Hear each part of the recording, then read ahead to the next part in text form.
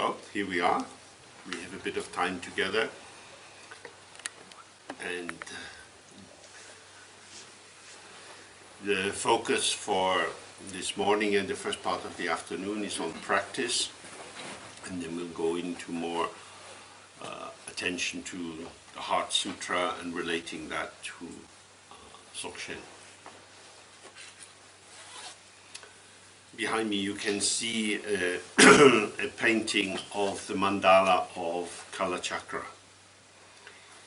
A mandala represents a whole world.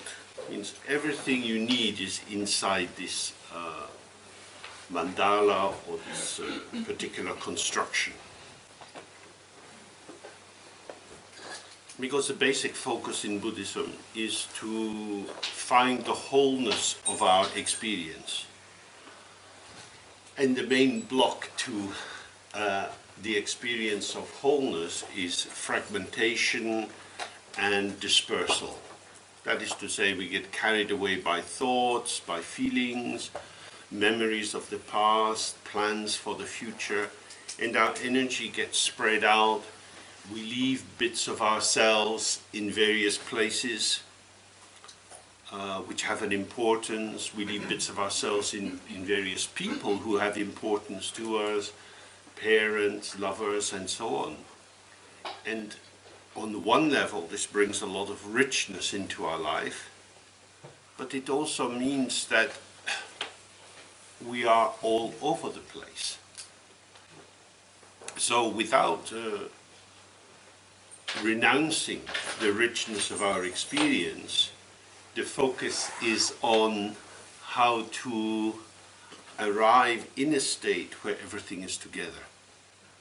That everything can be included just as it is, without fragmentation. So the first part of that is to practice gathering ourselves together in terms of our attention. So we begin with some basic shine or shamatha practice, which means staying peacefully. That is to say, not being disturbed. Often we don't know that we're disturbed because we enjoy disturbance. Many people are very frightened of boredom. They would rather have something than nothing. And as long as something is going on, there's a sense that this affirms my identity as who I am. Even if you have problems and worries, they act as a kind of reassuring pressure which returns me to my established sense of who I am. So the practice of shine is a kind of antidote to this. That there are some seats there also, there, wherever you like. Welcome. So in the shine practice, we are going to focus on the flow of the breath at the nostrils. The breath is coming in and going out. There's nothing to hold on to, so it has the advantage that we have a dynamic focus. It's an encouragement to be with the flow of experience, but without elaborating it. There is nothing to do with the breath except to be there with it. Nothing to think about, nothing to consider or be concerned about or hopeful about. It's just very neutral. Then, of course, we get caught up in thoughts, feelings. There's maybe some space over there. Wherever. Do your feng shui. We get caught up in various thoughts which seem meaningful to us. And they are meaningful in terms of developing and maintaining the structures of daily life. But they're not so helpful in meditation. So meditation is quite challenging because it's saying that the basic important factors of our life have situational relevance, not intrinsic relevance. It's important to know where your car keys are. It's important to know what you'll be doing on Monday next week when you maybe go back to work and you've got things to do. It's important to know whether you've got some butter in the fridge and whether you need to buy it on the way home. These are very important for the maintenance of life. But in terms of meditation, they're not important. But we keep the importance of daily life by turning it into an absolute. Oh no, I forgot the butter. Shit, now the shops are closed. Oh no. These things become very, very important in life. This is terrible. Not in the least terrible, but in terms of the frame of reference, the object is missing, and now you have some doubts about your own mind. Why don't I remember these things? And this is the eternal massaging of the ego to say, your point of view, your criteria, very important. How I experience my life, this is the central fact. But of course, as we know, the things which we have been concerned about at the various stages of our lives have changed. The concerns of childhood pass away when you become a young adult, and then the concerns of young adulthood pass away as you get older. And so the contents which are being invested with an absolute importance are unreliable. Their value is our investment in them. They are not intrinsically valuable. So in the practice, when we are focusing on the breath, we are de facto taking the energy back from the thought, from the feeling. When we get caught in a thought, that's not due to the power of the thought, it's due to the power which we have given to the thought. The thought doesn't have intrinsic power. The feeling doesn't have intrinsic power. We give that power. So, although it's quite a simple practice, it has a lot of profundity in it, because it's not only a way of not being caught up in thoughts, but energetically it's allowing the return of the energy into the direct channel of awareness, so that our energy is not leaking out into these phenomena. And this allows the psychosomatic structure of the energy channels, the nadis, and the movement of prana to settle.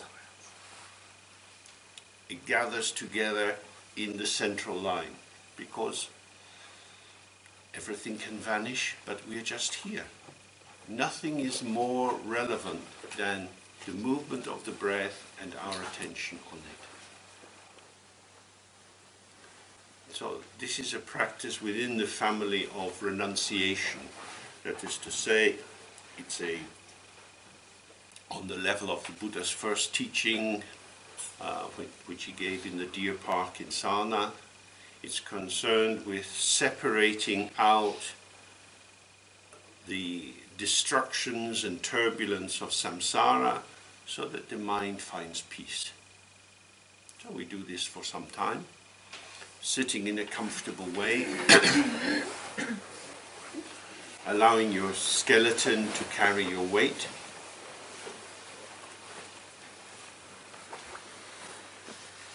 And breathing easily through the diaphragm. Chin is slightly down. The gaze of the eyes is down the line of the nose. The eyes are not staring, but just slightly open. The tongue is turned up onto the hard palate.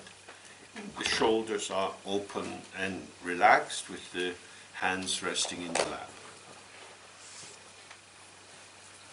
Of course, we're sitting on the floor.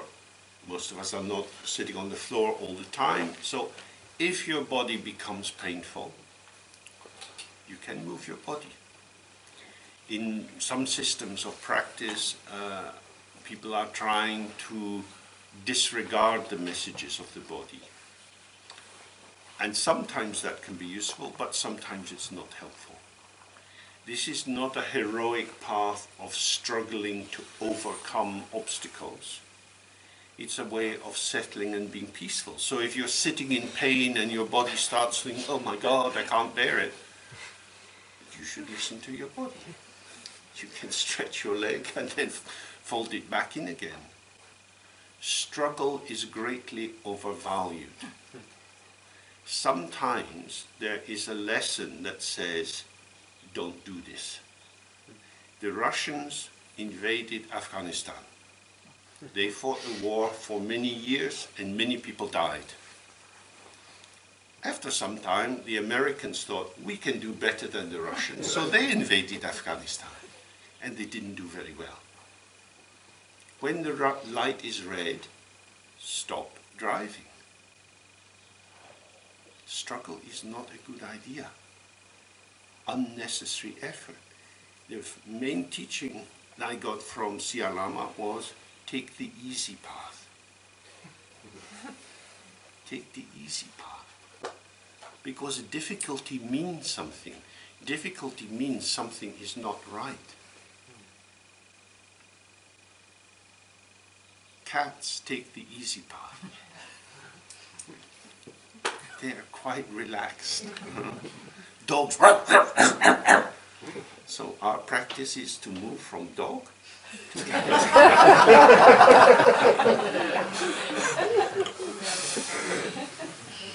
So, sitting in a comfortable way, we take up the intention, I'm going to focus on the flow of the breath, and if we find we're distracted, outside noises, inner thoughts and feelings, sensation and so on, just very gently bring your attention back onto the breath.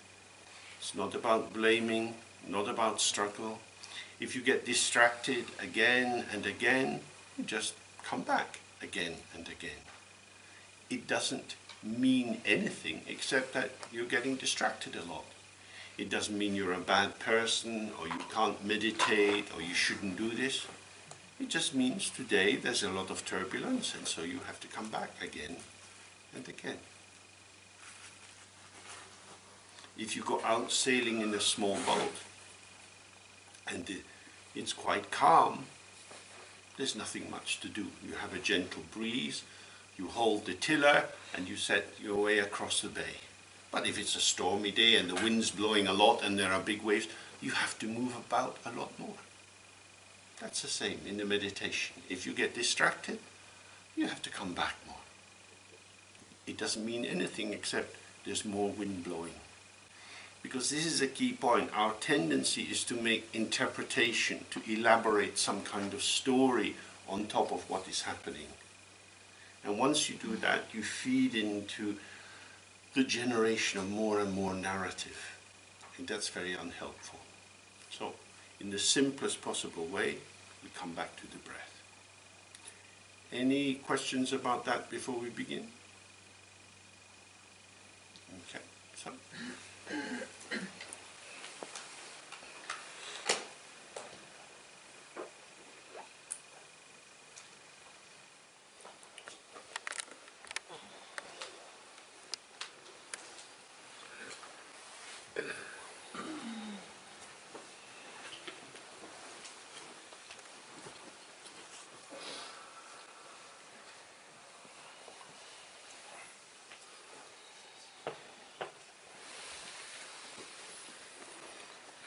In the complexity of our lives, all sorts of things are important for us. But when we have a crisis of some kind, we have to make more precise choices. So, for example, if you work in an institution, every now and then you do fire training. If there's a fire in the building, when you hear the bell, you should get up and immediately leave the building and not take anything with you. And then you think, oh, but my diary or my phone, this is part of me. No, you have to leave it. the fire warden is saying, why are you carrying that bag? You have to leave everything. It's the same on the aeroplane. If the plane lands on water, take your shoes off, go down the chute, don't take any of your possessions. So when we do this calming meditation, we see the desire to take our possessions with us.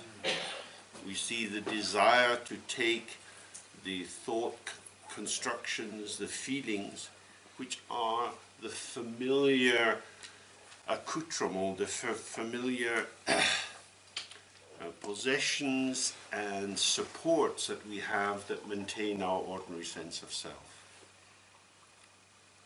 So of course this kind of practice is also a preparation for death, because at death we leave everything.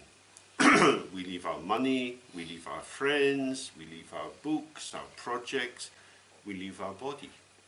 Everything is left behind.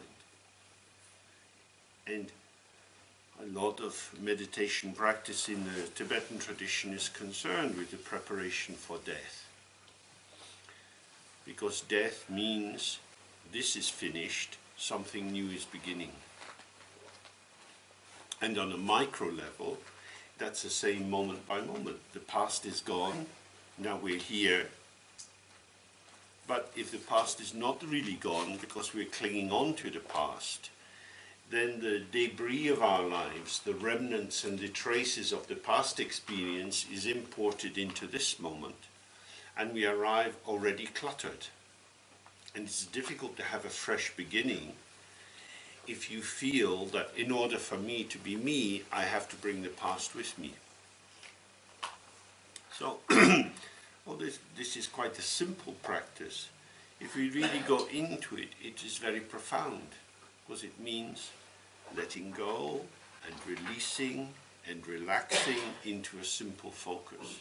And this is enough. And all these other things are irrelevant. They become relevant because we make them so. The answer or the power or the meaning doesn't lie in the object, it lies in the mind. In all the different areas and levels of Buddhist teaching, it says the mind comes first. The mind is the most basic thing, because it's the mind which gives meaning and the mind which can let go of meaning. People meet and they say, I love you. And then after some time they say, I don't love you anymore. I'm leaving. So what was that? That is the mind. The mind gets intoxicated by someone, and then the mind has enough. The meaning was not in the other person. The feeling of love allows you to connect and appreciate the other person a bit. This is your own mental activity. Then after a while you get tired of the person. They annoy you, they disturb you. And so you want to get rid of them, as if they were the thing that was annoying you. But what is annoying you is the processes of your own mind. But I thought you liked that. I thought we had a good time. Yeah, maybe, but anyway. How does that come about? Because the mind is the great source of creativity. The mind allows things to blossom and then to collapse. So we have the cycle of the seasons. Now we're in spring, we see all this new hope in nature, the buds coming out, the fresh leaves. It looks very exciting. Then we go through summer, and then in the autumn it starts to close down again. These are the cycles also of our interests and our desires. We are unreliable. The world is unreliable. That's why we suffer. Unreliable people in an unreliable environment. We look for something to hang on to, and we hang on to things which are unreliable. They change. Our health changes. Sometimes we're able to run around, other times we're sick. Our job changes. We love doing something, and then we start not to like it so much. somehow the glow, the shine, the libidinal cathexis starts to collapse, and not very interested anymore. These are usually not volitional choices. We just find ourselves in a situation where the shininess seems to vanish. You can see that with children, with their toys. Something that was very important and that was always being carried around is then left in the rain. Don't you want that? No, now I have something new. So we see the mind investing and divesting all the time, like waves in the oceans, rising and falling, rising and falling. So we have the central question in Buddhism: what can we take refuge in? Can we take refuge in our thoughts? But when we start to meditate, we see how unreliable our thoughts are. Can we take refuge in our feelings, in the sensations in our body? All of these are changing. And when we try to cling on to something which is fundamentally impermanent, we are going to be cheated. Not because there was something wrong with the object, but because we didn't want to know what the real nature of the object was. Everything shows its impermanence. And yet we want things to be permanent. This is not that something's wrong out there. This is us trying to make something which is inherently of its own nature, unreliable, impermanent, ever-changing. We are trying to make it stable. If we could stay with the changing flow of experience and just be present with it without putting the extra burden, you should always be reliable, you should always be the same, we would have much more happiness. We set the object up to betray ourselves because we imagine it will be the same. So when I was working in the hospital, at first I really enjoyed it. We had a very friendly professor who managed to secure lots of resources. We had research developing. Then the professor retired, the head of research retired. The new managers came in with a new agenda. They blocked the money that we had. The building was the same, but the feeling tone was completely different. The building, which had been the host of spring and summer, was now getting a bit chilly. And so going into work, having the same job title, having many of the tasks the same, started to feel not very pleasant. And I said, this is terrible. But why was there the expectation that it would be the same? This was from me. Years and years and years of reading about impermanence, and yet expecting that somehow it would be the same. So why did I want it to be permanent? Because I liked one way that it was. That way wasn't the clinic, it was the presence of certain people. And they were there due to causes and conditions, their contracts, their age, their experience, the background amount of money that was being supplied for a public health clinic, and so on. The economy changes. The government department that's in charge of health changed its orientation. The interest in particular kinds of psychotherapy changed. More money was going into CBT and so on. And a situation that arose due to causes and circumstances was different. I can know this theoretically, but I wanted it to be the same because I liked it. I was like a little squirrel. I wanted to make a nice nest and take a little bit of hair from here and some leaves and snuggle down for the winter. this is how we cheat ourselves. That the desire for stability and security makes us stupid, because it blocks the actual phenomenology, that things are always changing. Appearances are rising and passing, emotions are rising and passing, health is changing. This is a changing, moving world. And in order to be at home in it, we have to be fresh. So the desire that a particular interpretation or a particular reading of the situation should be applicable on Friday just because it was applicable on Monday is a self-deception. Friday needs Friday's approach. Monday needs Monday's approach. Now, this highlights the difficulty of the relationship we have with our thought construction, with our conceptual elaboration.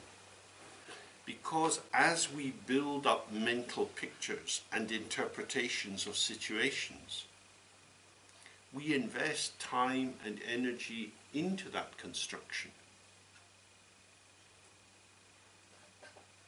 Although functionally, actually, these are mere sandcastles. The tide of time is going to wash them away because we have invested our life energy, our hopes into them. We want them to be solid and stable. And so we cheat ourselves. And then we start to think, well, it's a burden. Why couldn't Monday's world be applicable on Friday? Because I know Monday's world. I lived all the way through Monday. Now it's Friday. It's the end of the week. I'm tired. Let's just do Monday again. But Friday is not Monday. And so the map that we have, the image that we have, is contrary to what's there. And this comes from the fundamental nature of ignorance, which is to believe that concepts tell the truth about the world. That concepts give us an accurate reading of how things are. And therefore, the palaces of concepts that we build up are going to provide us with reliable, repeatable ways of proceeding. When in fact, concepts are gestures into the moment. They are factors of participation. It's how we relate to what's there, rather than something that gives us a grasp onto, a handle onto a stable situation. The dynamic nature of our thoughts and feelings, if we open to it and allow it and trust it, means there will always be more thoughts. This is one of the things we try to do when we calm the mind. We find there are always thoughts. Thoughts don't end. Oh, so why don't we trust that on Friday we'll have Friday's thoughts? At the end of Monday, Monday is gone. Tuesday's thoughts will come, then Wednesday's. Each day provides its own thoughts, its own feelings and sensations. Is there any need to import? You can only import something you can get a handle on. The actuality of Monday is gone. Monday doesn't exist on Tuesday. But memories of Monday, ideas generated on Monday, can be transposed, it seems, across into Tuesday, as if one is continuing the same thing. And from the Buddhist point of view, this is the danger of reification and objectification. That is to say, we turn dynamic, unfolding processes of interaction into the illusion of solid substances, which can then be moved from one place to another. and therefore can be built on as if they were enduring. And from the Buddha's point of view, this is deceptive. We can stumble along in life building things up in this sort of way, but sooner or later, excuse me, our constructs start to collapse. So the function of the meditation practice is to free ourselves from the habit of trying to grasp the ungraspable. Not so that we have nothing at all, but so that we can play with what is there. Because as soon as you grasp something, you have the joy of ownership and possession, but you also are imprisoned in that limited relationship. Because once you've got hold of something, it's got hold of you. And all the freedom that you had before, all the potential to do so many different things is now constrained by what you've got. So it's not about having nothing at all, but having an open, participatory, free potential which can relate to what's there. Which means seeing the environment and trusting ourselves. Not as a personal, historically developed potential, that is to say a repertoire of skills and abilities I've built up through time. That's part of it. But we each have access to a much wider potential, the creativity of the mind, which is infinite. And the more we loosen up from our neurotic obsessions, our anxieties about who we are and how we are, imprisoned in the fantasy of a stable identity, we find that identification or playful connectivity has more and more potential. So that's really what we're on about.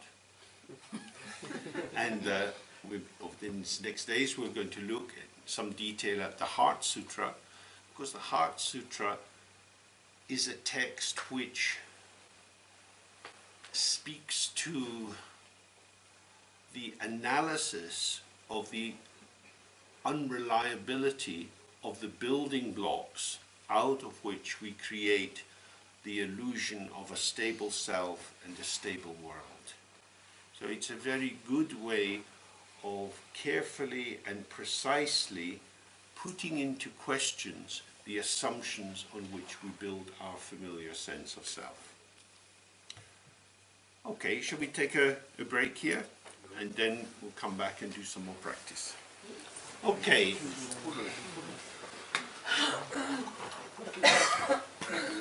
So, one thing might be helpful to consider is that things are the forgetfulness of your mind.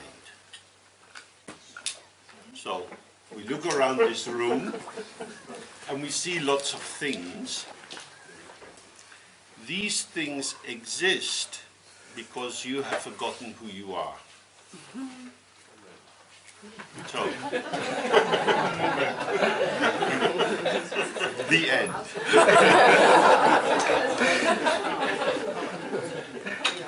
So we say, here is a lamp. We look at it, we recognize this kind of lamp. It has a base and a stem and the top, and light is coming out.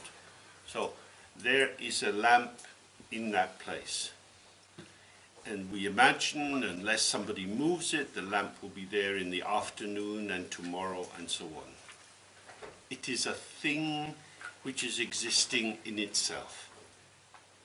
This is our ordinary perception. So I can see and know that this lamp is there. It is a thing, and I am a subject who can know about the thing. Whether I know about it or not, it is there. It exists in and of itself. this is our ordinary way of thinking. From the Buddhist point of view,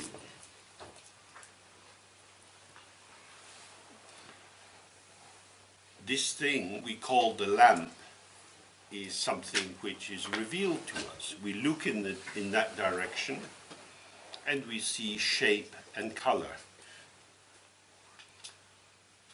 We then start to organize the simple perception of shape and color into increasingly solidified identifications. So, according to the notion of the 5 heaps or the 5 skandhas, the 5 organizing principles that we'll be looking at in the Heart Sutra, having with the shape and the color, we start to think, I like it, I don't like it. And whether I like it or not is dependent on the qualities. That's a very ugly kind of lamp. So the feeling tone of like and not like is flipped over into being a reading, an accurate reading about the qualities inherent in the lamp. And then we develop our interpretive perception. We can have some thoughts about how it functions and its shape in relation to other shapes. In the Tibetan language, this is called dushe, which means the shaping of knowledge. That is to say, as I say lamp, my way of knowing starts to get organized around lampness. So if I'm looking at the lamp, I'm not thinking about horses. So a lot of the information which I have available to me about other objects in the world falls away, and what becomes foreground is the thoughts which are relevant to a lamp.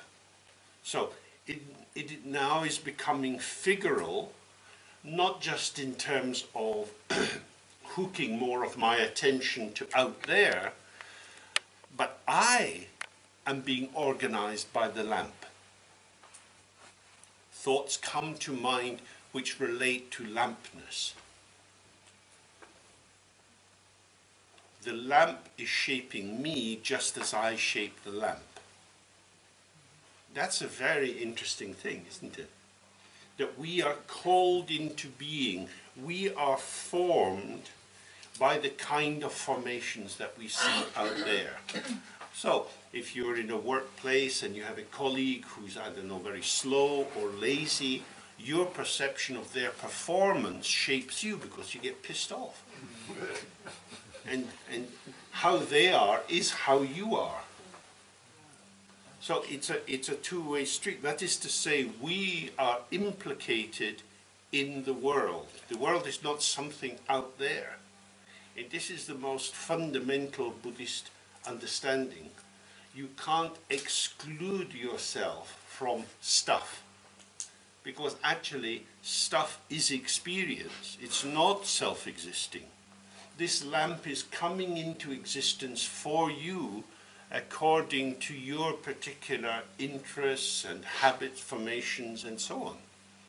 Someone might like the shape of this lamp and think about where they could get the lamp, and then they maybe see if there is a name on the bottom, and they can go to their local shop to try to get this. Other people won't. So our life and the lamp are coming into a conversation. Then the fourth aspect is a further set of associations which come around the lamp. And these are influenced by the second level, which was the feeling tone. Because most of the time, a lamp's a lamp. It's kind of neutral. We're not thinking about the aesthetics of it too much, especially if it's in a public place like this. It's not our home. If it was in our home, we would have more sensitivity to like and dislike. Here it's just some functional object. And therefore, the mental associations that form around the lamp are not so powerful. However, you might be concerned with electricity, and you might be wondering, well, what kind of bulb has it got in it? And you might be thinking, why is it on in the daytime? Don't you know that generating electricity involves all sorts of blah, blah, blah, blah, blah. So that's a personal choice. Some people, the wheels will turn with that, and other people, they just look, oh yeah. So these associations bring us into whether this object is sticky for us or not. The stickiness of the object is paralleled by the stickiness of your mind. If you're not concerned with lights on during the day, it's smooth. And if you are, it's maybe annoying. And therefore you want to switch it off. Because it shouldn't be like that. Why are they doing that? Can't people see that this is ridiculous? Maybe we want to enjoy the ridiculousness. So once you start to observe your own mind, you're faced with the fact that you don't live in the same world as other people. What gets them going and what gets you going are different. And that's not just a sort of personal thing inside you. It truly is the way in which you experience the world. That these thoughts are not, as it were, added onto the object, but that the object is born for you through your participation. Now that's very different. It's not that there's a noun there and then you can apply your adjectives or your adverbs that will give you your particular relation to that thing. What this is suggesting is there is no thingness to this thing right from the very beginning. It is coming into existence for you in a way which has you implicated from the very beginning. Because you have no access to knowing what this is like if you don't look at it. That's an abstract notion. As soon as you engage with it, you're part of it. And the fifth level in terms of the skandhas is consciousness, which is a fully shaped apprehension, a kind of compounded or fabricated assessment of, yeah, I quite like that lamp. You come to a conclusion. That's what consciousness is. It's the process of arriving at conclusions. And of course a conclusion looks like job done. It looks as if you've arrived someplace. We're all looking at the lamp. This is a lamp. We know where we are. The clarity of knowing that's a lamp helps us to think, and I'm me. Lamp, me. Win-win situation. So the more the world stays in its own place, the more comfortable we are. The more turbulence there is, the more people become anxious. And we see politically there's some rise of right-wing political parties. Right-wing political parties say, we have the truth. People who believe the truth which we have are good. People who disagree with us are bad. The world is better off when the bad people are removed. This is what is happening with ISIS in the Middle East. That they have a dogmatic agenda that says, we are the saved, everyone else is damned, and the murder of Christians and Jews and false Muslims like Shias, Ahmadiyya and so on is a blessing. makes the world very simple, because there is a definite truth. You start with a proposition, and the implications of holding that proposition are then very, very clear. Whereas once you start valuing difference and see that there are different kind of people in the world, you're then faced with the fact that everything you believe, because it's not entirely shared by other people, is relative to your situation. So some of you may be familiar with the Mahayana view of the two truths. You have relative truth and absolute truth. Relative truth means whatever is generated by dualistic thought processes. All the ordinary identifications that we have about our gender, our nationality, our likes, our political views, and so on, these are all thoughts which stand in relation to other thoughts. They appear to be true contextually. Because I grew up in this place, in this kind of family, at this particular period of time, I like this kind of music, I eat this kind of food, and so on. So there is a historical process of selection and formation which leads me to be like this. Had my family been different, had I left school early and gone to a factory and not stayed on and gone to university, or whatever our individual story is, the pathway of my life would be different. I would probably wear different clothes, not have a different hairstyle, and so on and so forth. So everything about me is me, undeniably so. This is my shape. But it's not an intrinsic or eternal or fundamentally reliable truth, because it's a construct from causes and conditions.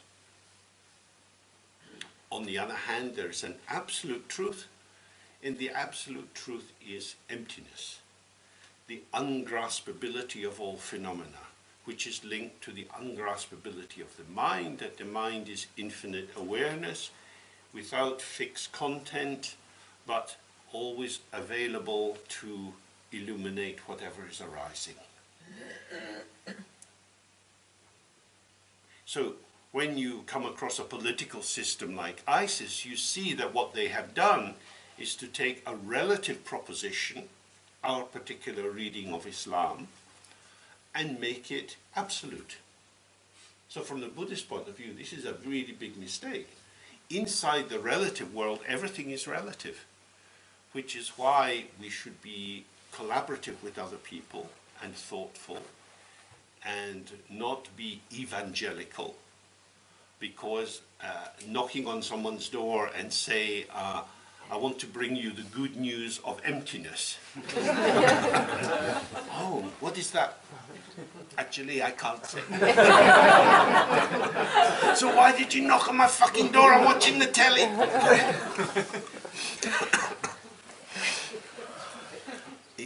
Buddhism is not evangelical in that way, because you have to have a kind of taste for it. It takes your fancy for whatever reason, karmic, cultural. You find yourself drawn towards a particular kind of curiosity. But it's not a truth to be put out there as true, because actually, when we study dharma, we're studying methods.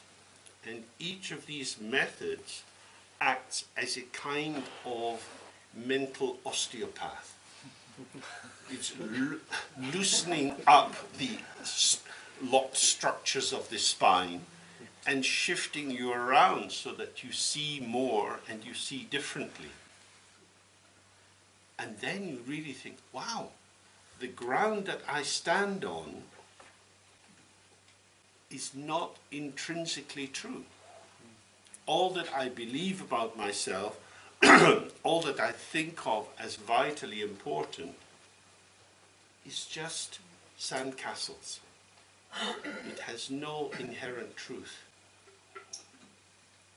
And the more we let go of these propositions as truths, the more we're able to activate them as methods of compassion.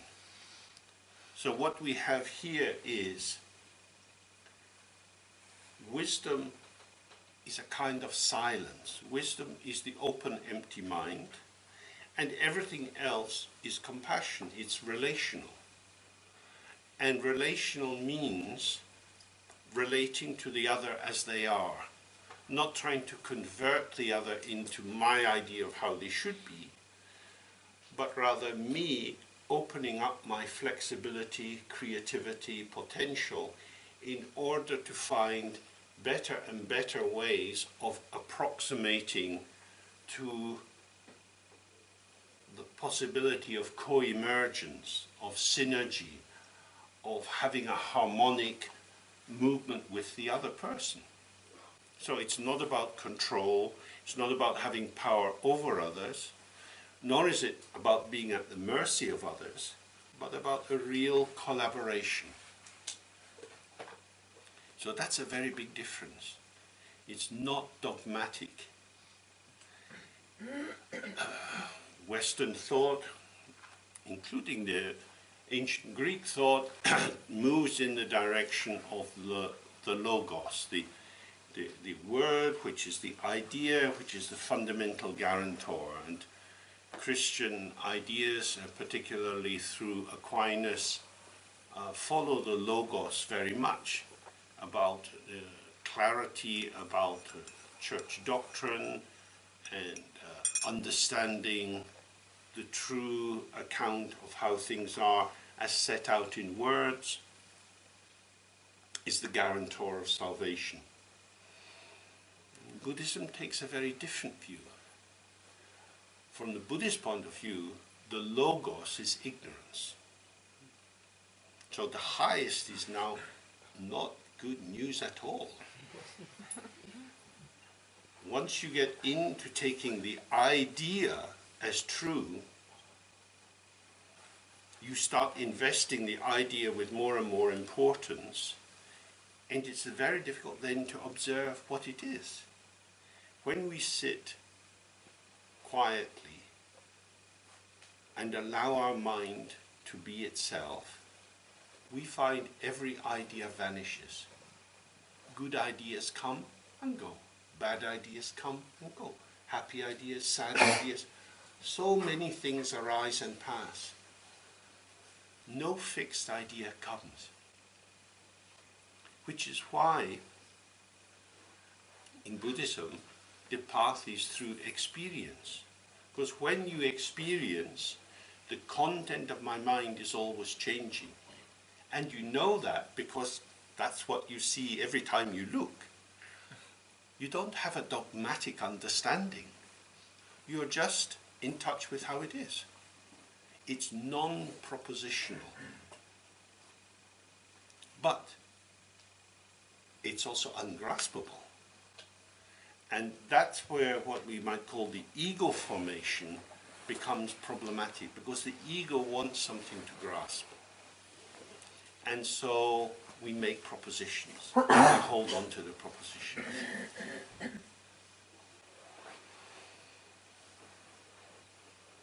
The history of Buddhism is full of conflicts. Tibetan Buddhism is redolent in wars, poisonings, backstabbings, malignings, sorcery, and so on. Why? How is it that good people do bad things? Well, maybe they're not good people, but they're the Lama. How could the Lama do bad things? Quite easily. Why? Because being a Lama is not a kind of ring-fenced arena of the mind in which bad thoughts can't get in. Bad thoughts go in everywhere. Lamas are better at not having a back door, so the bad thoughts go out pretty quickly before they cause too much trouble. But the idea that some people exist who never have a bad thought, I mean, how could you tell them a joke? Most jokes involve pissing on someone somewhere. So that's the thing, isn't it? The richness and complexity of life, this is what we have. And once you start trying to slice this into good, bad, right, wrong, this is called duality. But the Dalai Lama is wonderful. It's really wonderful. Maybe, not necessarily. There's gossip. Should we listen to gossip? Yes. The main yidam for everyone should be Dumbo, very big ears. Because gossip helps to deconstruct the fantasy, good people, bad people. There's no such thing. Sometimes the Dalai Lama looks a bit troubled. The Dalai Lama made many decisions politically about what to do with Tibet. And then afterwards he had some regret. He's spoken publicly about his regret. Maybe I got it wrong. Maybe I made the wrong decision. We can understand that. The idea that there is some kind of clarity free of confusion means here is nirvana and here is samsara. And yet all the higher tantra texts, Mahamudra and Dzogchen, say there is no separation between samsara and nirvana. The Buddha also shits.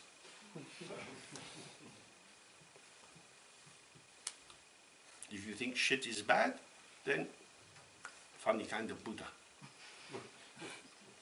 So this is very, very important, because you can completely distort your dharma life by misunderstanding the nature of idealizing projection. When we say the guru is perfect or Padmasambhava is perfect, this is a practice. This doesn't mean that you have thoroughly examined their CV and decided to employ them. Does anybody write an honest CV? No. It's editing. Editing. So, what you have in life is complexity. When Padmasambhava went to Tibet, we read that he, with his magical powers, controlled the local deities and established Buddhism. There were people in Tibet, quite a lot of people, who liked the local gods, who had their local shrines, and who they felt these were the real protectors of their family. And Padmasambhava came and put his big thumbprint on them. Do you think these people were happy? Dear Rinpoche, thank you for degrading my family god. I will always be grateful. No. And that's why you had, 150 years later, a backlash. But he was establishing Buddhism. And Buddhism, as we know, is very good. So why weren't they all humble and grateful? Because they weren't Buddhists. But they were offered the chance to be Buddhists and they didn't take it. They must be stupid, bad, ridiculous. How do you want to cut the cake of life? It's a rich, complex field with different ideas. The complexity of existence is irreducible, but it does not contradict the openness of the mind. The mind is space and can tolerate a great deal of complexity. The ego is small and doesn't like complexity. So when we are saying this is good, this is bad, but surely these high lamas are perfect, this is the voice of the anxious ego, which is seeking to establish the good here and the bad there. This is a practice. When we do Tantra, we exactly make use of that. We say, you are the perfect one, I am the one with all the problems, please bless me. And we make use of this to transform ourselves. But a practice is not a truth. Because what is the real truth? Stumm. It says it in the text. It's manifestly true. So we become deceived when we believe in things which are at odds with direct experience. And direct experience is ungraspable. So the whole purpose of the practice is to become lighter, more flexible, more responsive, so that we are moving in the evolving field as part of the field and not banging into it. Because when you bang into things, you get angry. So you see that often with small children. They fall over and they hurt themselves, and then they're angry with the chair and they kick it away. It's not the chair that jumped up and hit them. They fell over. So blaming the object is a very simple, primitive defense, isn't it? You project the danger out onto the other. And you can project the good onto the other. So in the practice of Tantra, we say, Padmasambhava, you are completely perfect, you have no problem, I have all the imperfections. And this creates a dialectic, a Hegelian dialectic. So the hopeful thesis that I have Buddha nature and I am like you, but I don't feel like you. So the antithesis is I am oppositional to the Buddha nature.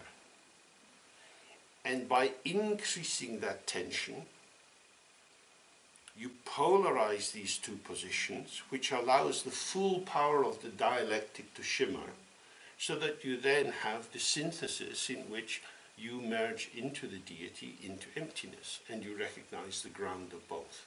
That's how Tantra works. And in the autumn, we'll be looking at that in some detail if you're interested. So the basic point here is,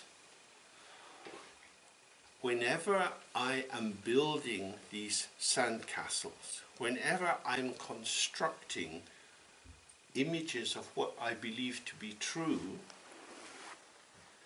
it's not that I should stop doing it because it's bad, but from the point of view of meditation, I need to pay attention to this building.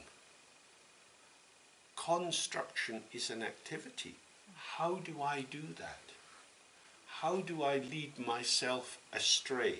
How do I make myself lost? This is the function of meditation. I follow the thoughts, thinking they're going to lead me somewhere good. In the course of my life, I have followed many, many thoughts. Where have they taken me? Here, there, all over the place. But I haven't found myself by following thoughts. So now I sit in the meditation to return to myself, and I follow the thoughts. I'm going looking where I know how to look, but it takes me into the darkness.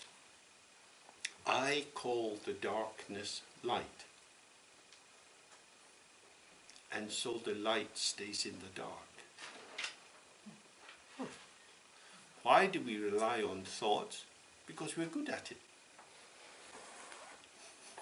It's as simple as that. Why did we not just relax and open and stay in present awareness? Because we don't know how to do it. Because it's not something that you do. And if I do what I know how to do, I feel like me. And if I open into something I don't know how to do, I'm not sure what's going on. And at that moment, the self-referential anxiety comes up, and we flip back into the thought construction. And what I'm trying to highlight here is this is not a moral failing. It's not a sign that we're bad people because we do it.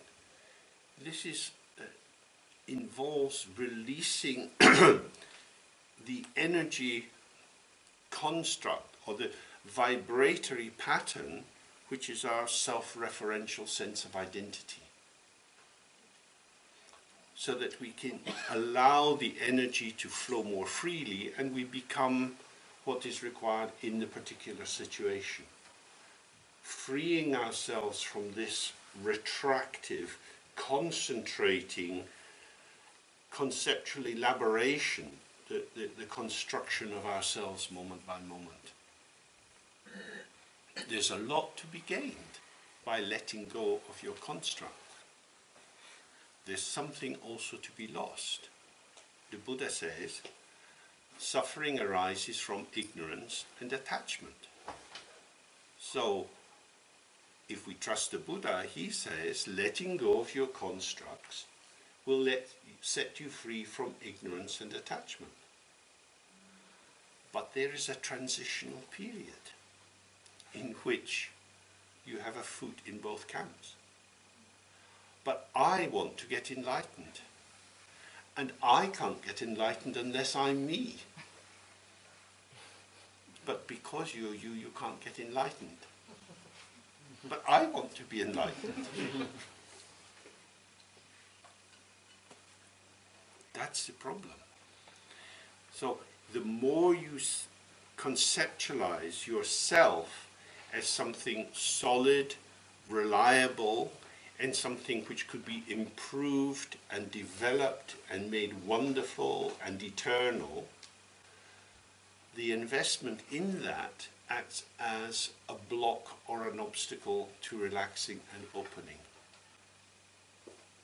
And this is why in the meditation we observe the flow of thoughts, the flow of sensation and feeling, the flow of memories. And we see, oh, my sense of self is generated moment by moment by the transient configurations of these contents. It is not self-existing. So letting go of that which is not self-existing is not such a big problem. The thing I have to let go of is the grasping or the clinging to the illusion of a permanent self, even when I can see there is no permanent self. So you can have a kind of conceptual insight into the fact that there is no truly existing self. But it's the energetic formation, the contraction that wants there to be something definite, that is more difficult to release. Because that happens preconceptually. We've already tightened up. We're already into something. Which is why space is such an important notion in the practice of Dzogchen.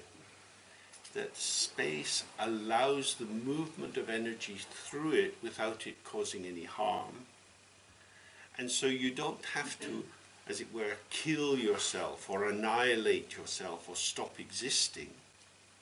But rather you can enjoy the movement of yourself as energy patterning in space.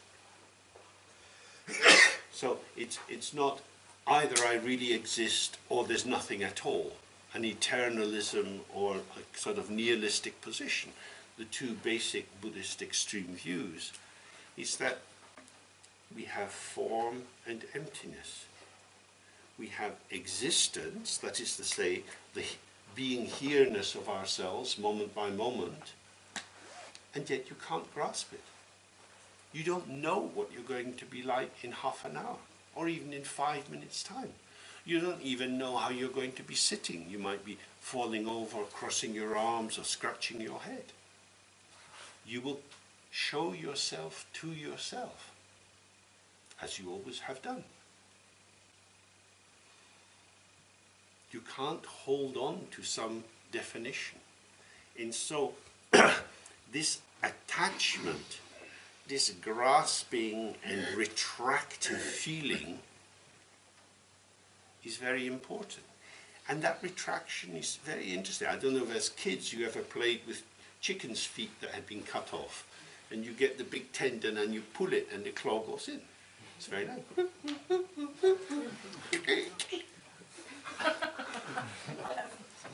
The retraction is the grasping. So when you grasp something, you may feel you're going forward, but you're going back. You're tightening up when you get hold of something. And that's the really interesting thing, when you start to see how uptight you are, how tied in knots, how folded in. So when we start to look in detail at the Heart Sutra, we will see, looking at the conventional categories and our modern understandings, how we tighten the world and tighten our sense of self unnecessarily. Freedom is there, but we choose imprisonment because it's familiar. And of course it's reinforced by the media,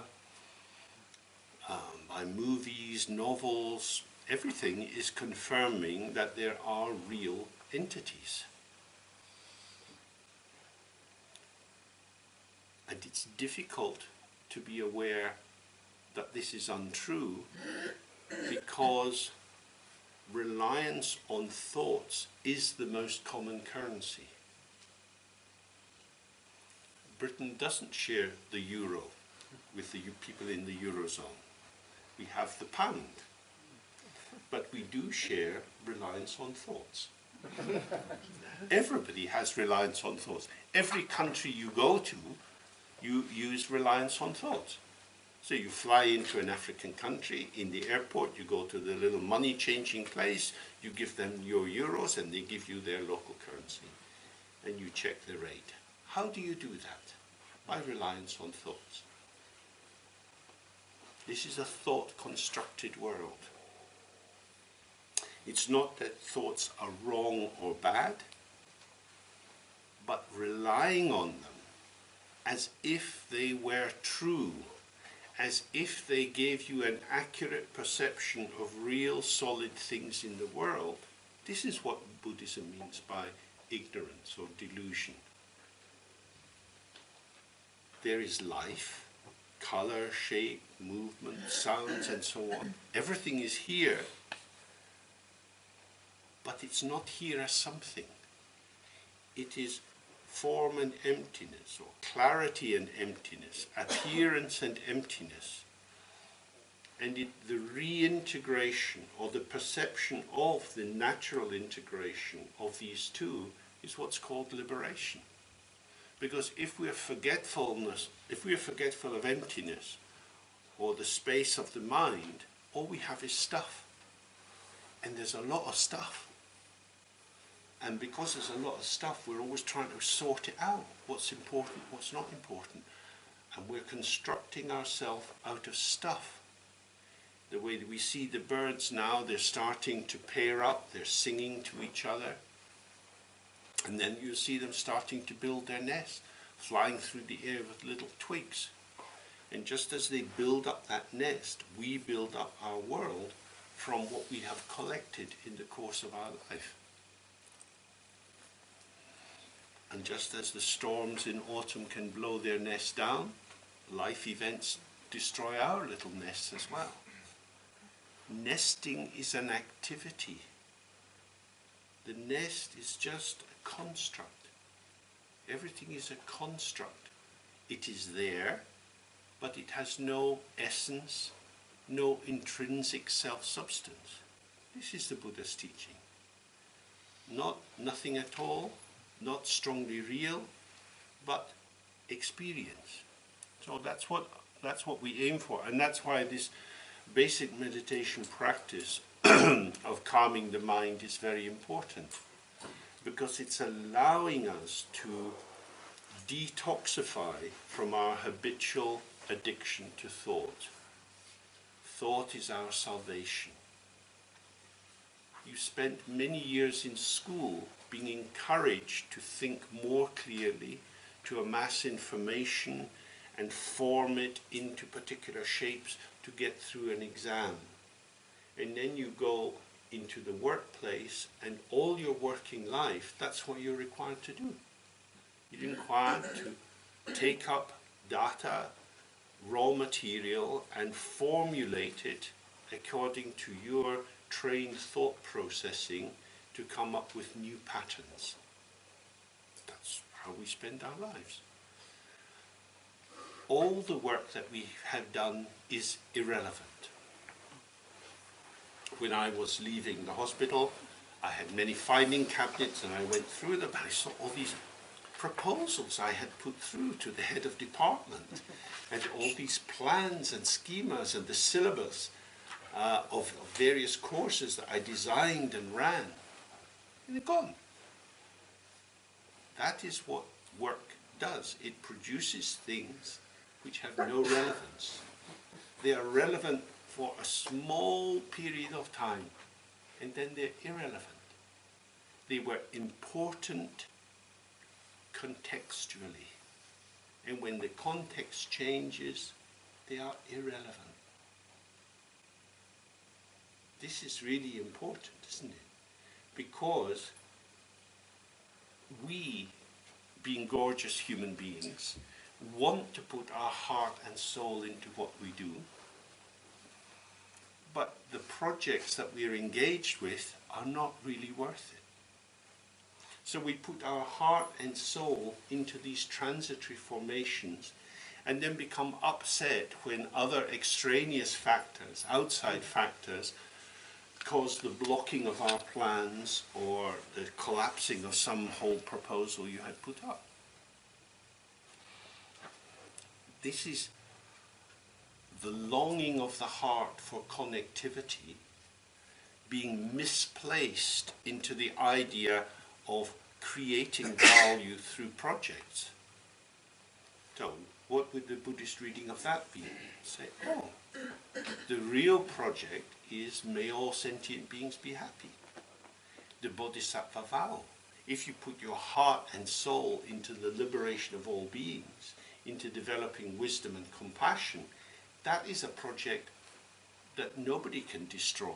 Because even if it's a long road and it's difficult, it has an integrity to it.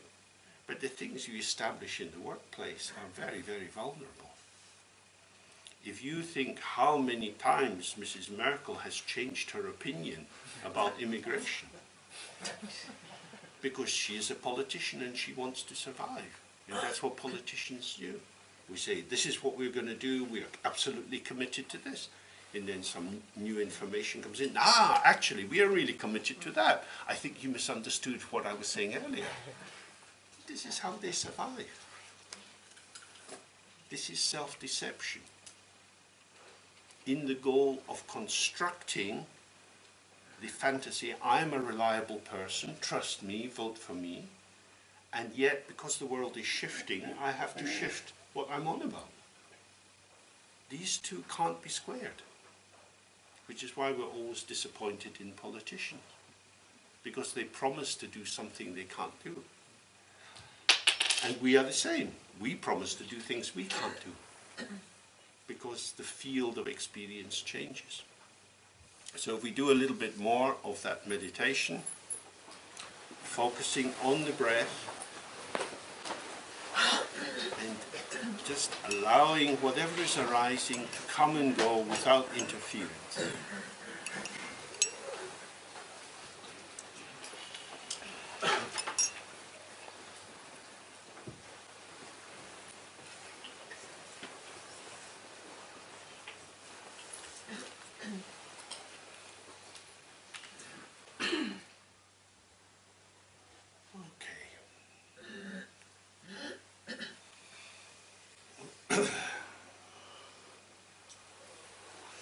So we have a break for lunch now, and then some free time. And in that time, I would invite you, if you would like, to go outside. You can walk in the streets at first and look at the houses and the gardens, and then go off into the fields and the woods. Look at one of the houses with their nice garden. See how people have constructed that garden, whether you like it or you don't. And then imagine that you are a child of 4 looking at the garden. See how that it might be different. Then imagine that you are a bird hopping in the garden. What would be your interest? Maybe not the little funny dwarfs and creatures, plastic things people put in the garden, but worms. So you can see that for the people, in order to park their cars, they put down some stones or tarmac,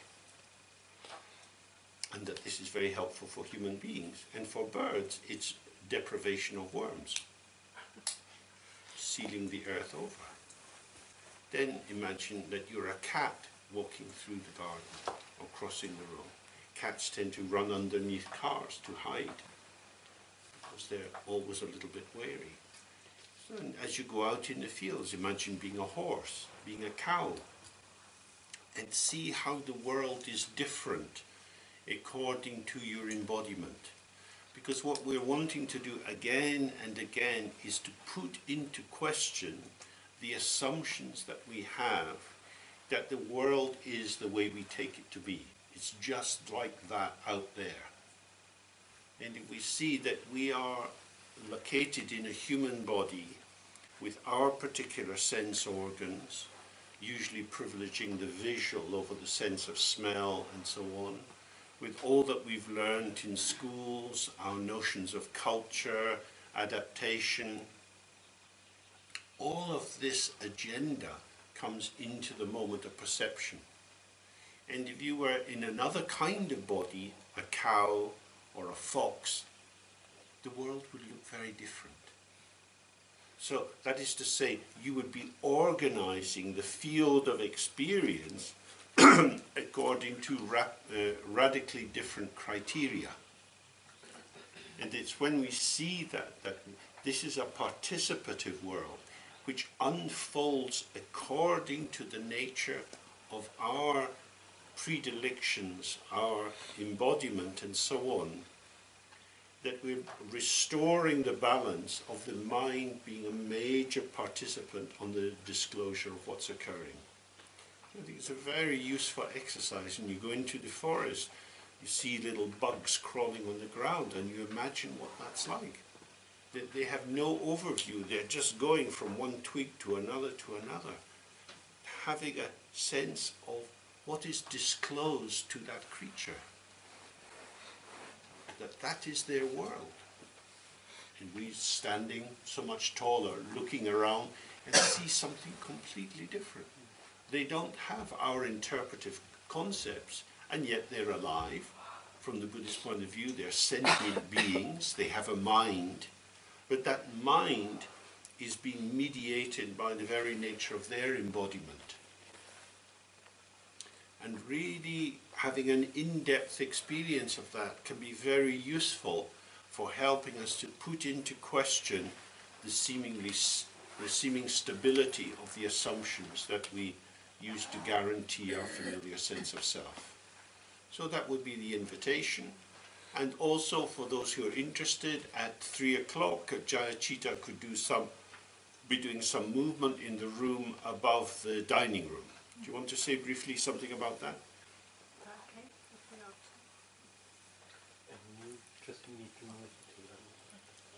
Yeah, it's improvisation, so it's improvised movement, and what we'll be doing is moving either on our own or in pairs or in small groups, and we'll be exploring very much moving into the unknown, very much how it is to, how our concept, how our ideas about who we are form in relationships or in the situations, and how we can let go of them again. Great. It's fun. Easy. And that's very harmonious with what we're doing here. So that's great. And then we meet all together here at 4:15. Okay. So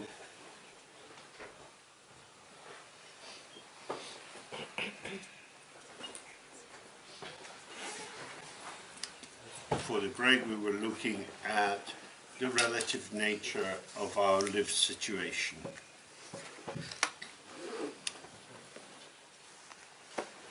And how Each creature has particular orientation due to its species, and then within that it has its own particular history. So coming in the car, near here at the side of the road, you see these signs about deer perhaps crossing the road. Cars are very powerful, they go fast, they have a lot of weight. If they hit a deer, it's not good luck for the deer. Deer don't really understand about cars. There's a lot of roadkill with badgers, with foxes and so on, because it's very difficult for an animal to work out the speed of a car. Sometimes you see a dog stuck in traffic trying to work out how to get across. Through that we can see, we get this just the outer sense that animals' worlds are very different from ours. They're highly attuned to certain environments and completely incompetent in other environments. And that, of course, is in many ways true for ourselves. The great advantage from the Buddhist point of view of having a human birth is that it means we have the capacity to have a wide range of experiences, that we're not so driven by instinct, and we have a rational capacity to reflect on our experience. So by using our analytical intelligence, we can prepare the way for more direct experience of emptiness. So from the analytic point of view, emptiness, the main focus of the Heart Sutra, is approached through the idea of the absence of inherent self-nature, or true substance, or essence, or internal definition.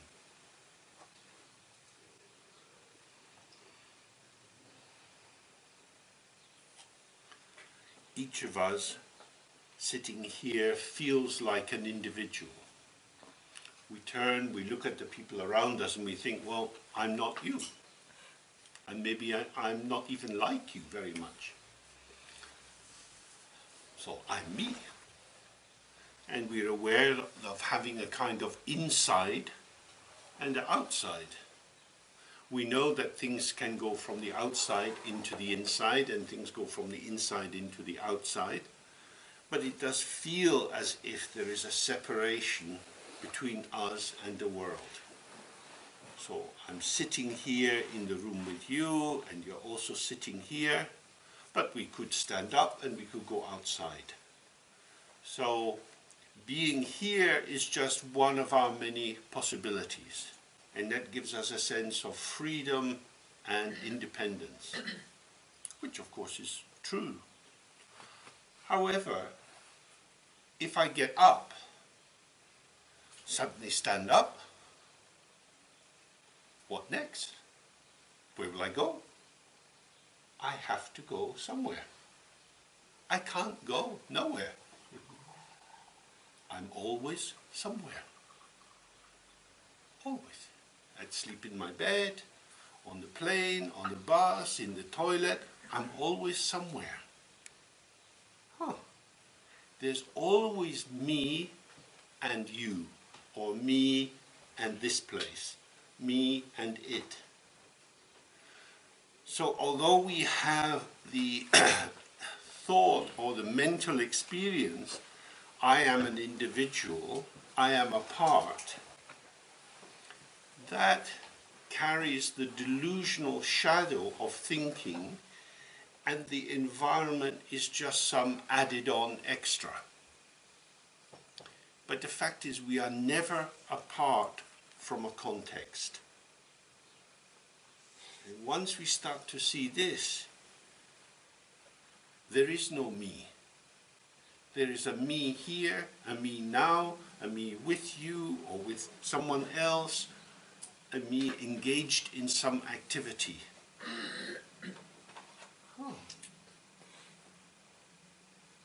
there is a co-emergence of the individual, which means the indivisible one, and the environment. And the very fact that we are always linked with an environment indicates that in fact we are quite divisible.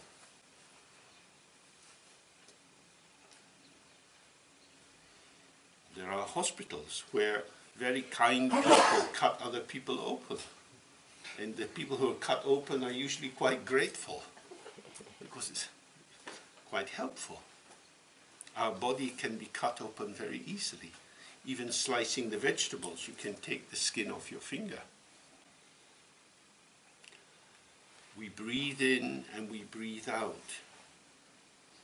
The air of the world comes into us and then we breathe out again. This is an interactive system.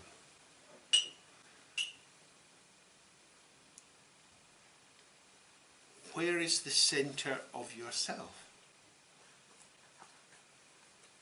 You breathe in, the air goes into your lungs, the oxygen is moved then into the blood, into the heart, which is pumping it out, and it's moving out into the cellular system, allowing so many processes to go on, and then it's going back again. We talk of the heart as being central, but the heart is basically part of a distribution system. All the organs are distribution systems. The body is a communicative system. So the bowels are communicating with the nervous system, communicating with the brain, and so on.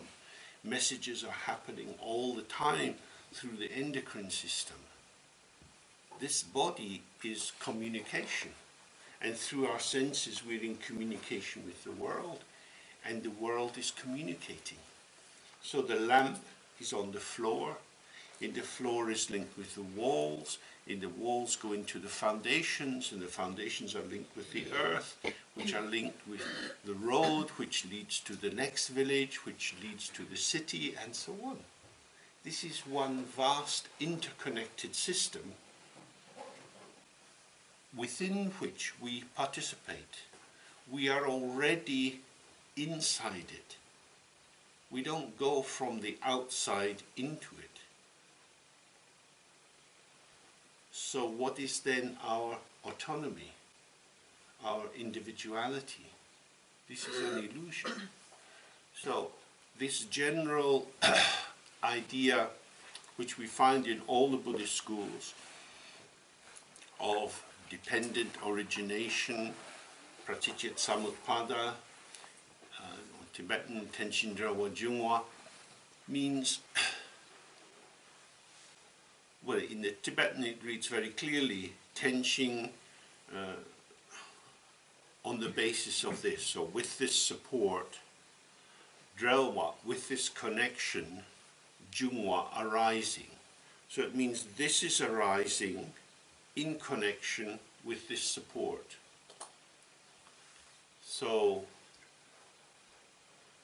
when you go in to have lunch or you're outside and you turn to talk to someone, what you can say is determined by whether you know them well or not, whether you find an easy point of contact, whether they seem available or not. Your speech is coming out of your mouth in relation to where the other person is.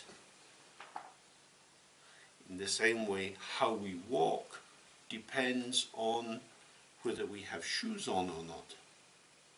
Outside there are little stones on the path. If we go out in bare feet, having had shoes inside, having had our feet inside socks and shoes in the winter, the stones will feel sharp. If it's at the end of the summer where we might have been going around in bare feet, the skin will be thicker and we will have a different relation to these sharp stones.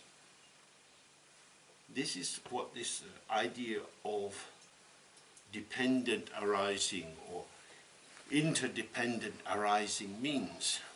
That there are no fixed qualities to the individual. They are contingent, and contextual. Contingent means they arise as a meeting together of circumstances inside a particular context. So, what is my essence? Who am I? If this Buddhist idea is right, we are not anybody. We are many, many potentials which are activated by circumstances. But of course we also psychologically have conditions described, for example, as depersonalization, where somebody feels they can't find themselves, they feel alienated from themselves, they don't recognize themselves. They look in the mirror and they can't quite get a sense that this is them. That would indicate, well, normally I look in the mirror, I think, well, this is me. So what you have there is a mood of familiarity which has been disrupted by some event. I, me, myself is a patterning with which I am familiar, and that can be affected by severe alcoholic poisoning, many different kinds of drugs, erotic arousal, fear, anxiety. There are many strong experiences which can make us feel not like ourselves. We find ourselves talking and behaving in ways that we're not accustomed to. And then we get back to ourselves. And you think, shit, why did I say that? Oh, I was pissed. Why do I get pissed? I shouldn't say these things. Because when you get drunk, you do things you wouldn't do if you weren't drunk. This is well known. Sometimes we get drunk because we want a holiday from ourselves. But the person who is drunk is not necessarily the best representative of our public relations department. So we all know I can be other than who I generally take myself to be. Who I generally take myself to be, that would indicate then this is a kind of rhythmic formation.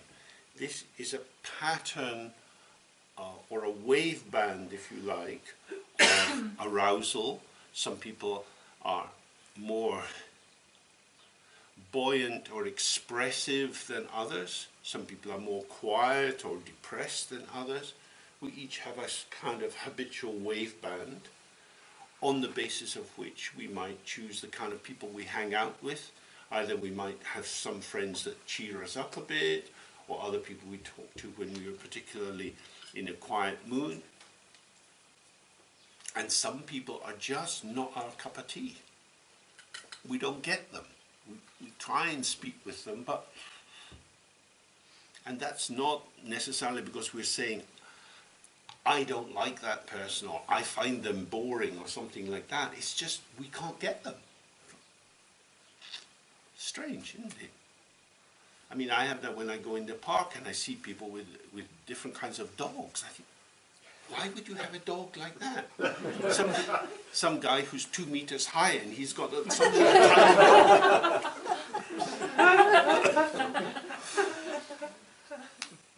They find some kind of harmony, which I have no access to. So there we see our lives are patternings, configurations, but no essence to that. The familiarity of myself is dynamic. It is patterns which repeat themselves through time and through space. Now, what this would indicate is that in order to maintain my sense of my stability of self, I am editing out my awareness of my changeability, my volatility, and so on.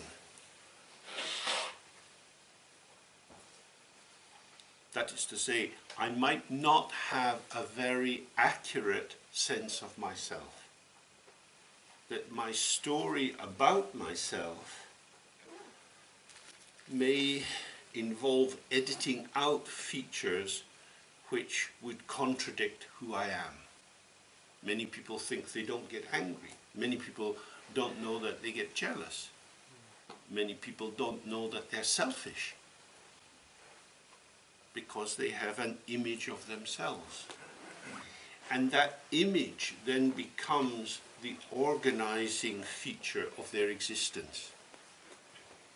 And that's very interesting phenomena, because it means instead of the patterning of myself being established by an essence inside me, it's being organized around an idea. That the idea is a kind of prototype or a design plan which is used then to shear away aspects of ourselves which seem to be unnecessary or harmful, or just that we don't want.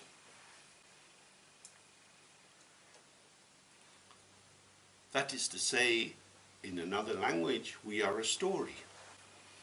There are many modern methods of therapy, narrative therapy, and all its derivatives, which point exactly in that direction. That we are primarily stories we tell about ourselves to other people. And we also tell different stories to different people at different times. And even to the same person we tell different stories according to the circumstances. That is to say, we are coming into formation all the time. And this is what this schema of the 5 skandhas or the 5 heaps points to. That these are factors of organization, factors of construction. What is constructed is not an enduring edifice, an enduring, strongly based fact in the world or thing. What is constructed is particular patterning. And patterns are, of course, always vulnerable to the impact of other patterns, because patterns link with other patterns and then separate. So we're in a mood, and then we get some information from someone else, and our mood changes. We're thinking about something, and then we smell something burning in the kitchen, and you run in, and the thought of all your big ideas has gone out the window. You thought, oh fuck, I've ruined the dinner. And now you're into something completely different. You're focused on the body and saving the top bit of the stuff, take it away from the burnt bit at the bottom, and so on. In an instant, these things happen. So life would be impossible if that wasn't the case.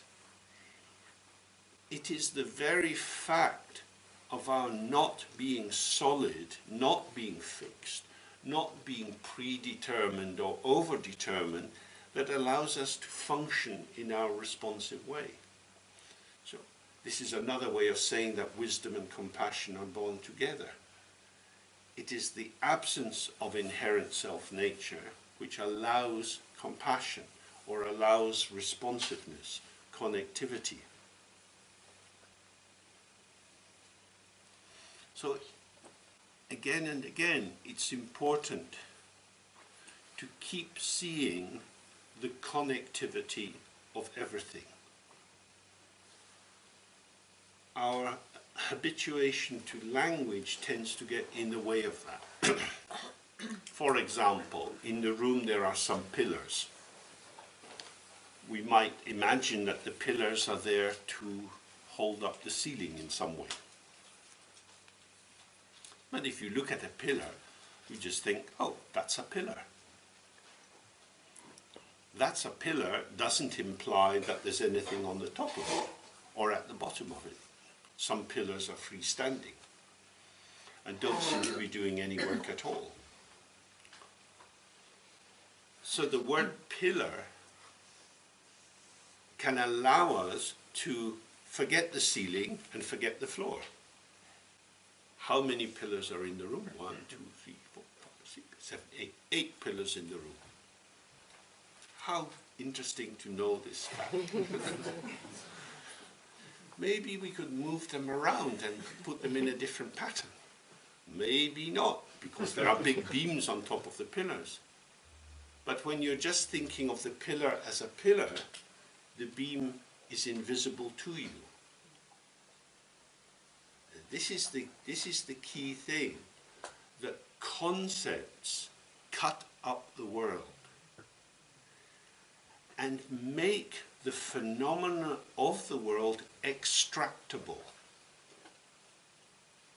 It is as if we could then just take the pillar out. It is as if, we get up and we move and we go somewhere else. And that independence of the object, of the thing, brings about the forgetfulness of context. And so we start to think of manipulation of objects.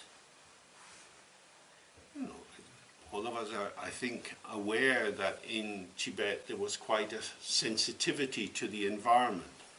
The weather was pretty extreme. Most of the irrigation of the fields depended on melting snow from the spring and summertime.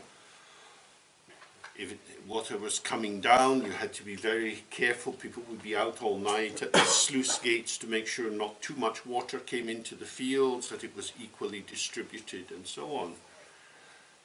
Every winter they get heavy snows. In the snows, many of the dzos and yaks and sheep and goats and so on can die, and people starve because of this. So in that environment, there's a lot of sense of having to work with circumstances, that you don't have much power over the weather. And you have these specialists who do mantras and so on to try to control the weather, but it's not so successful. That is to say, mastery exists in that culture as a kind of hope that the great Lama master will be able to make lots of nice things happen. But a lot of time it doesn't happen. So when it does happen, hooray for the master, and when it doesn't happen, oh, we have bad karma. That's a very satisfactory explanatory system. But it's one that involves checks and balances. In the West, with a very materialist culture, we have a different world altogether. We are very good at cutting up the world. We have huge machines that tear into the land. We've got ways of blocking rivers, building huge dams. We have wind power everywhere. These are ways, to a certain extent, of collaborating, but also altering the structure. So we have big campaigns around fracking and nuclear power and so on, where one part of the culture says, this is wonderful, it's going to provide a lot of cheap energy, and others, parts of the culture, other people are thinking, uh-oh, this is maybe very dangerous, because you're putting a huge impact on the environment that will be out of your control. You think you're in control until you have Chernobyl or huge tsunami tidal waves in Japan and so on. Inside the normal frame of reference, this looks wonderful, but there are many other factors outside which can cause a shock. And yet still we're addicted to power. Power has brought us many incredible transformations in medicine. Huge numbers of procedures and operations that go ahead in a invasive but subtle way now, which save lives. And this kind of mastery is based on prediction. for example, anatomy. It's very important that the surgeon has some idea where the arteries and the nerves are. And luckily, most of us have fairly standard bodies. Some people have quite strange things going on inside them, but mainly, having gone through medical school, the surgeon, when she looks at the outside of the body, has a fair sense of what's underneath the skin. Predictability gives a sense of power. That's the basic equation, isn't it? The more you can predict, the more power you have. That's what modern engineering does, electronics, huge amounts of predictability are coming in. The whole wave of the IT industry is gathering more and more information with new algorithms that allow increased predictability, which will empower certain moves in the culture. Maybe the Buddha was wrong there. Maybe it's not impermanent and moving according to random factors. And yet, maybe it is. What's important for each of us is to think about prediction in your own life. Because I think as long as you strongly believe, I can be in charge of my life, I can live life on my terms, you are returned again and again to the sense, I am a freestanding agent, I am the one who makes things happen, and therefore I can exert my will onto the world.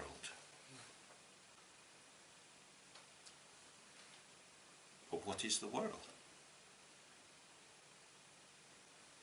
Machines don't stop. When I was at school, we had an engineering department in the school because it was in a city very connected with the shipbuilding industry that once existed in Scotland. And we had big lathes. So as a boy of 14, a huge big lathe, and the teacher always said, if I hit you and you say, ouch, I will stop. If you put your finger in the machine and you say, ouch, it won't stop. This is the difference. And that's very important. The machine doesn't stop. It will just keep turning and your finger will vanish. Human responsiveness is finely attuned to nuance, to subtle interpretation. It's through being with other human beings that we get a sense of the limit of our mastery. Whereas the more you function on machines, especially through training machines to act on machines, you have the sense of pure mastery. This is the ethical question behind the American use of drones in Waziristan and so on. Someone in a computer in America is sending weapons into a little village to shoot people. They don't see the person's face. They don't hear the screams. It's just off the list. That might make us kind of scared.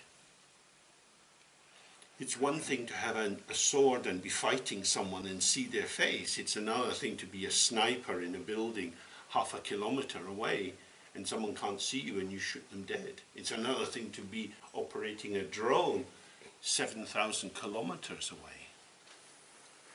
So what I'm suggesting by all these examples is that our use of machines makes it often more difficult to see the problematics of power, because they seem to be in our service. They seem to be making things happen in a way that's truly benign.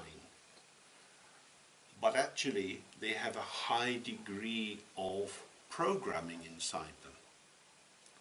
And when you think of the sign for the deer crossing the road, the deer has a sort of programming, When you walk on these country paths, every now and then you see the bushes are a bit depressed and you see, oh, there is a little road.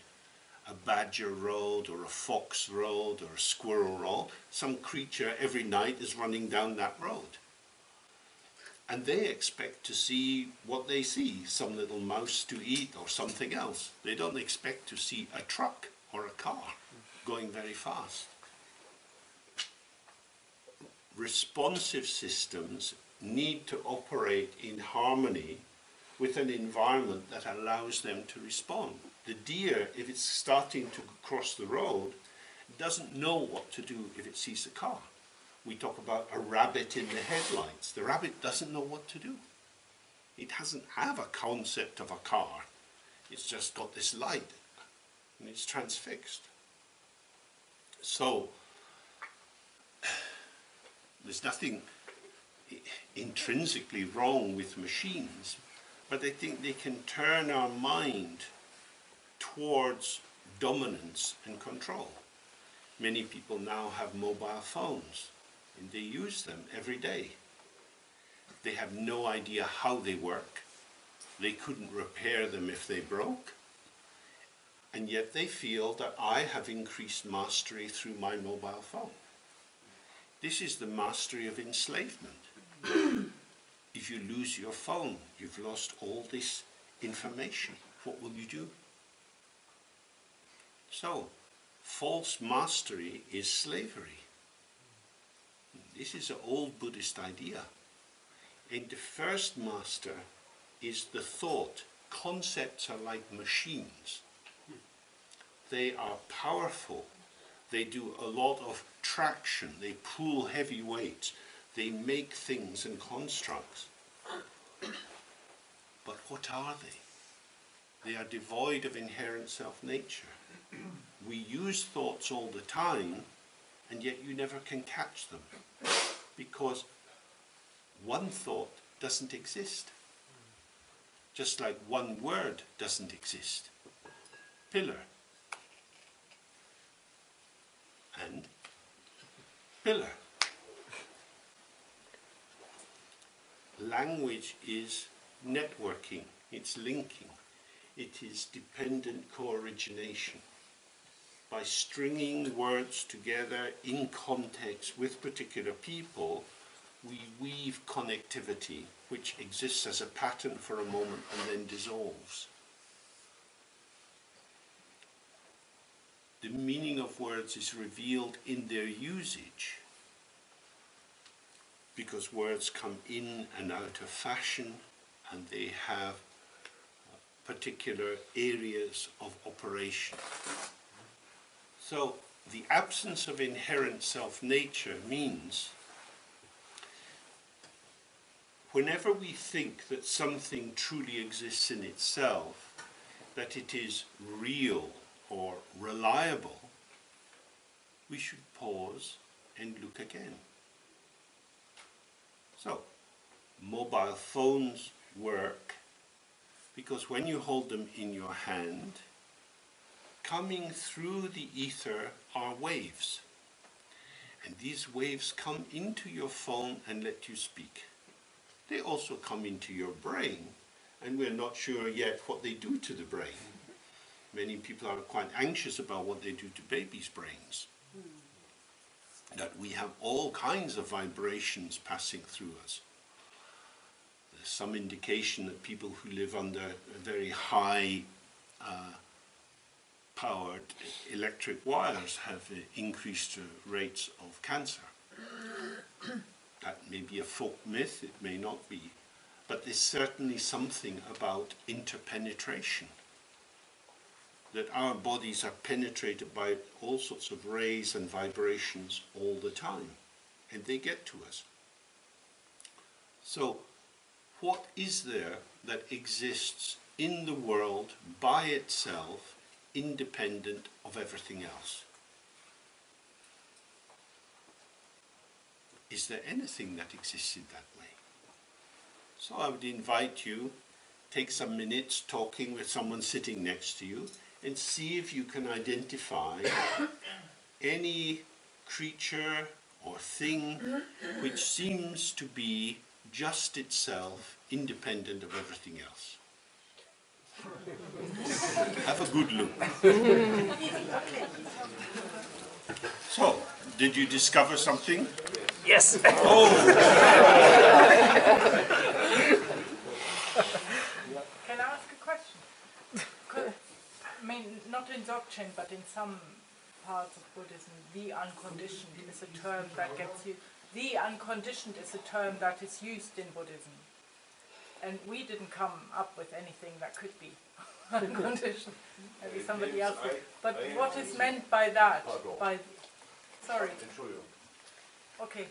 So, is the unconditioned unconditioned or is it conditioned?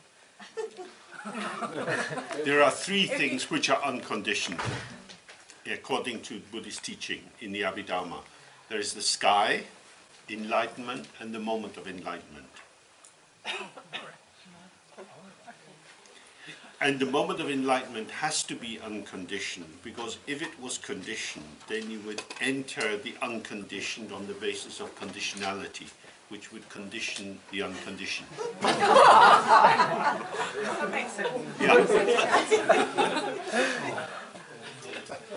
So where does Dzogchen share that view the Abhidharma has, or not? Or is it? Yeah, because the mind is like space. It means that the mind as awareness is not conditioned by anything. So it's also called Vajra, which means indestructible. So it means nothing touches it or transforms it, but it's always available, whatever else is arising. So it's not conditioned. But our moods, our thoughts, feelings, sensations, ages, bank accounts, and so on are all conditioned. So, what did you find? Anything? It's already said, but I thought enlightenment is without composition. It's free from everything. But I don't know what enlightenment is. Thus have I heard. And the other thing, another thought is space. In Buddhism always is spoken by space, or space. But Einstein said space is always together with time. It is infinite, but finite too. So it came in my mind, what's about this? That's the wrong kind of space.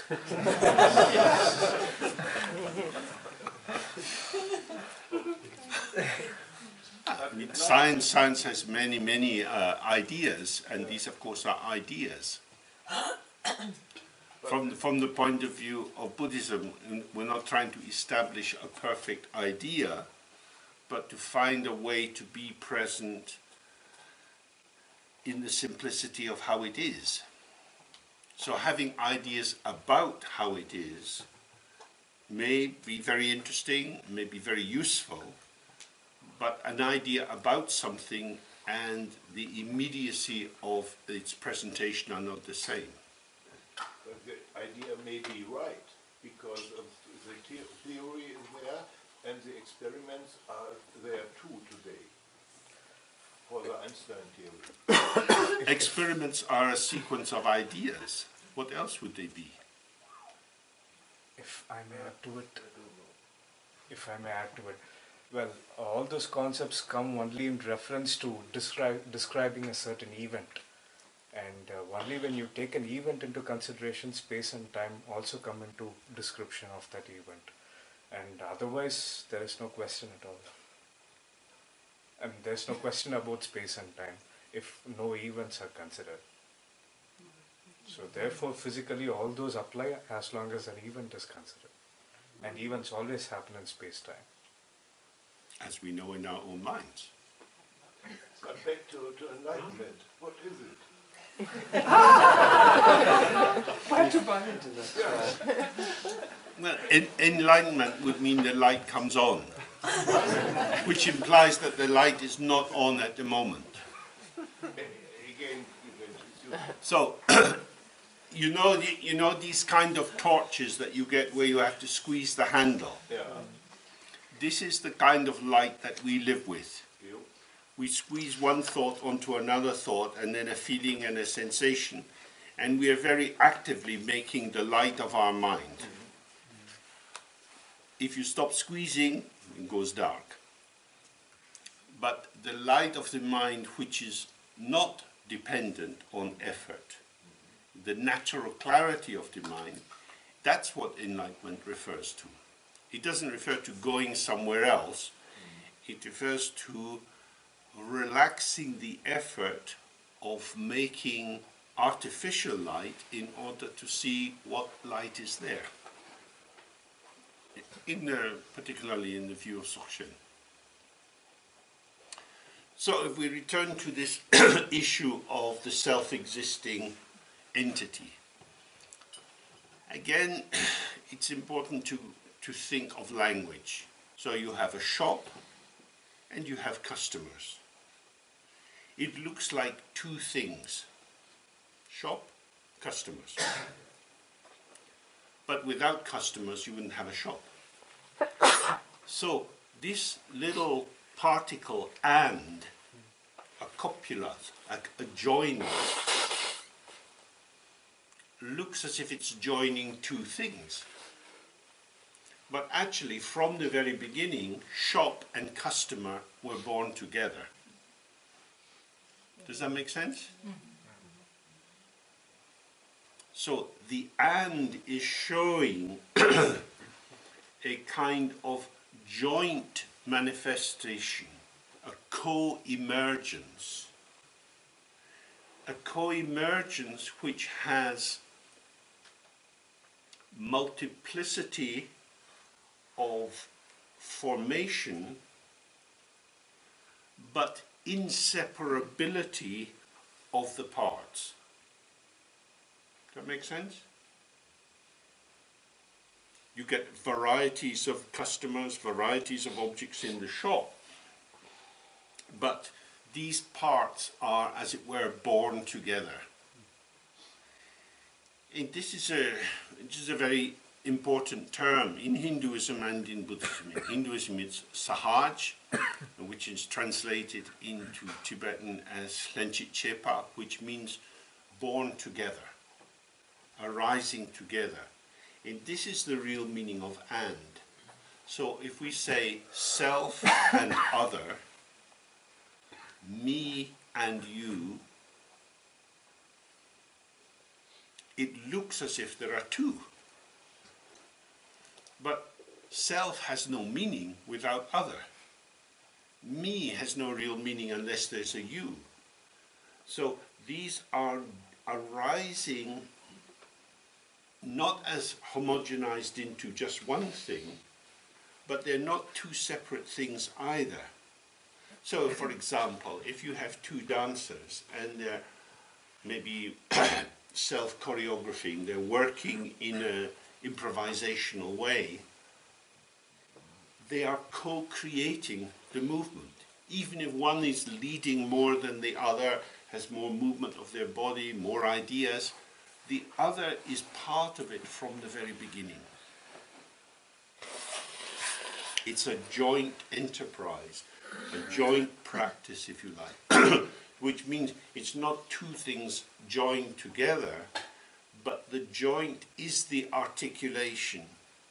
That we have these bridges in English, they're called pontoon bridges, where you take like old oil drums and link them together with wood on the top, and when you walk on it, it moves like that, or a bit like an articulated lorry. So you have movement with connection. It's not one thing, it's not two things, but it's a flowing and a moving together. And this is the real meaning of non-duality in Buddhism. It's not an esoteric term, but it's referring to the fact that the world, if you like, the environment which might appear to be out there, and ourselves, is joined together from the beginning. If I exist, the world exists. We come into being at the same time, which is where we're not the same.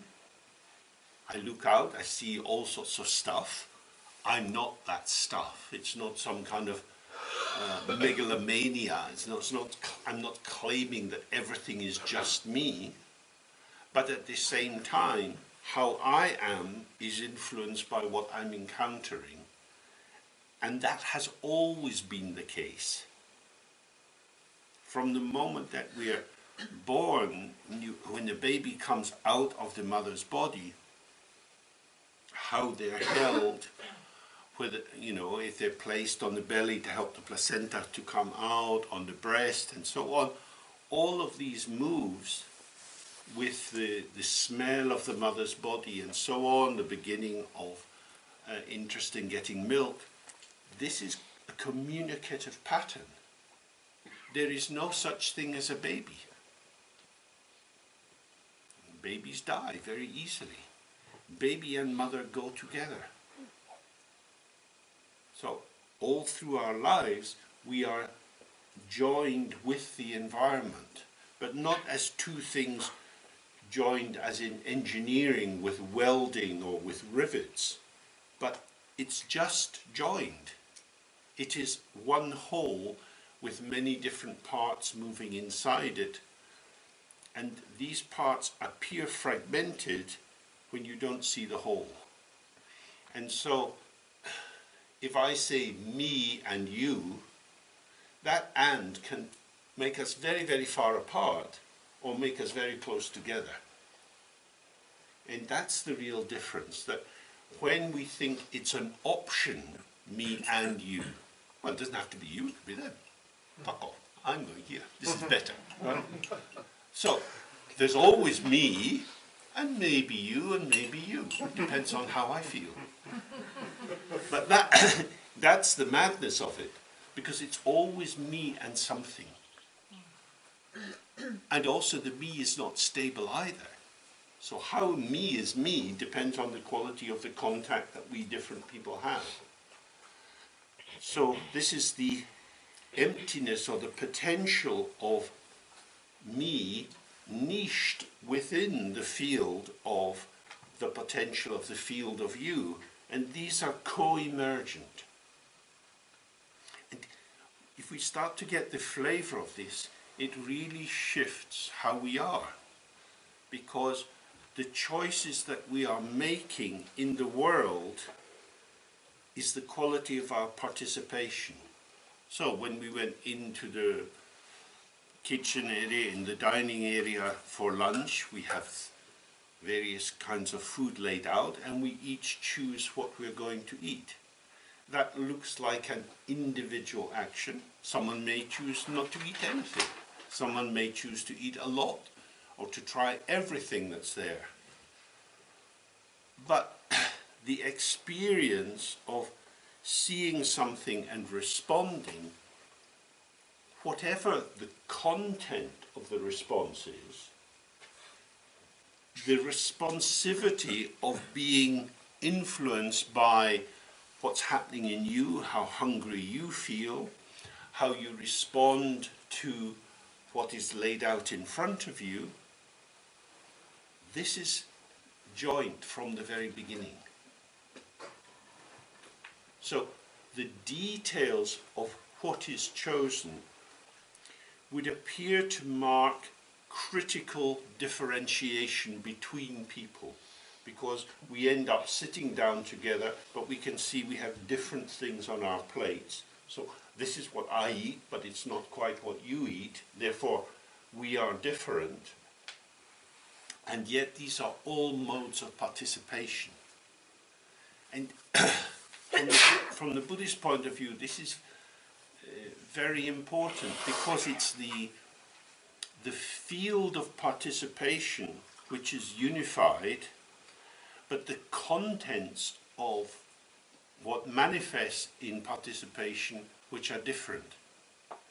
And so if the field becomes invisible to us, all we have is the stuff, the contents. And then we feel very differentiated from other people, because we think, God, how do you do that? Why would you do that? That's not me. So, in the example some of us have looked at in the past, we have the mirror and the reflections. The reflections are in the mirror. They are inseparable from the mirror. You can't take the reflection out of the mirror. But when we look at the mirror, what we see are the reflections, and we see different images reflected in the mirror. It appears as if there are different things which are being reflected, but they are unified or held as a whole because of the nature of the mirror. When we forget the mirror, the reflections look like different things. When we remember the mirror, the reflections are remembered as reflection, inseparable from the mirror. Nothing is altered. No shape of the reflection is changed by awakening to the fact, oh, these are reflections. In the same way, in our own lives, being here together, we see all the different people in the room. We are like the reflections in the mirror of the mind. Each of us, including ourselves, and all that we see are experiences. We experience ourselves, we experience others. The basis of this experience is the mind, which is like a mirror. And therefore all experiences are collaborating and moving together in this shimmering open clarity of the field of the mind. And this has always been the case. Loss of presence of the openness of awareness gets me back into my ego limited way of thinking.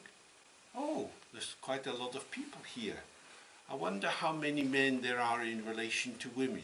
What is the average age of people here? You could do all kinds of thoughts or reflections on what is going on. What does this mean? And the more you get into these thoughts, they seem to isolate particular individuals, and then you can have opinions about them, like, not like, older, younger, and so on. And you're giving yourself access to a construction which is like this torch which you keep pumping.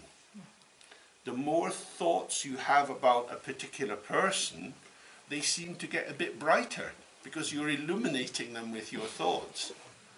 But what you're doing at the same time is you're extrapolating them, you're taking them out of their context. And so you've made an artificial, decontextualized entity which exists only in your mind. You have made them according to your own image, which are the images in your mind. And so the world becomes full of stuff, just as your mind becomes full of stuff. Yeah? You spoke now quite a lot of stuff, of forms and so on. But what about energy? We were a little bit joking, but also a little bit serious about the issue. Is love, not love in a sexual union, but love as compassion, let's say. Is this reliable? Is this energy undestructible or not? Is this energy also like a form? For instance, in the real life, if there is something, I'm angry with, that's also kind of energy. And I cannot imagine why this energy is coming now, and I cannot deal with it, and so on. And the harder I try to get rid of it, the worse it is, and so on. But this kind of energy, is it here? Is it like form, like emptiness or not? Well, that's a very interesting area because, of course, the word love can mean many things. As you say, it can have a sexual context. And in English, there's a saying, love is blind. And that's primarily about a projective love. You fall in love with someone, but you're actually usually projecting some image onto them. But if you took the traditional example, which would be the mother's love for a child, which is used a lot in Buddhism, if the baby is going to survive, it's very, very important that someone tunes in to variations in their state. Are they too hot? Are they thirsty? Are they able to breathe in how they're lying? Somebody has to be looking. And so the mother's love for the baby is a quality of clarity, that she is returned again and again to an attentive observation which illuminates the actual state of the baby. So you could say then that love is a quality of attention. So if you have a hobby, wood carving or making pots or painting, your love for your hobby brings your attention back into that again and again. So in that sense, love is a quality of clarity, and clarity is the basis for compassion. So because everything is linked together, you could describe it as a field of interactive energy which will show itself most precisely through our ability to keep seeing without imagining. So, when people come to psychotherapy, one of the things they're often indicating, directly or indirectly, is that they haven't been seen enough as children. That sometimes the parents are drunk or not interested. Sometimes the parents have a lot of expectations about the child and so project an image of the child onto the child. And so the particular patterning of that child's energy has not been attended to in its nuancing, in its subtle variation. And that leads to a kind of loneliness and alienation. And that can lead to the person making trouble at school in order to get more attention, even if it's not a positive kind of attention. It can lead to all sorts of patterns. And when, generally speaking, I think when children get attention which is truly about them, they relax because they're seen. Just as when a plant gets the amount of sunshine and rain and protection from the wind that's good for it, it will blossom. Attention is the ripening factor for our existence. Would you say? That seems to be true. So, love then is the quality of clarity or availability that allows us to blossom. So we know what that's like. You know, something happens at work and maybe you come home and you want to talk to your friend and they're not there. They're preoccupied with something. And you try to tell them about what your day has been like and they're not getting it. They fucking hell, I've had a shit day. But they've had a shit day too. But it makes a real difference if they're available and they hear you. And then you just say it once. And that hearing allows the dissolving, because it's this and then it's gone. But if it's not heard, if you're blanked or cut off, it sort of runs around inside you and it can start to fester. And that's the root of a lot of neurosis. So presence, awareness, is actually the prime healing factor. because it's not hanging on to things to keep them from the past. It's not waiting expectantly for something more exciting or better from the future. It's with what's here and allowing it to go. But when we incorporate other people into the maintenance of our self-image,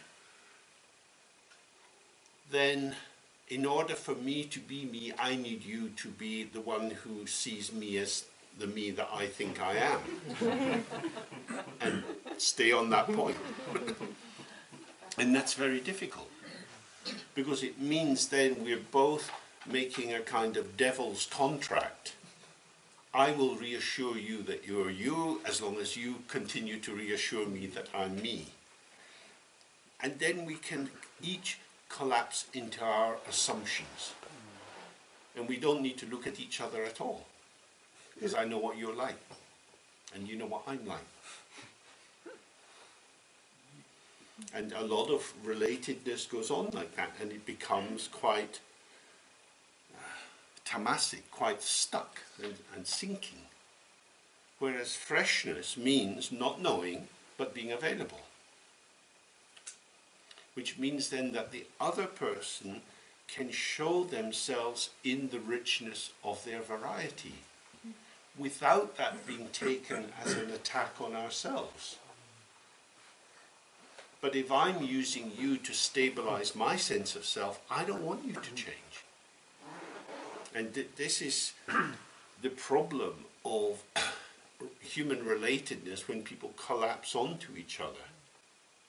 That there isn't space, and then often at a certain point they break up, and now there's space, but there's too much space, and then you meet someone else and you collapse together again, rather than thinking, can we have the freshness that comes from experiencing each other in space? Not underdetermined, not overdetermined, in fact not determined but present. Good luck.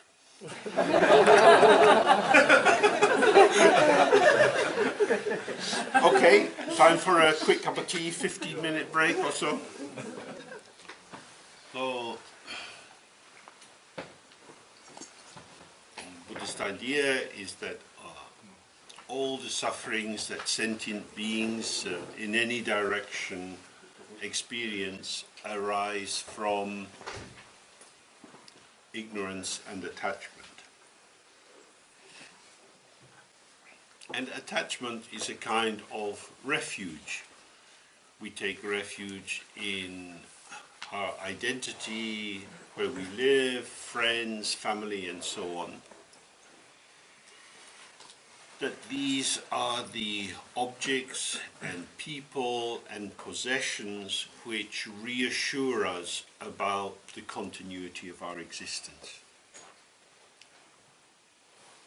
Buddhist practice generally begins with taking refuge in Buddha, Dharma, Sangha, and so on. That is to say, a refuge which points away from the objects of ordinary daily attachment towards something more reliable.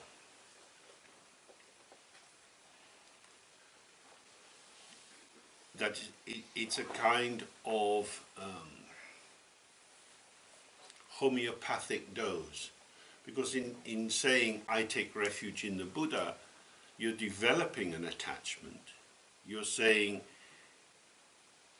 being attached to the Buddha and the Buddha's teaching and the association of those who truly follow the Buddha's teaching is more healthy than the kind of refuge that I take in my appearance or my health or my money, my friends, whatever it would be. It's still a form of attachment. Why do we need that? Because our desire for attachment is very strong. And like drowning people, when we get anxious, we reach out and hold on to whatever is there. And that's usually some composite of the patterns we have developed in our lives. Some people under pressure turn to drugs or alcohol or working harder or to weeping or to worrying. There are many activities which can be habituated both as a means of expressing how we feel, but also a kind of compensation for how we feel. If only I had more of this, I would be okay. And then we get more, but it's never quite enough. So, the Buddhist critique of ordinary worldly attachments is twofold. The objects that we cling to are impermanent and changeable, and therefore disappointment and a sense of betrayal is likely to be embedded in them. And secondly, in the process of making that attachment to the object, I'm developing a limited sense of myself. I am the particular person who relies on this kind of object. This is my bicycle. This is my flat. This is my music collection. So not only is there the enclosure of the shaping of the object, but the shape of the object is also shaping me. And so I become limited through my attachment.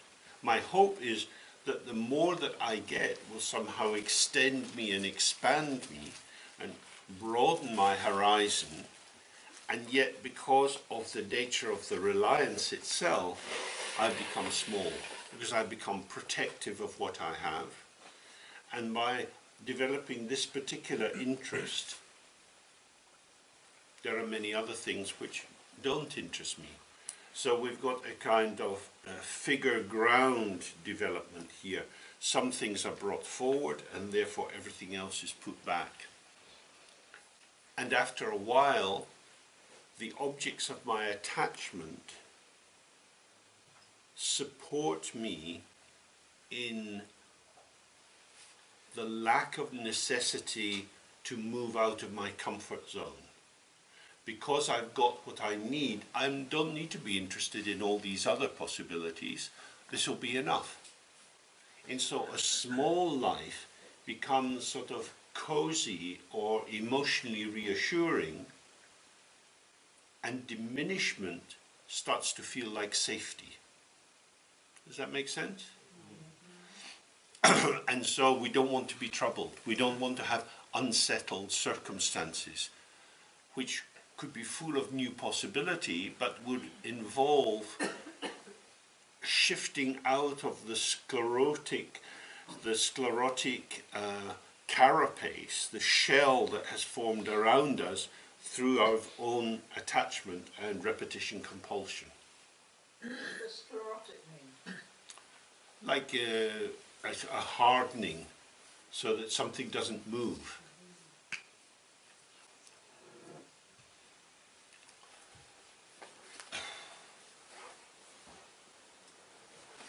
It's a loss of articulation.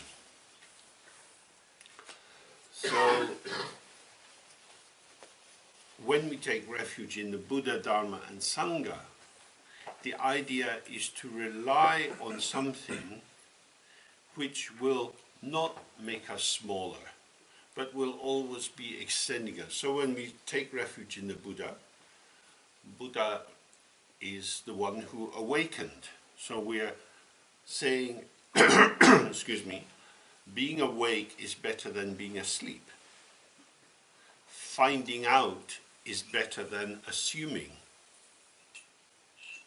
which means we have to look. So if I take refuge in the Buddha, I commit myself to looking again and again, and looking further, to really inquiring. Taking refuge in the Dharma means listening to Dharma ideas, but also massaging them into myself and applying them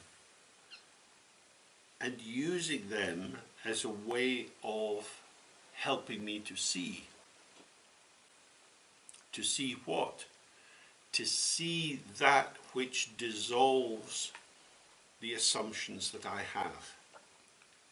So it's to take refuge in the Buddha and Dharma is a very big step, because it's a very radical step, which means instead of relying on the beliefs that I have, I'm going to examine these beliefs and put them into question, and hopefully I'll do it deeply and profoundly successfully, so that I'm not relying on anything.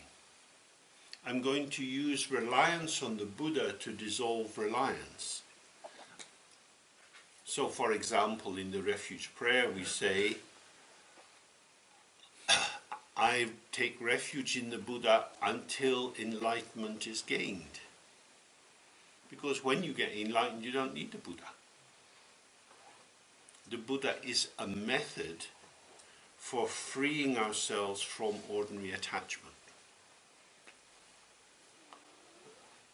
So, for example, when you're young and healthy, if you're attractive, it opens many doors and there are many possibilities, and that is a moment of opportunity or access to a particular range of feelings. And then it's gone. It was there and then it's gone. It's something to be used, but it's not a stable basis. And this is what we were looking at earlier. If we can't find anything which is self-existing, if everything is linked in together and articulated, then a movement in another place will move my world. Chinese economy is slowing down. China wants to dump a lot of steel. A lot of steel is coming into Europe. This undercuts the price of European production. Should we raise a trade barrier against China? China can be quite vindictive, as we know, in its trade relations.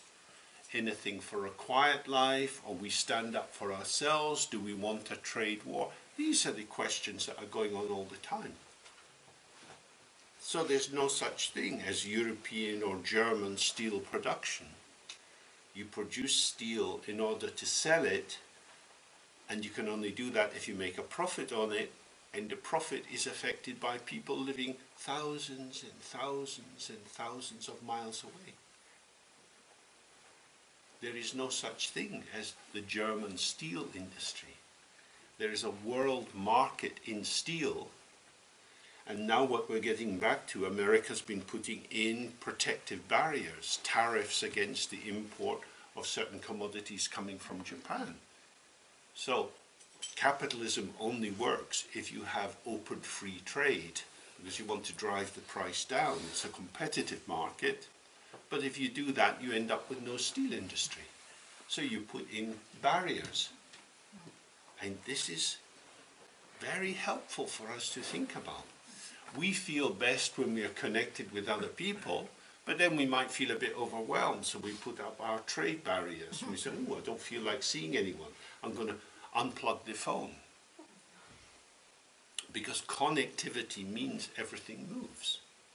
It's both enriching and potentially depleting. What it certainly means is the world of tomorrow is not the same as the world of today. So when we are attached to finite forms, to patterns and particulars, we're going to feel upset and anxious because we don't know what will happen. And nobody knows what will happen. So that's the real meaning of taking refuge, is rather than focusing on getting more control over the variable factors of our existence, a control which is an illusion and never really achieved. we look for a refuge somewhere else. I don't know if they have one in this building, but some of you will know the Buddhist Wheel of Life, where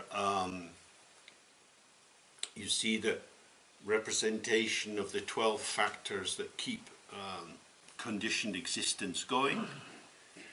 And up in one corner there is a Buddha, and he's pointing over to an empty circle, which is the circle which is not full of the dynamics of samsara, the spacious possibility of the mind itself. So what's a very important reflection for each of us is to think, what do I take refuge in? What are the factors which reassure me about who I am? These could be anything. These could be sentimental attachments like old love letters. They could be a favorite painting. It could be records. It could be a plate you inherited from your mum. It could be anything. Something which is invested with a significance for you. Because this exists, I am. And what we were looking at earlier in terms of dependent origination would indicate that's exactly right. We become into ourselves as a person in terms of our developmental journey through the patterning of our parents, their interests, and so on. Sometimes parents drive their children in directions that are good for the kid, but they drive them too hard, or maybe not so good for the kid, and then later the child has a difficulty in working out what to do. These patterns of formation lead us into particular alliances in which we have become ourselves through the actions of others. Which means that even myself is not mine. Even if I feel I have a self, it's been generated out of all the experiences that I've ever had. That is to say, I've internalized or introjected aspects of my parents, school teachers, and all the rest of it. What you might call object relations. I am inhabited by or infected by images and echoes and resemblances of others who act within me as psychological forces. So I am always already occupied by other people, just as we are by language. We didn't invent our language. Language speaks through us, and indeed language speaks us because the notion of our limited identity is embedded in language. So if we say, I take refuge in Buddha, Dharma, and Sangha, it means, A, positively, that's what I want to hang on to, because there seems to be a bit more mileage in that. And over these next couple of days, we can get more sense of what the Buddha and Dharma and Sangha is. But it also means, if I'm going to have refuge in that, I'm not going to have refuge in these other things. So we have to investigate for ourselves, can I participate in the world with the structures and phenomena of my general daily life without feeling that I am relying on them? That is to say, I have a functional reliance without an invested reliance. And that's the key thing. So, for example, I've been tidying out many old papers that I accumulated through the time I was teaching psychotherapy. And some of them I give to some of my final supervisees, and some I throw in the bin. And then I found this whole stack of essays that I had written when I was training in psychotherapy. And I take them out and I read them and I put them in the rubbish. I take them out of the rubbish, I put them back in the filing cabinet. Maybe I need to read these again later. Why? 20 years ago, 30 years ago. Oh, I did that. I wouldn't like to show them to anyone else. That would feel too narcissistic. But I might like to look at them myself because they remind me of me. All that I have done. Imagine losing that. Who would I be? And that's exactly the fulcrum point. That's the point of pressure. Oh, that's what I'm taking refuge in. All that I have done. Even if nobody else knows it, I did that. And it's gone. And that's what attachment is. When you see that retractive pull, this is my story. I remember all these evenings at the end of work, going in the underground to Hampstead, to the training institute, and sitting in a circle with a bunch of shits who I didn't like, wanking on about Sigmund Freud and so on. And then I got my bit of paper.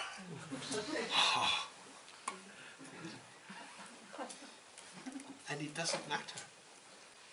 It's irrelevant, finished, but it's still relevant.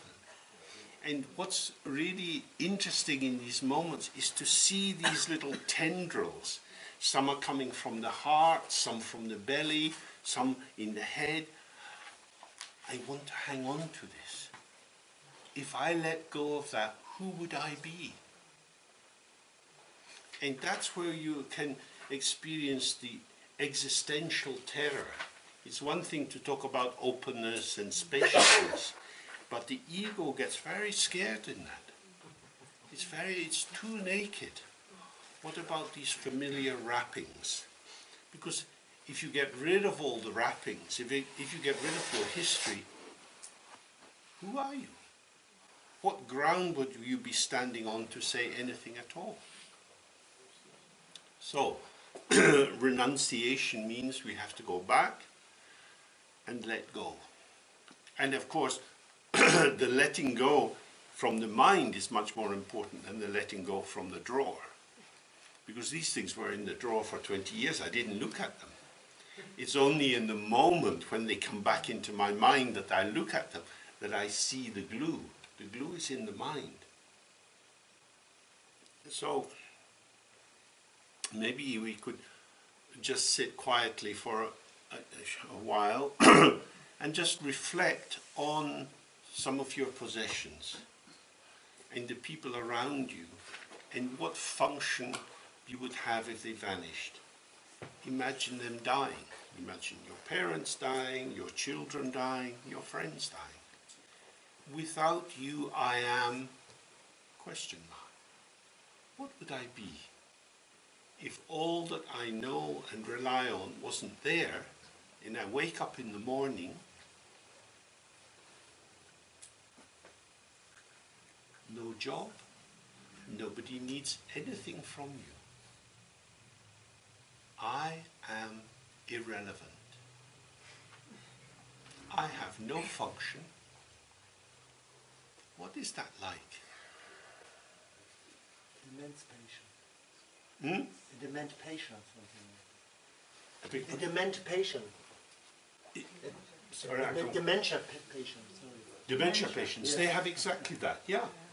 They have exactly that. And it can be very terrifying in the moments of lucidity to have that loss. But what we as meditators, what we want is more and more clarity about the relationship we have with the phenomena which are arising and passing. Because to experience something in its immediacy and freshness, that's one thing. It's maybe put the question another way is, what is the heaviness of the ego, or what is the heaviness of my sense of self that makes it feel as if it needs a support? I have one question. For me, it's always at that point is the issue of survival from the mammalian brain, and then this thing comes, oh, I'm not independent, I'm dependent, I'm food, I'm house, I'm this and that, and then all the things come up again. It's fine when I meditate, and I feel connected to my Buddha nature, or I am identified in that awareness, but then suddenly life seems to be going on. I need to participate. And then all those ego structures come back. Who do I want to be? What profession is suitable for what I experienced so far in life? So the question there would be the pragmatics or the practical use of the objects of our life, maintaining a job or a car or whatever, without the additional investment of this is who I am. Because we're here for a while.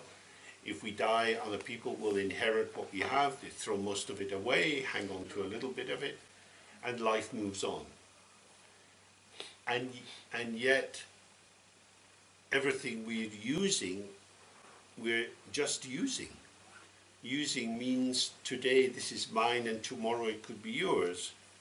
But it's mine, and it's that particular quality of the added investment of self-reference. I'm using the object to confirm myself rather than I'm using the object as a means of participating in the world. Some people are very proud of their car. If you want to know about me, look at the kind of car I have. That's a very different kind of relationship. But certainly we have to participate in the world.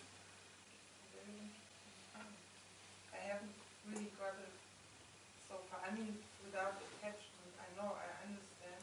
Moving through life without attachment has a different quality. But then you have subtle neuroses or things, kind of something hooks you in very subtly, and it could kick you off your path immensely, and you turn up to panic then and to go into anxiety. That's right. Because you already know your path is the awareness. And that's really the work, firstly, of analytical examination, and then we'll take it into the meditation, is to go close to these areas which are scary and terrifying, and to see that the fear comes from a false construction of who we are. Because all of us in this room have already lost so many things in our life. All our old shoes, for example. Many have gone. So we've had things that were very intimately connected with ourselves and are now gone. So we know how to invest and divest, that there is a pulsation in that, and then sometimes we don't divest, sometimes we cling on. And that's the real point of the Buddhist inquiry, is what is that not releasing? And what's at stake in that? Is the mechanism, would you say the mechanism is the same whether one identifies with something one is proud of, some degree or whatever, or on the other hand something that is a view that is quite painful, like a sort of idea of separateness, or, I never make this. Do you think the mechanism is the same? If you have a core negative belief, if you're saying I'm unlovable or I'm stupid or I'll never be successful, that has a very powerful glue in it.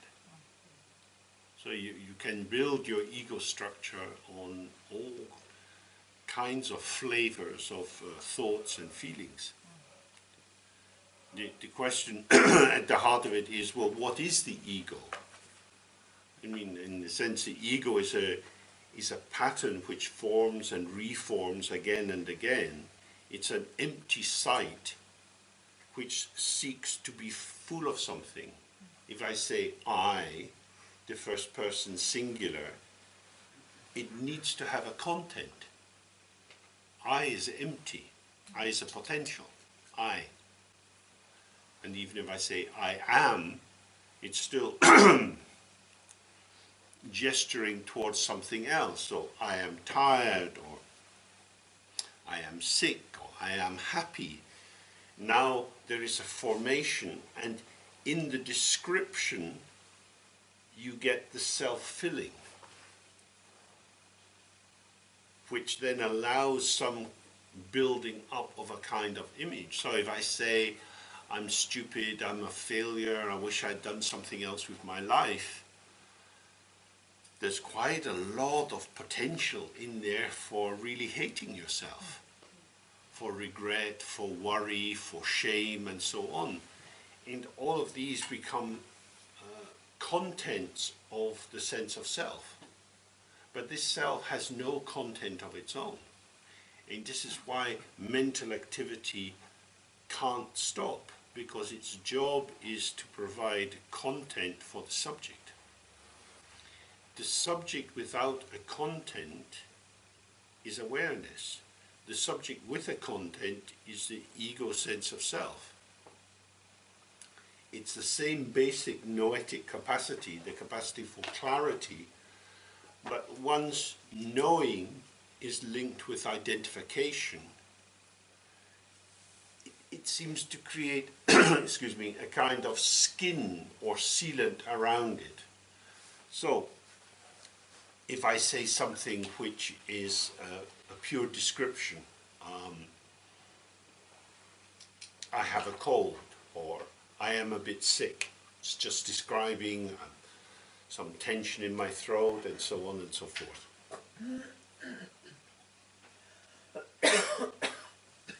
But it's also giving a kind of shaping. It's giving a kind of, I'm sick. Therefore, so I can now use that description of a transitory state that I've had before in my life, that I'm not afraid of, but it can become an exchange mechanism with other people. I'm a bit sick, you should be nicer to me, or I'm a bit sick, don't expect so much from me, or this is who I am. And then it will fill with something else. But in that moment of formation, there's a kind of added impact, because the simple description attracts into itself a whole range of associated ideas. So in this idea of the 5 skandhas, the 4th skandha, samskara, is the gathering together of associations to enrich the meaning potential of the object or situation which is being identified. So I become aware that my throat starts to cough a little bit, I have a particular taste in my mouth, and then it's very easy to elaborate from that. Like a dead cow in India attracts vultures flying through the sky from a far distance off because they smell the rotting meat.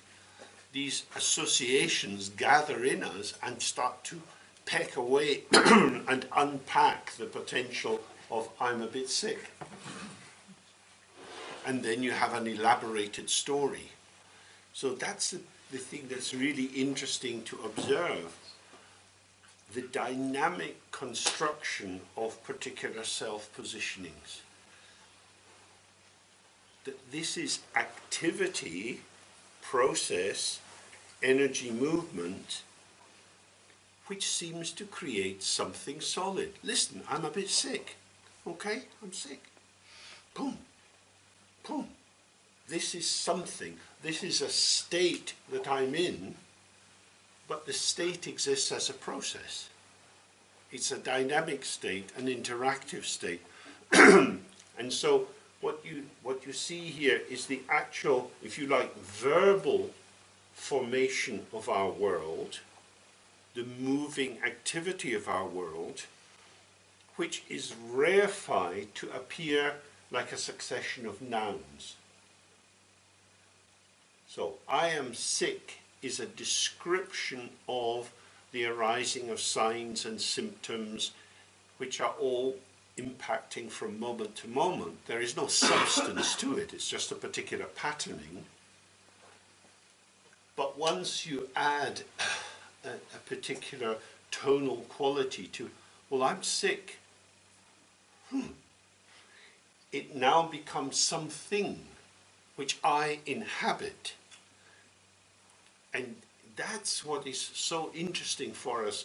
You know, if you feel hungry, or you feel you need to go to the toilet, or you feel bored, whatever the feeling is, observe how you move from a simple description of the arising pattern, which then unfolds into something else, and when you grasp it, how it becomes solidified and becomes the basis for story construction. Because this is the heart of this fourth skanda. In Tibetan it's called du-che. Du means to gather together, and che means to do. So it's the activity of composition, in which we construct a particular formation of ourselves, which then affects how we interact with other people and relate back to ourselves. And the constituents out of which we have made this have already passed, because they're always changing. But the edifice structure seems to leave a trace, a bit like a snake sloughing off its skin. There's no life in the dead skin of the snake, and yet it's something. It's like a kind of ghost. So these echo feelings in ourselves, although there's nothing much there, somehow they indicate a substantiality. And that's what we have to return to again and again. Okay, so maybe we just take a little time quietly contemplating what are the factors out of which our sense of self is constructed, and how do we imagine we would be if we lost these? What is left if I don't have the factors that reassure me that I am who I think I am? Okay, so maybe take a few minutes just talking with a neighbor, seeing what sort of words would come to mind to describe how you would feel if you lost all these objects of your attachment. So, what sort of words were around for the experience of losing everything? Panic. Freedom. Yeah. Relaxing. Wow! Bereavement. Bereavement. Yeah. What? Bereavement. What's in German? Like when somebody dies, being bereft. Like a kind of grief. Grief. The loss of. Starting again.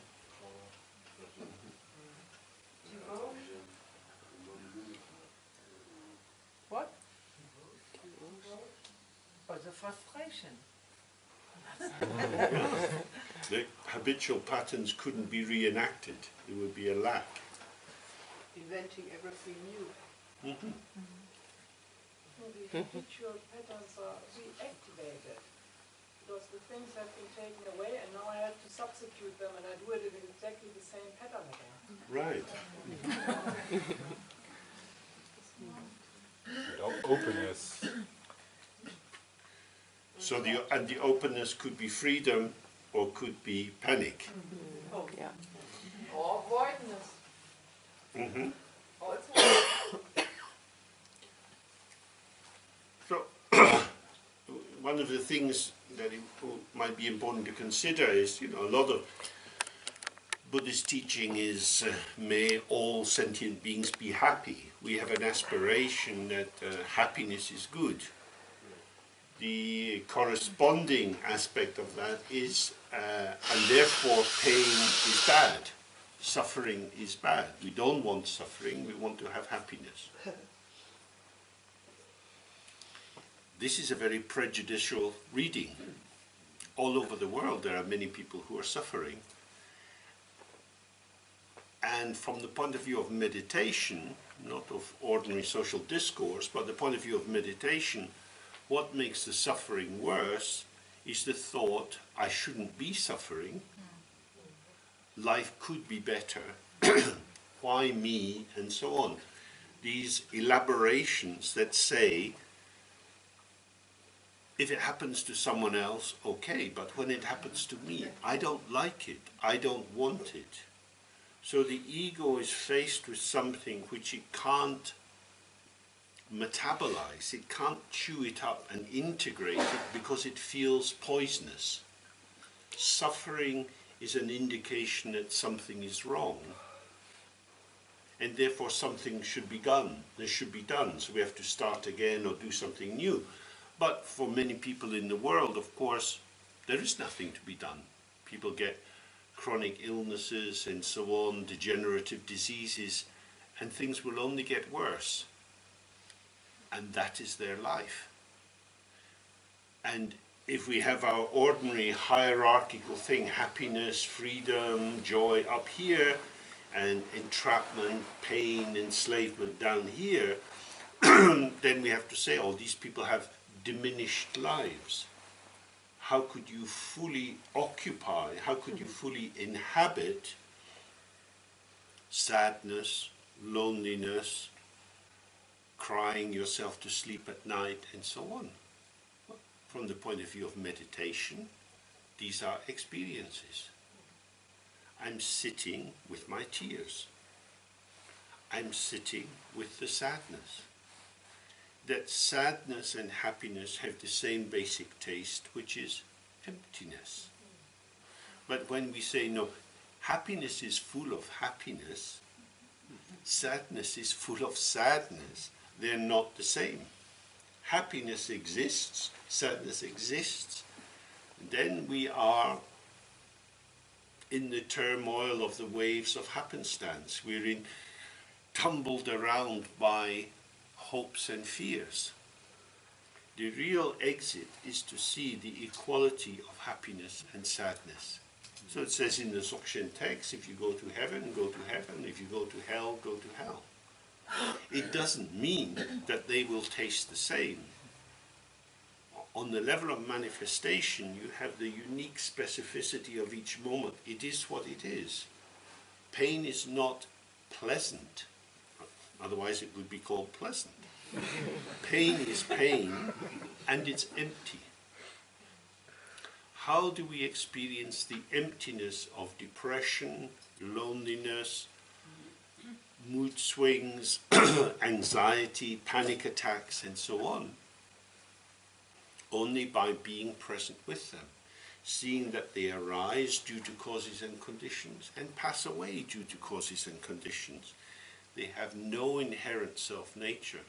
And so when we enter into a judgment about them and say, firstly, I don't like this, doesn't mean very much, but what you're doing now is saying, I cannot inhabit my life. I'm going to evacuate myself from my own situation to try to live apart. So you fragment yourself as a kind of defensive measure. Just as if a fox gets its foot trapped in one of these metal clamps, it bites its foot off and hobbles away. So we're now going to bite bits of ourselves off and spit them out because I don't want to be sad. So from the meditational point of view, the question is, well, we have to learn how to be sad. Not very difficult. You are sad.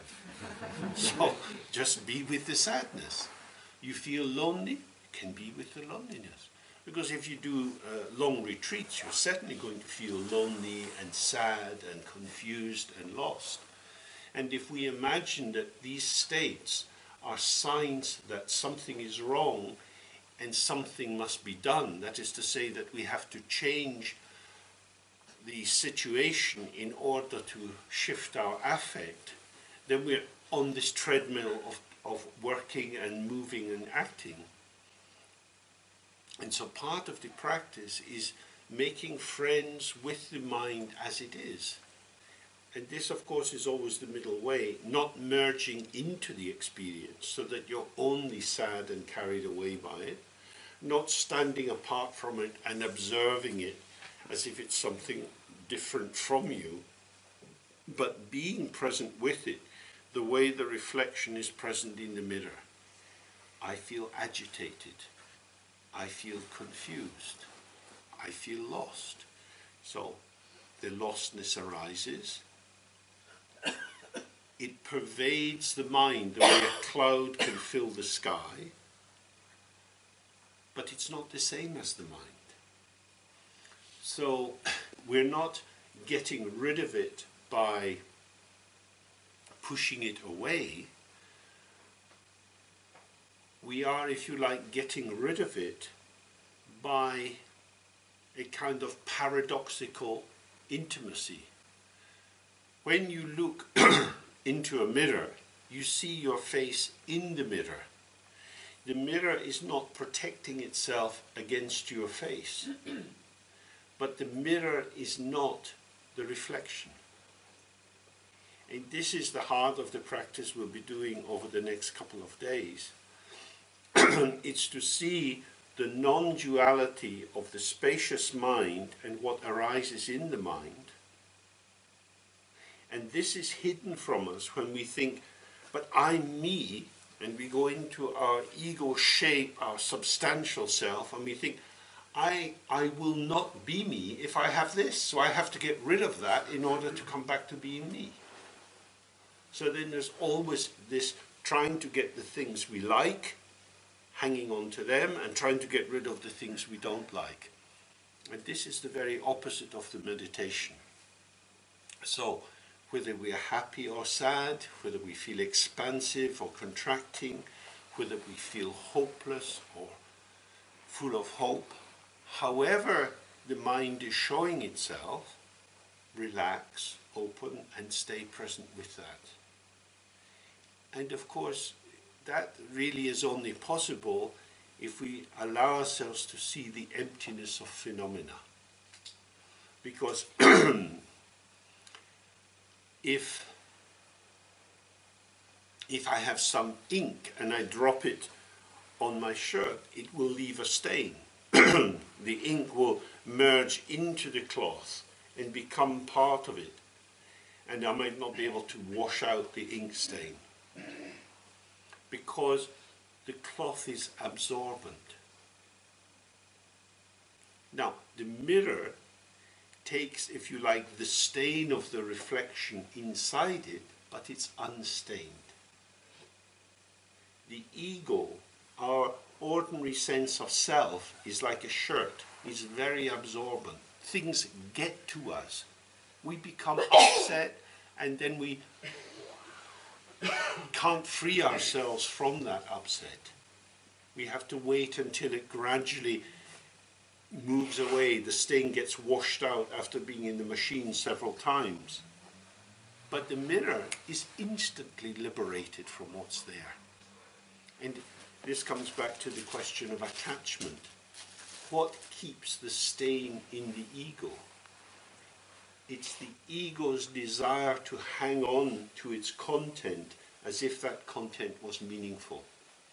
So for meditators, this is like a kind of litmus test or touchstone for identifying whether you're caught up in ego formation or whether you're in a relaxed open awareness. The awareness is called Vajra, indestructible, because like the mirror, it's not touched by the content. the content is in it, appears to be it, and yet is not. But the ego gets caught up in stuff and full of reactivity. And that's the big shift that we want to be moving, and we'll use the Heart Sutra to help us understand how to do it. Not to change the outer formations of the world, because sometimes we can't. Sometimes we are just lonely. Someone close to us dies, and that leaves a kind of aching feeling inside. Then that's just there. That's what it is. That is now part of how we are. It's not a mistake. It's not a punishment. It's not something terrible or awful. It's just how it is. It's like this.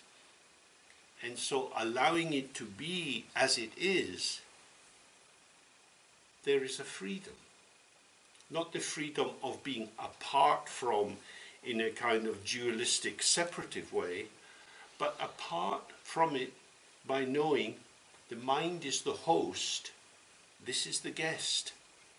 Guests leave after a while. And they go, and it goes, and it goes. So that is the basis for the Buddhist notion of fearlessness.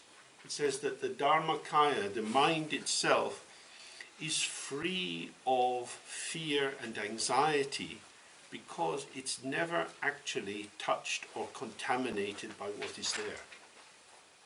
And that's the big difference. So that gives us a focus for what we do. Now we have some food, and then we can meet back just after 8 o'clock and do a bit of final sitting for today. As I'm sure you're very well aware, Buddhism, like most religions, uses the metaphor of a journey. That we go from one place to another place. You go from samsara to nirvana, or you go from the outside to the inside. You go from the beginning of the bodhisattva path up the 10 stages along the 5 ways to arrive at the goal.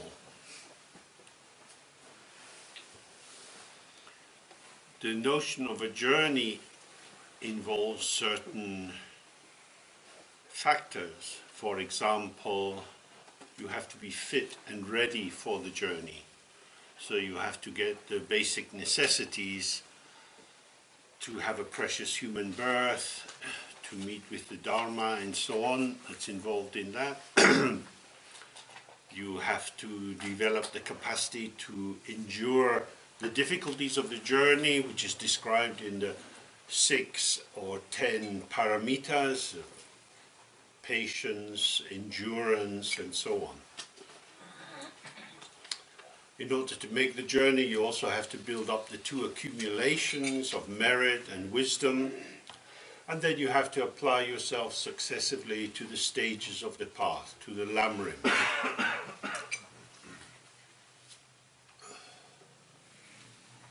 Without effort, this is not going to happen. So the implicit message here is, it's all up to you. The Dzogchen view is different from that. Although the practice of Dzogchen, as it's often taught, is exactly the same as that. And I'll explain why. The view of Dzogchen is, from the very beginning, the mind is completely pure. Pure means there has never been a defilement, because defilement is impossible. So in terms of the metaphor we've used, it's like the mirror. It's never contaminated by any content which has arisen within it. It doesn't need cleaning, it doesn't need improving. This has always been present with us from the very beginning, because it's the basis of all experience. You can't lose it, you can't find it, you can't buy it, you can't sell it. It's not an object, it's not a commodity.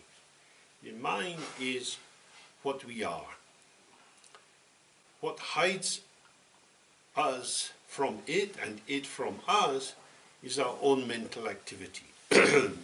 Just as on a bright summer's day, if you go outside and stare at the sky and focus your attention onto the sun directly, after quite a short period of time you're blinking and you'll feel blind. And if you really do it, you will actually go blind. You are blinded by the light of the sun, which gives you the light whereby you see. So, from the Dzogchen point of view, it is the light of the mind, the radiance of the mind, which blinds us to the radiance of the mind. Recognizing everything which occurs as the radiance of the mind, you're no longer looking at it as if it was an object, but you become the ground, or you experience, you open yourself to the fact that from the very beginning, your mind has operated as the open ground, what's called the mowo, the clarity which arises from that effortlessly, the ronshin, and the specificity of how it manifests moment by moment in relation to others, the tukche, or the energy or compassion. And these three are indivisible. They're always integrated. So this is our actual situation. And because it's here, the only thing that stops us being with it is ourselves. Our own mental activity mesmerizes, and there's a kind of auto-hypnosis so that we fill ourselves with intoxicating dreams rather than being present with the actuality. These intoxicating dreams are not other than the radiance of the mind. So it's not as if you go from A to B, that you go from the natural state to some unnatural state. Everything is natural, but some natural states have a direct connection with the ground and some have a mediated connection with the ground. What mediates the connection with the ground is light reflecting off itself. So the movement of the mind is the clarity or natural radiance of the mind, and it shimmers, and we're blinded by our own shimmering. That's all. Therefore, don't shimmer. That's all. So, in the practice, we can do it in different ways over the next few days, but tonight we just do the most simple form. You sit in a comfortable way, the gaze is open, the chin is slightly elevated into the space in front of you. Relax into the out-breath and stay present with whatever is occurring. The most important problem which arises in that is to start with the assumption, I am the looker. Because if I am the looker, I'm looking at stuff out there. The mirror is not looking, the mirror is showing. What does it show? Everything. This body, with its sensations of posture and so on, breathing, internal proprioception, memories, thoughts and so on. What's revealed through the open gaze, color, shapes and so on. All of this is an undivided field of experience. So, don't hold the world outside, don't hold yourself inside, but allow the radiance of the mind, which is to say everything, to arise and pass as it does. The unimpeded movement, and sometimes the mind looks like the subject, sometimes the mind looks like the object. It's neither the object nor the subject, but these are just the ways of showing. Whatever happens, whether it appears clear or cloudy, whether it's exciting or dull, whether you feel confused or happy, don't do anything. Allow whatever arises to come and then to go. It is the mind's own intervention in the stream of the mind which creates the problem, where we try to correct something which doesn't need correcting. The mind is self-correcting. It's self-liberating. So this is our basic practice, and we'll do it many times over the next few days. And all that's required is simply to rest in the natural clarity of the mind without waiting expectantly for what has not yet come, grasping after what has gone, without making judgments about this is good, this is bad, I need more of this, I need less of that. When you think of the mirror, there are two things. You look at the reflection. Everything in the mirror is reflection. That's all it is. It's just reflection. It's impossible for one bit of a reflection to be better than another. But you look at your face in the mirror and you think, oh, that doesn't look very good. Maybe I've got a pimple. So now this pimple reflected is bad and the rest of your face is okay. So you're making a discrimination between empty reflections. So this is what happens in the meditation.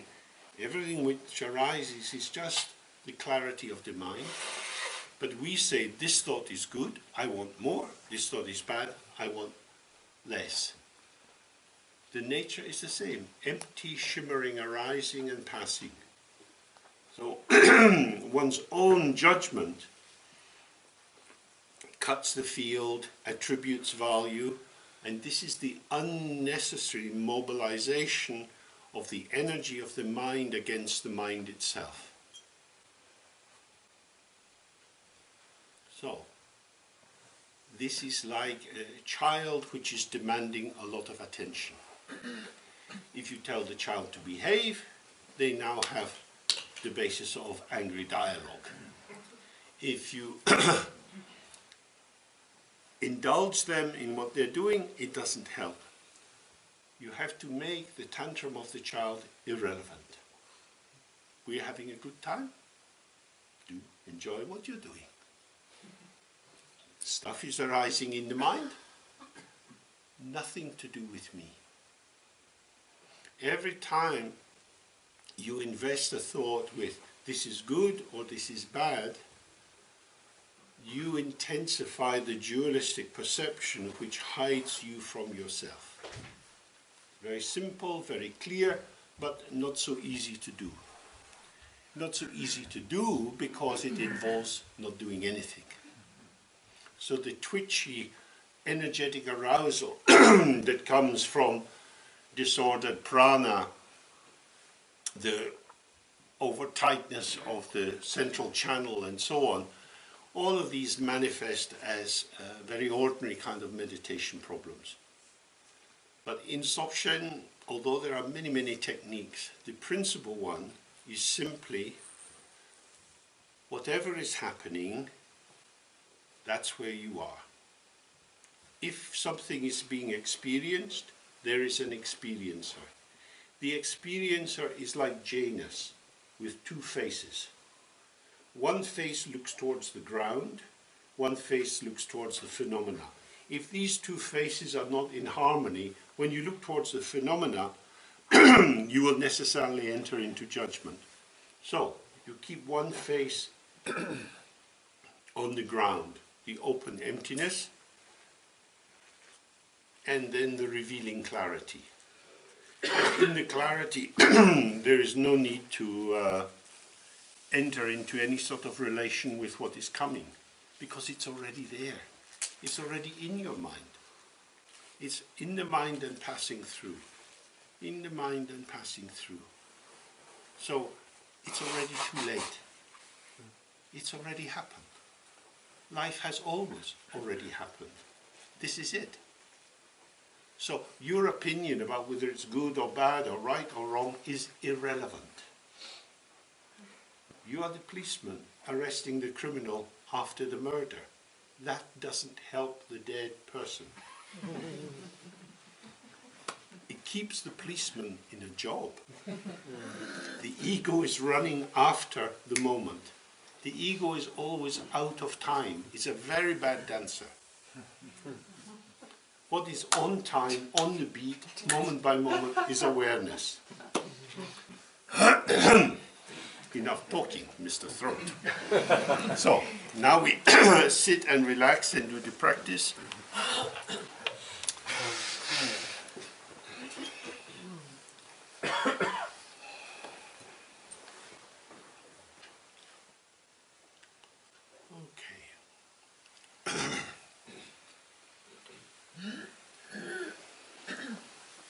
So that's a practice we do many times.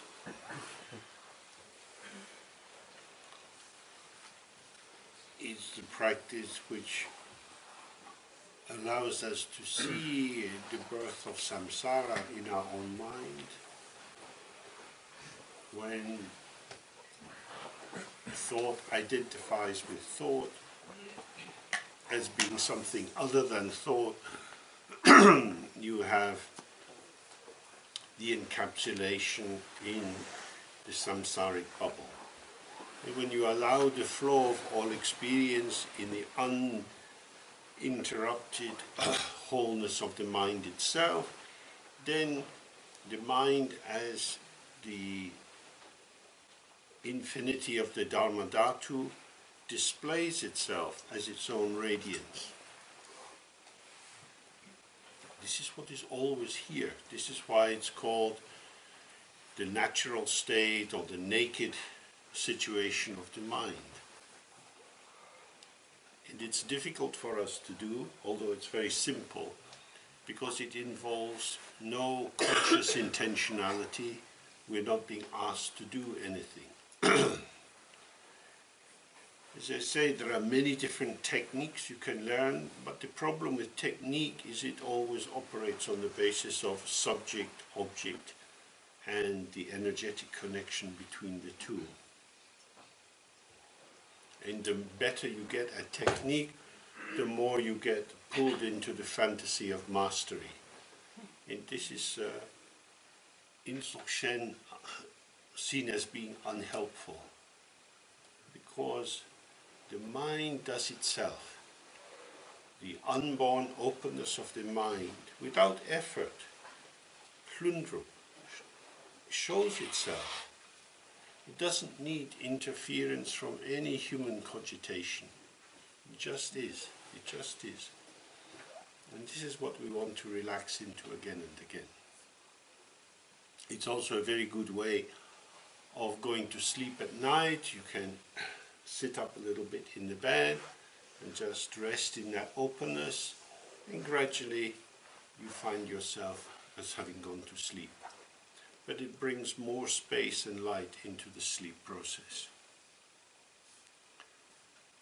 So we're almost at the end for today, and tomorrow morning we start at 7 o'clock for those who wish with Eva. And we'll say something about that. Yeah, for those who like, we start at 7 o'clock. We meet, if the weather's fine, we will meet at the front door, and we go out in the fields for a silent walk, and there's a point where there's a beautiful view of the hills and fields and meadows, and there we'll do some movements for the breath and the joints and for the energetic system, and hopefully you like it. We'll see. You enjoy it. And then we return to this room, and we'll do half an hour of meditation. And if it's raining, we'll start with meditation at 7, and after half an hour we do half an hour of body work, body exercises. And I would certainly recommend you to have a taste of that, because the work together, particularly on the text, involves quite a lot of sitting and it's also a lot about ideas. And the key thing is not to become up in your head and intellectual about it, but to bring it into the body again and again. So the movement together and the openness in nature is a very important part of our practice. So now it is night time, and I see you in the morning if we are all still alive. Who knows? What time? 7 o'clock, if you are going to be early and active and get a gold star in your notebook. And breakfast is at 8:15, if you want to get a blue mark in your notebook. And the teaching starts here at 9:30 for a yellow mark in the notebook.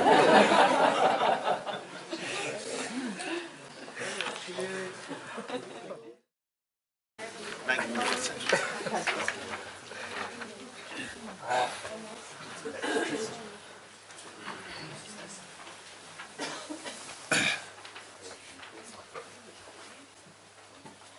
So we start by reciting the refuge and bodhicitta 3 times. And, we do it slowly in order to allow the sound to flow through us. We're not just taking refuge in Buddha, Dharma and Sangha, but in our own embodied presence. That if we are here, then we have the basis for studying and practicing together.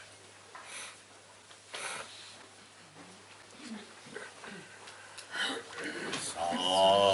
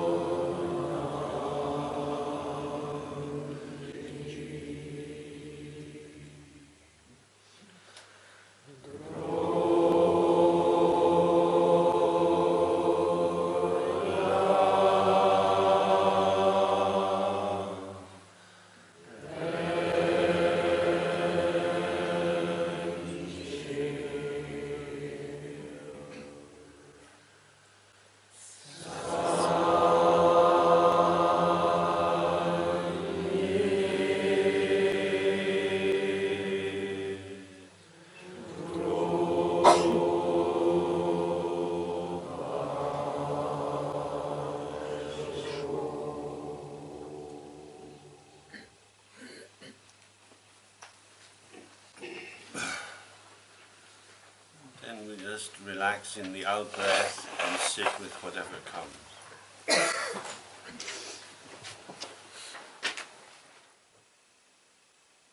Okay.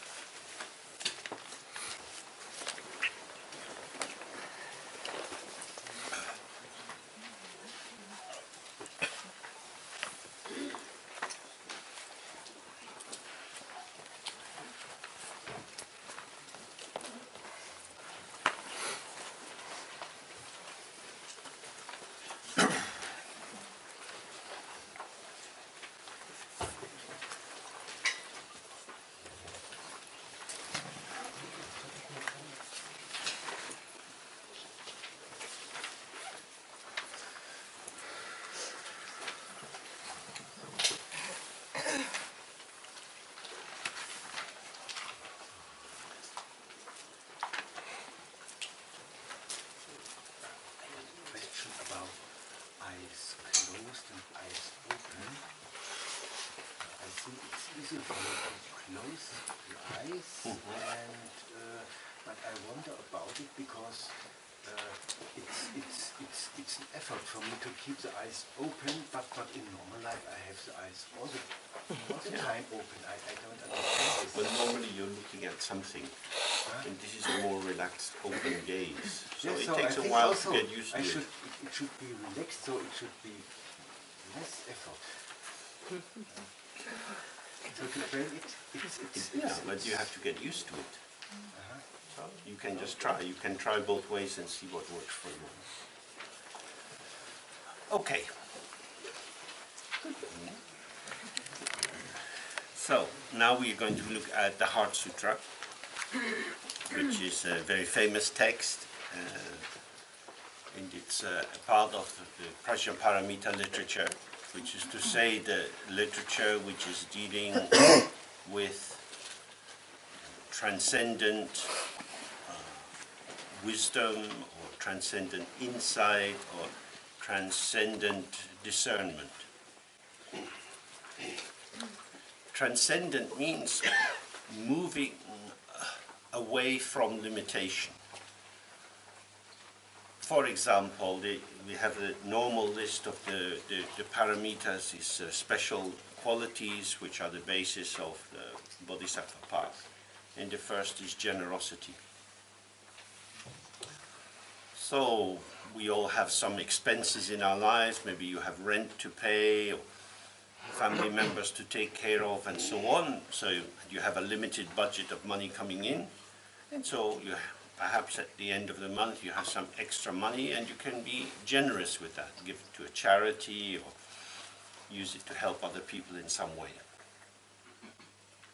This is a good feeling, it's a generous feeling, but it's operating inside limitation.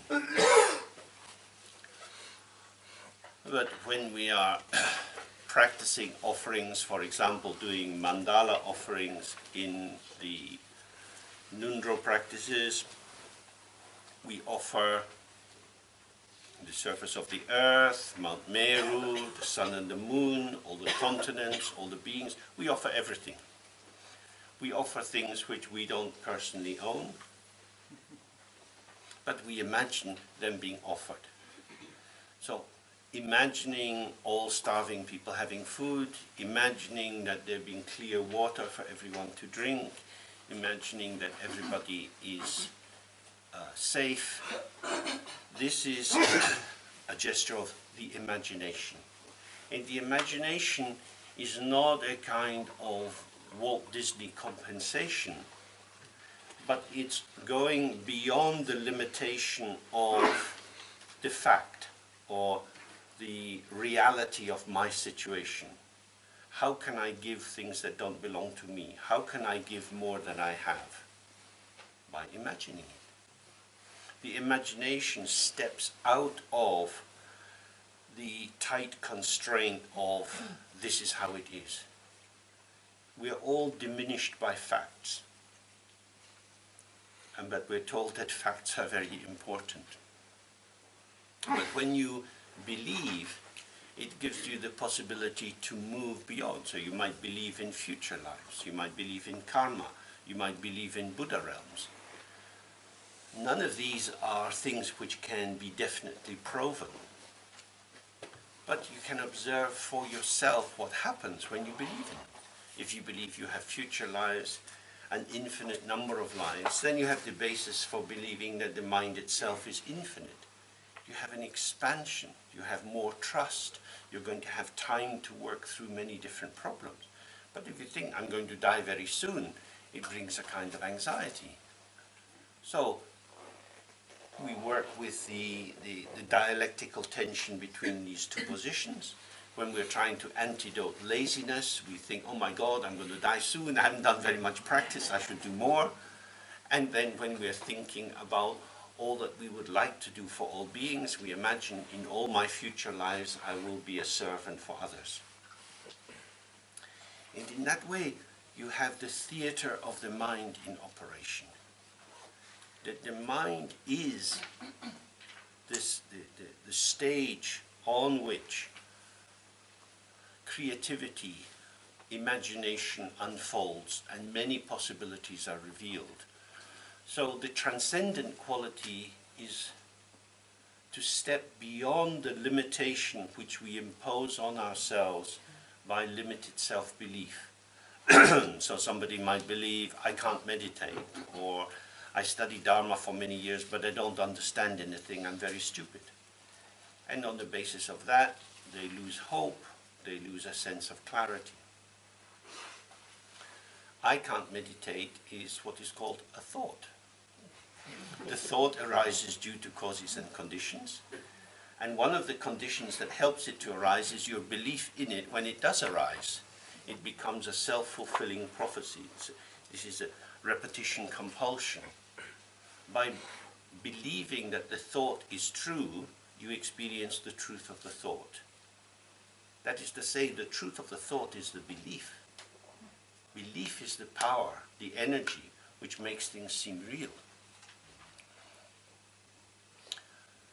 And so, when we're looking at transcendent functions, it's not about rising above, about going beyond something, although it's often translated in that way, because in the Tibetan it means going over to the other shore, going from here to there.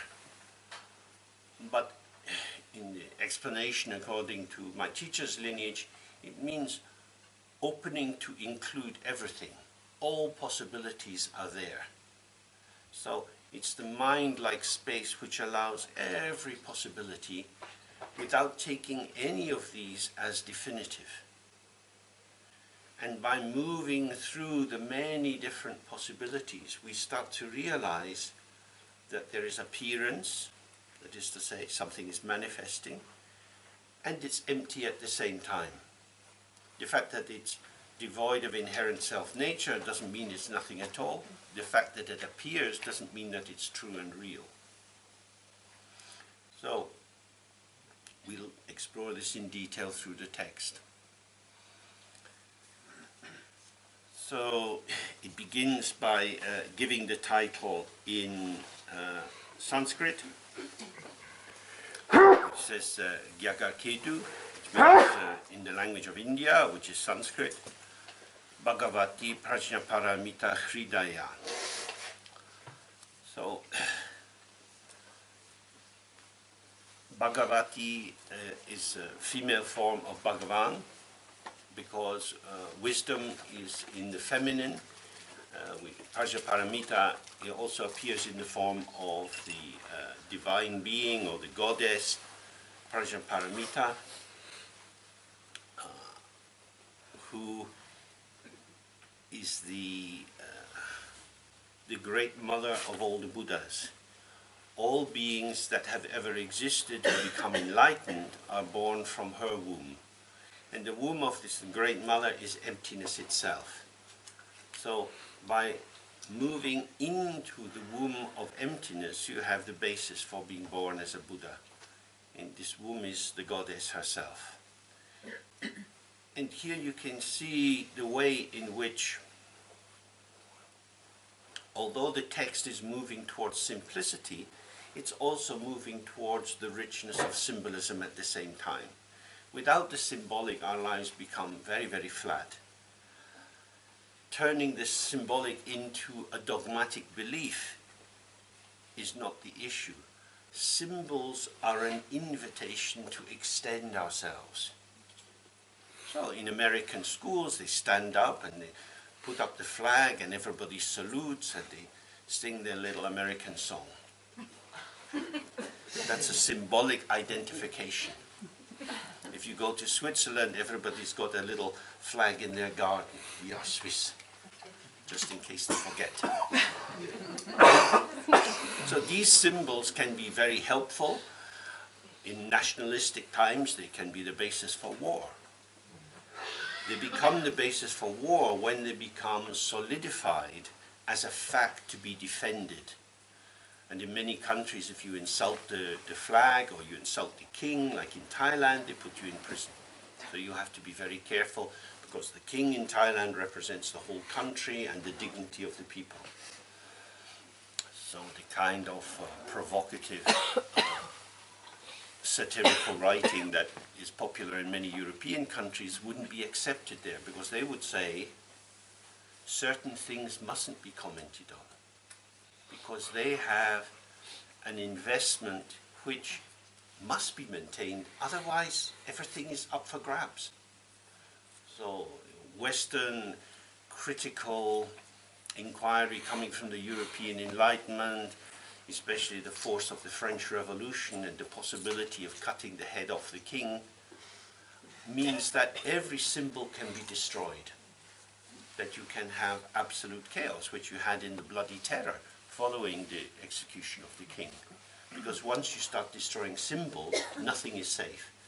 Symbols operate to, not necessarily to create hierarchies of good and bad, but to say, be careful not to divest everything of importance. So in this text, although it's putting into question many of the things we might be relying on, at the same time it's saying this is an activity of respect. This liberating insight or discernment, wisdom, is like a divine quality. Divine in the sense that it has a completely pure origin and it's a healing balm for the heart. So clarity, critical judgment, analysis, putting into question shouldn't be a kind of nihilistic destructive mode, but as a way of removing the veils of ignorance and assumptions so that we get closer to the freedom which is in the heart of all beings. Then in Tibetan it says, this is Perketu, Chamden de ma Cherokee Parochu Chimpe Ningpo Bampo Chiko. So this is one bundle of papers. As you probably know, Tibetan books weren't bound. They were loose leaf, from India as well, written on leaves, often tied together with some string, and you would form one bundle. So this whole text is just one bundle of papers. And it's described as, in the same way, as being the heart, the vital quality of the understanding which takes you to the other side, or takes you deeper into yourself, or takes you away from limitation. And it's done through discernment. And discernment means putting things into question. We like to believe that what we do is good. And it makes us feel happy if we honor the good. So, not so long ago, Karmapa came here, and he was staying upstairs. And in order to make his journey easier, a path was made running by the stupa up to the steps to on the Karmapa's house. Well, this is very nice. a clean path, and the Karmapa wears a black hat, so it's a black path. This is all very nice. Then it rains, and when it rains, the little slugs come out, creeping about, and they come onto the black path. It's like the Sahara Desert for a slug. The rain ends, and they're in the middle of this gravel. You see the little bodies dying. The path for the Karmapa becomes the path of death for the slug. This is samsara. Every time you do something good, you can have a bad result as well. What's good for one party is not good for another. Mine, it's nirvana for the slugs. Yes. Or maybe they get some holy food has been on that path. We have faith. And in a similar way, for example, when I was a child in the house, the heating was done by coal fires. And we were very grateful because sometimes there was rationing of coal. It was after the war. And the houses were always a little bit chilly. And then after some years, we started to get electric fires coming in. The electric fires were more expensive than the coal, so my father's always saying, if you go out of the room, put the fire off. But of course, when you have the coal fire, if you go out of the room, you have to close the door, otherwise all the heat goes. So heating, money, care was part of that whole awareness.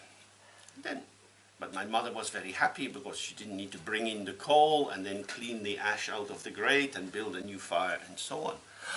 Electricity was a great relief. The electricity was coming from coal-fired generators further out of the city. And then we move on a little bit in time and people start to become aware of cause and effect. Ecology. Coal has negative impacts on the environment. So now the coal, which was a blessing of heat in the winter, a simple good, turns into a bad. Due to the perspective that you have, something which is valued and seen as a great blessing now turns into a curse, as something which is very wrong and harmful to people. And so now we have a checklist of all the countries in the world that are big burners of coal, and we say to them, you should not do this. So when we are developing discernment, it's not about abstract mental functions. It's about the life in the world and realizing that in this relative realm which we occupy, what is good on one day can become bad the next day. Oh, that means I should be a little bit suspicious about the confidence that I have when I make strong statements about anything. The words that come out of my mouth with solidity and the force of truth, and I really understand, and this is a fact, these create a solidification which endures as long as the causal factors of a shared group belief in them continues, and then it vanishes. So this is the meaning of discernment. In Tibetan it's called She Rab. She means to know, and Rab means good. Good means here the best way of knowing. That is to say, knowing which attends to the phenomenology, to what is actually there. Usually our knowledge operates as projection. We have some idea in our head and we project it onto the arising field of experience. But if we're going to develop this prajna or sherab, we have to observe how we project, what the content of our assumptions is, and try to hold back on them so that the world as it is has a chance to reveal itself. Because if you always know before you experience, the freshness of direct seeing is going to be invisible to you. So primarily what we're putting into question is a lot of the information that we have gathered, the basic axioms that we operate from, and the assumptions that rest on these axioms. So a basic axiom that we have is, I'm in here and you guys are out there. There is self and other. Mixed with that is the idea, I exist because I'm me, and you exist because you're you. So you are a self-existing form, I am a self-existing form. These are the basic axioms whereby we move in the world. And out of these we generate all kind of assumptions of what is good, what is bad, what is valuable, what we should be careful of, and so on. This is often described as conceptual elaboration.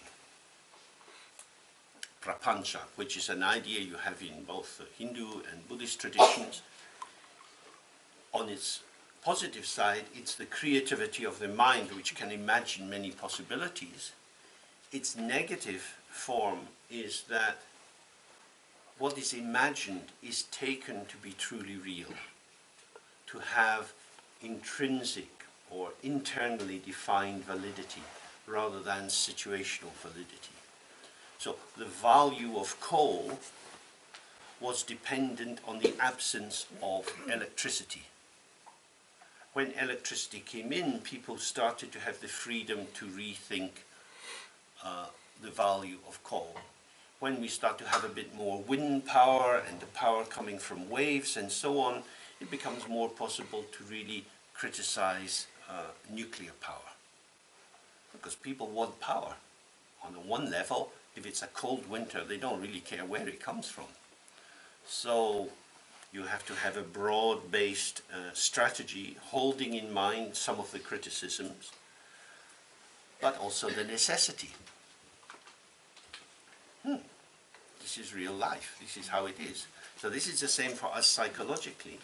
You can have insight, Buddhist insight, but the necessity of me being me, the unresolved, the undissolved axiom, I really exist as a separate person, leads us to the pragmatics of survival, which turns the Buddhist truth into background theory. And the book goes back on the shelf and life goes on as before. So the real work is to go right to the heart of the basic axioms. What is the ground we are standing on? Because it's all very well to dismantle the building, but if the foundations are there, a new building can go on these foundations.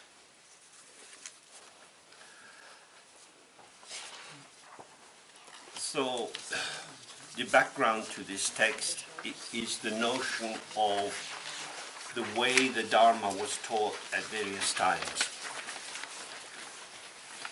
From the traditional Tibetan point of view, for a lineage to be valid, it has to be embedded in the Buddha. Primarily that is in Buddha Shakyamuni. There are other lineages like the Dzogchen lineage coming from Samantabhadra, which would claim to be existing prior to Buddha Shakyamuni. But the time of Buddha Shakyamuni was the good time. As with the ancient Greeks, in India they had the same notion of the moral, ethical and cultural richness of different periods of time being in a process of decline. So you have the golden time, then the silver time, then the copper time, and then the lead time. And we are at the end of the lead time. We are the dross of the lead time, which is not good news. But we have some remnants, some echoes coming through time and space from the holy golden time. And this text is one of them, which is why the lineage is so important. Because we live in a time with internet startup companies and blogging, and any kind of wanking in public is allowed. Anybody can express their own view and their own opinion, and this is completely democratically fabulous. From the Buddhist point of view, this is the spread of ignorance big time, when opinion becomes truth. And then you live in a maze of all these different ideas. What shall I believe? And in the end, shut up, go away, I'll just trust myself. But since I'm a lost human being, trusting myself is not so good. What will I trust? So we begin this morning by taking refuge in the Buddha, Dharma and Sangha. We say, once upon a time, long, long ago, in a faraway land, there was somebody who understood what's going on. We are your friend. Don't forget us. So that's the heart of the text. So in the lineage, it says the Buddha first taught in the deer park in Sarnath, after he had gained enlightenment in Bodh Gaya. With much reluctance, he decided that he would teach, and he went traveling from what is modern Bihar to Uttar Pradesh, near Varanasi, and he taught his old meditation comrades.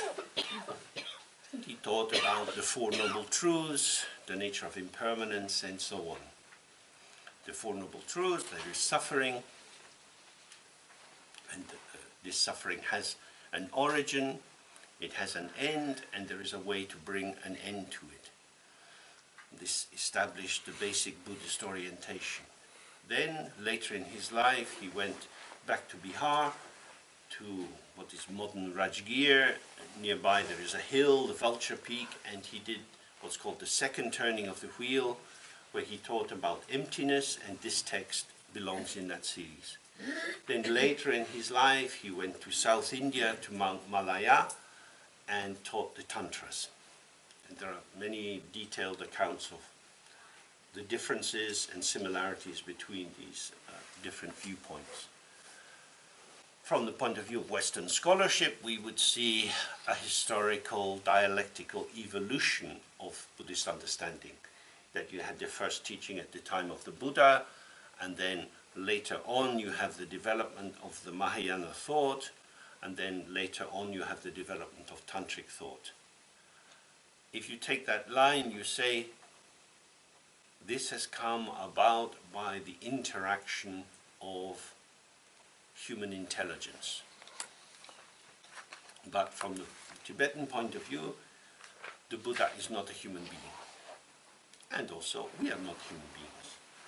We are temporarily in this human body, but when we look at the 6 realms of existence, there are dogs and frogs and people in the hell realms and so on, and we just temporarily, contingently, due to certain causes and conditions, find ourselves in this human body. When on the basis of the meeting of different factors. Like if you're driving and you come to a roundabout, many different cars are coming into the same thing. So the pattern of the cars in the roundabout depends on who's arriving. So it's a pattern generated by interaction. It doesn't have intrinsic validity, but is created by the meeting of different factors. So we find ourselves in this human body, and in another life we could be in another body. This is a rare and precious opportunity. That's quite a radical idea.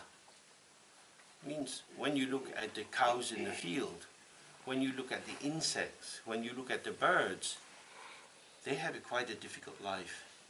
A cow is in a field and it can't get out of the field. Someone has put it in the field where there is a fence, and at a certain point they put it in a lorry, they take it to the abattoir, and they kill it. That's why it's in the field, in order to be sold for meat. There's no other reason to keep the cow. So cows don't have much freedom.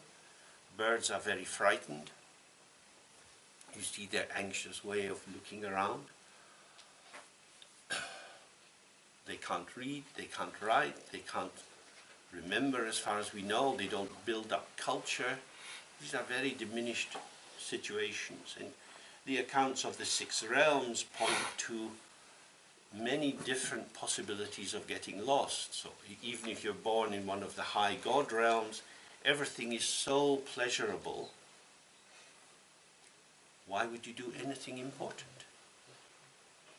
For example, I don't know if it's come to Germany, I hope not, and I hope it never does, but on British television there is a program called Made in Chelsea, which follows the comings and goings of wealthy young people who live in Chelsea, which is an expensive part of London. And you see these people just chatting together and drinking some wine and working out who's going to fuck who. And people get completely mesmerized by time wasting. Money to burn, nothing important to do.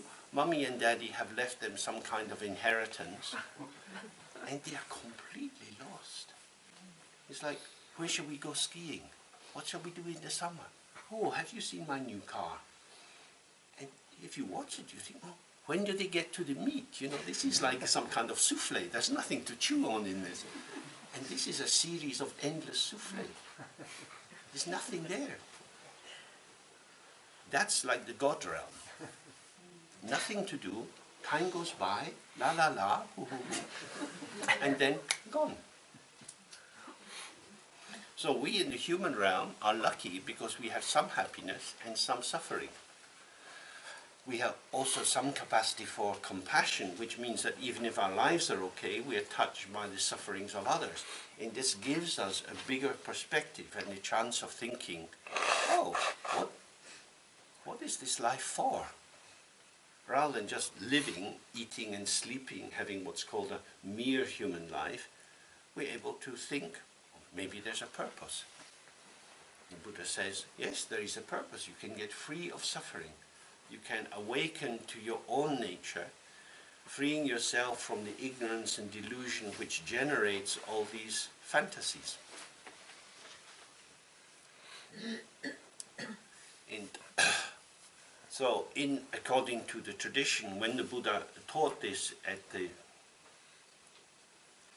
Vulture Peak near Rajgir, he was bringing a deeper understanding to what was set out in the first turning of the wheel in Sarna. And the text will make this clear. So we start into the text.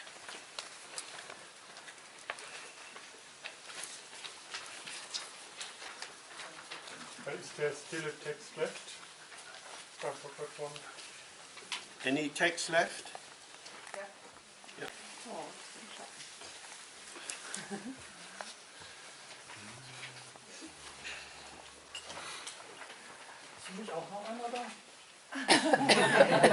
Textless. No, you can have this one. I have another one here. Thank you.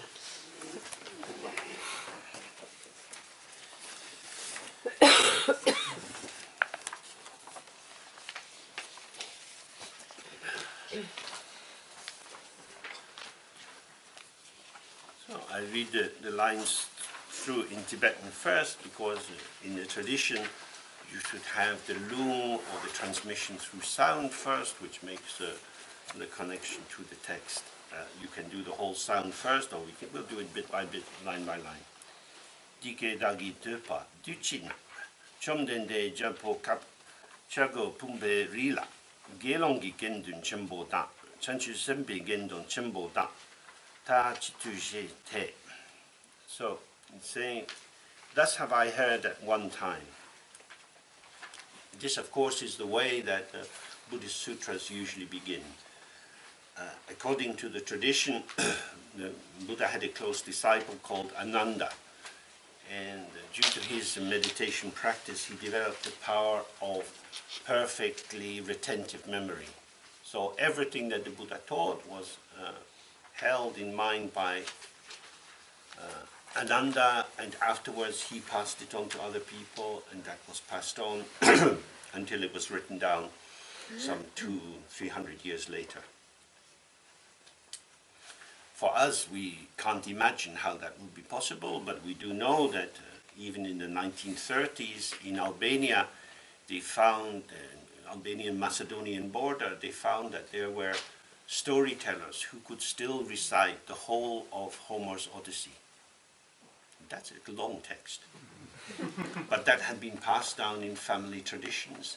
And in Tibet, they have the saga of King Gesar of Ling, which is many, many different versions, but it's very long, can take 2-3 days to recite the whole thing. And there are people who have memorized that. So retentive memory is something our modern education system doesn't pay much attention to, but in traditional cultures was very important. So when he says, once I heard this, means it actually occurred, and what you're getting is a true account of what happened then. This is reliable, you can believe in it. Bhagavan, which means Buddha Shakyamuni, was staying at the Vulture Peak Hill in Rajagriha, Rajgir, together with a great assembly of the Sangha of ordained monks and bodhisattvas. Now, this already marks it out as being a Mahayana sutra, because in the Hinayana or Theravadan sutras, they don't speak about bodhisattvas very much. The bodhisattva, as we know, is somebody who has decided to work not just for their own enlightenment and liberation, but for the liberation of all beings. And this is why it's the Mahayana, the great vehicle, because it's the vehicle that will carry all sentient beings to enlightenment. The Tibetan term Hinayana is rather pejorative. It means lesser or small vehicle, because it's focused on just your own enlightenment. And here the monks belong to the Vinaya, which comes from the first teachings of the Buddha.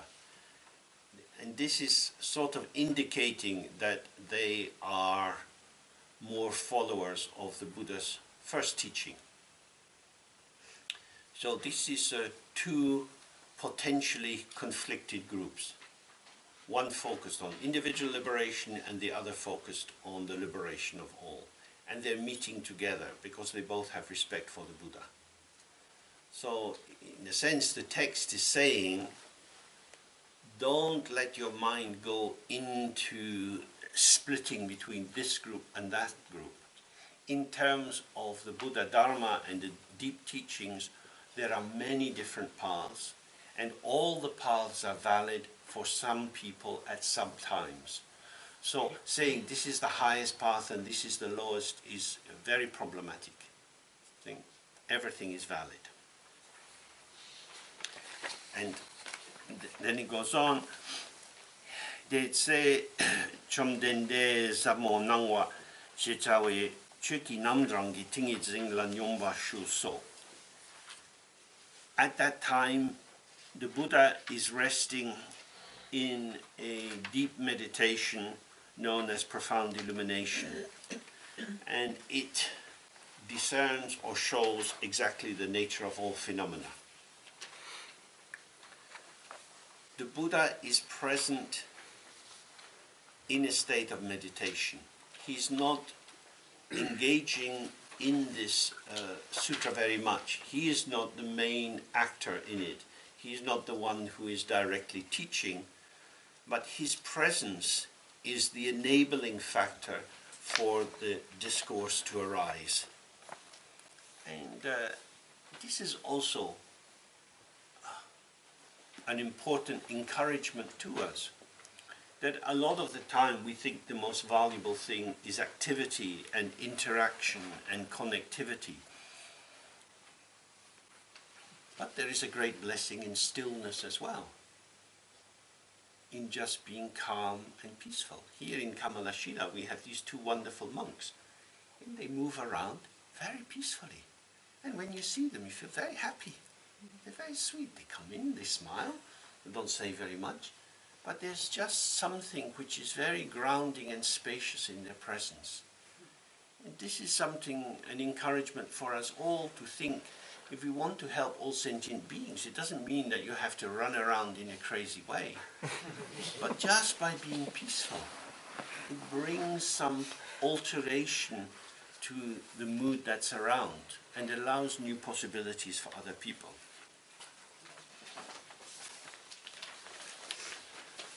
Yang de tse chanchu senpa chenpo papa chenri si wong chu Shiraki parochuk jimbe zammo chupa nila nampa tansi. Pumpo ngapo deda layang ranshingi tomba nampa tao.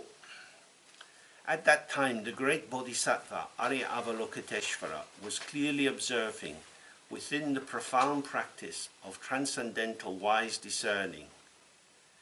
And through this, he truly saw the natural emptiness of the 5 factors of composition.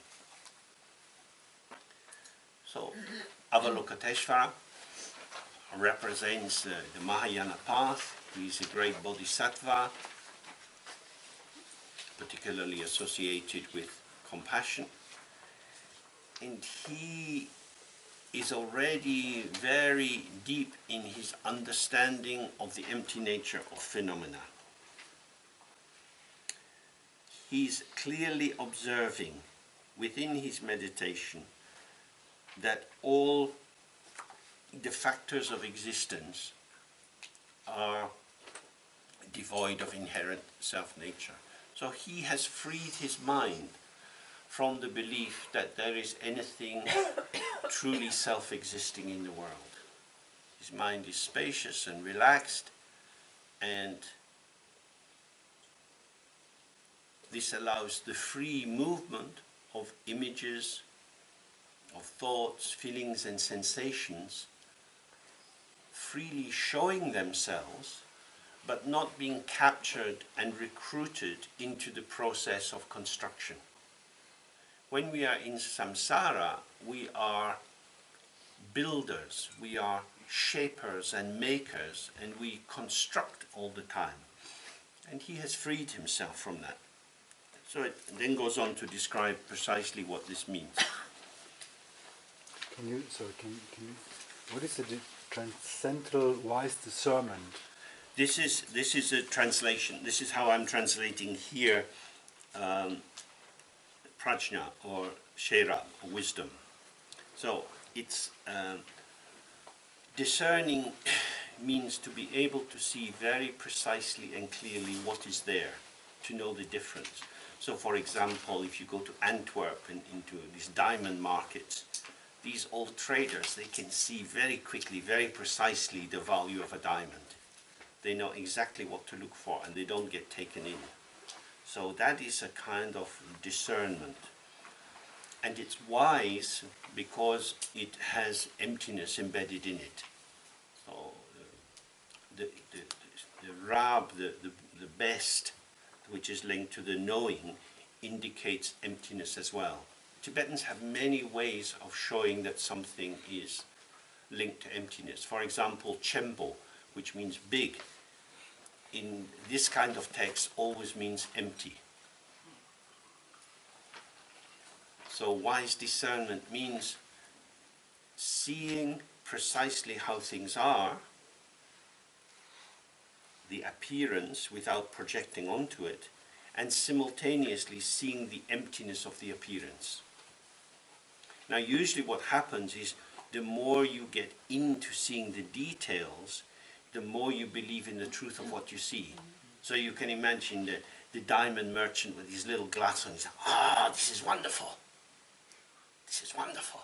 This is real. This is something. This is a lot of money. But wise discernment would be seeing, this is a wonderful diamond.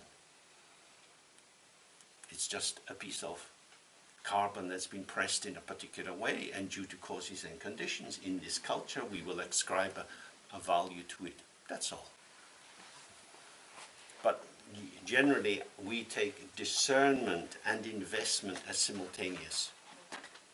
So, in big museums, in Berlin and so on, you have art experts, and people bring their paintings and sculptures, and usually it's galleries, they offer some afternoon every month, and people can bring their possessions, and some expert will look at them and give an opinion. Does it have some value or not? People are looking for value. They're looking to see, is this genuine? Because if it's genuine, it's worth a lot, and it's very important. And if it's a fake or a copy, it's not so important. So this is what's normally in our mind when we think of discernment. that it helps you to arrive at the thing which has real value. And of course, in the Buddhist teaching, the paradox is the thing which has real value is emptiness.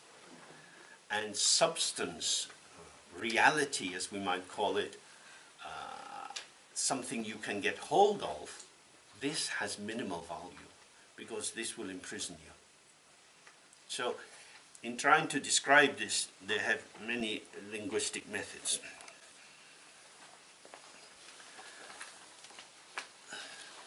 So I'll go on a little bit because it becomes easier to talk about emptiness later. Then Sanjiki tu Tsedandembe Sharibu Chenchu Semba Semba Chimbo Papa Chenrizi Wongchu La Dike Cheba So Rikibu Ganalala Sheraki Parotu Chimba Zamu Cheba Chepa Dede Chita La Penja Dike Che Mepadam. So, then through the power of the Buddha, the Venerable Shariputra spoke as follows to the Bodhisattva Mahasattva Arya Avalokiteshvara. In what manner should they train those of good family who wish to follow the profound practice of transcendental wise discerning? Thus he spoke. So Shariputra was one of the closest disciples of Buddha Shakyamuni. And very often if you see a tanka of the Buddha Shakyamuni, on one side is Shariputra, on the other side is Moggallana. And so Shariputra represents the true deep understanding of the first turning of the wheel. And now he is put in the question not of the wise one who really understands, but of the one who is questioning. So this is a structural way of saying that Avalokiteshvara has higher status than Shariputra. Politics. And politics pervades everything. And his question is, how should people from a good family who wish to follow the profound practice of this Prajnaparamita, how should they train? Well, it says children of a good family. Means if you don't have good karma, it's very difficult to progress. For example, if you grow up in a family of thieves or butchers or prostitutes, in the traditional example, from a very early age your mind becomes corrupted through deceit, through watching killing, through early sexualization, and you have a crudeness of intention and also a lack of general education and also social stigmatization about who you are, which makes it very difficult to step out of that. So in traditional cultures, not many people had access to the teaching. As we know, even in Tibet, mostly nuns were uneducated. There was very little effort to teach them to read and write. They were often used as servants to cook and clean and so on. Women of good families would get education. They had private tutors. Sometimes they studied a little bit with the monks, but very often monasteries didn't want to admit women at all, except to make offerings on high days. People from particular backgrounds, like blacksmiths and butchers' families, usually monasteries were not wanting to accept children from these families because they're already being stigmatized. Blacksmiths had quite low status, which of course is a very interesting phenomena. The cult of iron, you have the same in India as well. People who work with iron at little forges, and you can see them in the villages, they have low caste status because it's seen as a very old and dirty kind of work. So to be of a good family meant that doors would open to you and pathways would arise, just as it is in Europe. If you go to a good school and then a good college and you develop friendships with other people, you get a lot of mutual support. For example, the private banking world in London has mainly people who've been to very nice schools. A lot are Italian, and they come and they make a lot of money and have very nice parties. And thankfully, they also come to me for psychotherapy.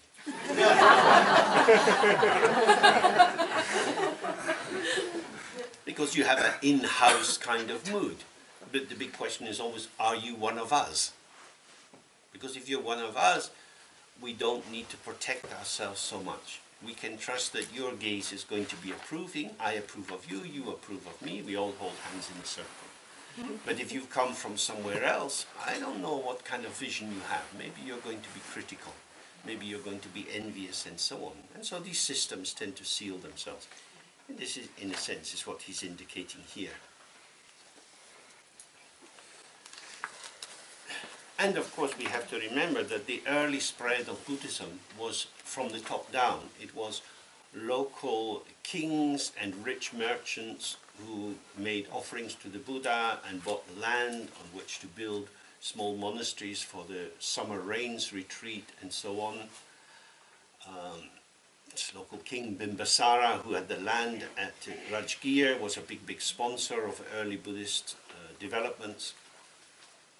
And so the culture of privilege and sponsorship and finesse, if you like, was built in very early on. And usually when Buddhism went to another country, for example to Tibet, the first thing is to convert the king, and then the king issues an order and the Buddhism goes down. The same happened in China when Bodhidharma goes to see the emperor and so on. Because these were very hierarchical structures, and it would be very difficult to make an autonomous decision to become a Buddhist if the king was against it. So there's a tendency to privilege those who are already in positions of power. And what he's saying is, this question is arising from Shariputra through the power of the Buddha. The Buddha is sitting in meditation. He's not saying anything at this stage, but his blessing or the energy field emanating from his practice or the lack of limitation to the expansive nature of his mind evokes in Shariputra a flow of communication out to Avalokiteshvara.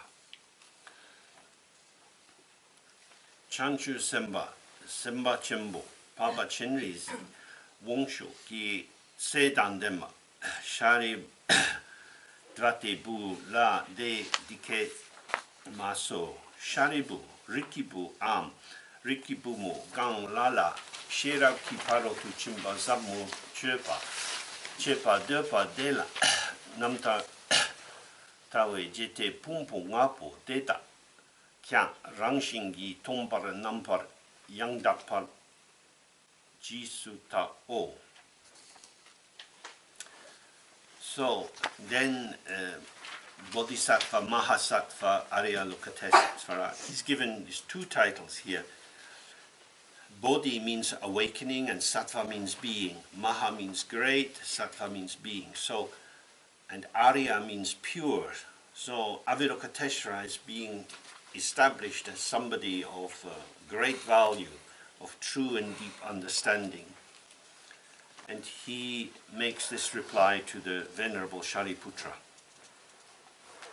Shariputra, whichever of those sons or daughters of a good family wish to follow the profound practice of transcendental, wise discerning. And what's interesting here is that he says sons or daughters, because usually it's all about the boys. So this is an important text which is saying that men and women have equal access to this understanding. And at that time that was quite radical. Most of the education, as we've just been looking, was fixated around men. So this is again something about the Mahayana. It's a big vehicle and everyone is included, whatever their background. So it's also a further movement against caste. One of the radical things in all the Buddhist teachings was that he was against the structure in Indian life of caste. But of course it was all around, and it tended to filter in, because money and status are omnipresent in their power. For example, if you go to Ladakh, the monasteries there tend to be organized in terms of family houses. The big monasteries in central Tibet had houses which belonged to particular areas or particular styles of practice. But in Ladakh, each family would have a house, and so a young boy being sent to the monastery would go and stay in the house of his uncle. And so the house you stayed in depended on the family money. If you were from a very wealthy family, you would wear wonderful woolen robes which were warm in winter, and you would have plenty of food to eat and thick butter on your tea. And if you're from a poor family, you're in a little room and you probably don't have glass on the window and your robes are very thin. So this is pervasive in the world. And of course the Tibetans have this story that when Buddhism first came into Tibet with the first king, he was very upset to find that although the Buddha's teachings were saying all beings have Buddha nature and therefore are equal in their potential for enlightenment, this wasn't how it was in his country. So this king, Sonsengambo, who had been introduced to Buddhism through his two wives, an Nepali princess and a Chinese princess, decided that it would only be fair if everybody in the country had an equal opportunity. And so he ordered all families to bring all their wealth and made a huge pile, and then everything was equally distributed. People got their share and took it away. And at the end of a year, he looked again and he found, oh, some people are rich, some people are poor. So again, he did this process. 3 times he did this process, at the end of which he understood, oh, due to karma, some people get rich and other people get poor. And equal opportunities is not going to change this. It's an interesting understanding. So, the availability or non-availability, the pathways of access to dharma makes a very big difference. So this question is, in what way should they train those who wish to, those of a good family who wish to follow this practice?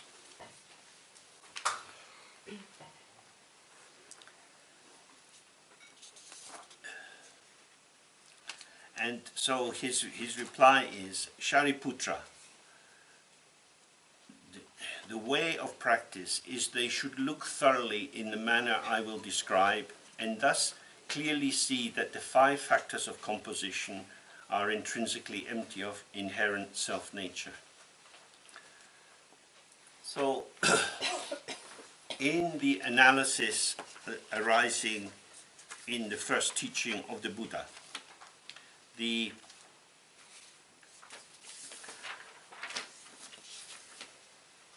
were concerned with the absence of inherent nature in persons primarily. What's called in Sanskrit Pudgala Anatmadrishti. And a Pudgala essentially means a person, somebody who seems to exist as someone. And the analysis was there is no such thing as a person. A person is the name given to the interaction of these 5 compositional factors, or 5 skandhas. So, when you see a person, what you're seeing is a kind of epiphenomena or some illusion which is generated through the juxtaposition and the collaboration of these 5 factors. But these 5 factors are irreducible. They are the basic building blocks of our human experience. And therefore, by understanding the 5 skandhas and understanding how they operate, the illusion that of believing that human beings really exist will be dissolved. And what you will see is the interplay of these 5 basic foundational irreducible factors. And what you're getting here now is the Mahayana critique, which says these 5 factors, which are taken to be chöd, in this context chöd or dharma means a thing. These things are in fact reducible. They have no essence to themselves. There are no building blocks at all. What you have is patterns of interaction. At this stage I'm not talking about energy, it's just patterns of interaction of empty phenomena. So this is called dharma anatma drishti, the absence of inherent self-nature in dharma or phenomena. Means everything in this whole world is devoid of any inherent self-nature. And even the smallest particles, which could be the basis for building up images, that also is something which you can't find. So this is a very, very important idea, because if there is an irreducible particle which exists, unless there's only just one of them, it's going to be in relation to other particles. So if you have one particle, there will be another particle beside it, and then another particle on the other side of it, and another particle above it, and another particle below it. In this way, every particle will have a front and a back, and 2 sides and a top and a bottom. Then you slice it, and then you get to an even finer particle. But it's not the only particle, so it has side, side, top, bottom, front, back, ad infinitum. So this would be the intellectual analysis, or the rational analysis, to show that it is a concept to imagine that there are irreducible elements. Because if they exist at all, they will exist in a field of shared existence, and that will allow us to determine aspects to them, and if they have aspects, these aspects can be separated. So from this point of view, there are no basic atomic structures. There is nothing irreducible at all. Everything reduces itself into emptiness, which is a kind of movement from substance into emptiness, and yet we still have appearance, which brings us into this next part, where he says, Zuk tompao, tompani zukso, zuk le tompani jemayin, tompani le kan zuk jemayinu. Form is empty, emptiness is form. Emptiness is not other than form. Form is not other than emptiness. So this is the key thing, that you don't have to engage in this detailed analysis every time you encounter something, as if you're always having to dissolve the illusion of substantiality away, because otherwise you then create a duality between there is form and there is emptiness. If you believe in form, you're deluded.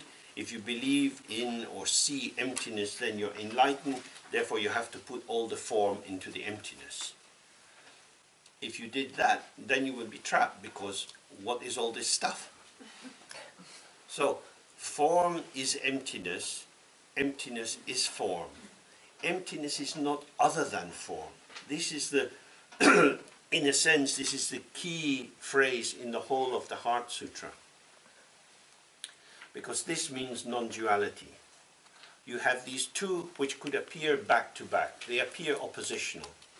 Form, something which is there, which seems to have a manifest existence, and then emptiness, the absence of anything. There's nothing there. It's just empty. He's saying they are the same. In the moment of seeing the form, you see emptiness. In the moment of seeing emptiness, you see the form. Not two, not one, but non-dual. This is the heart of the understanding presented here. Don't set up oppositional characters.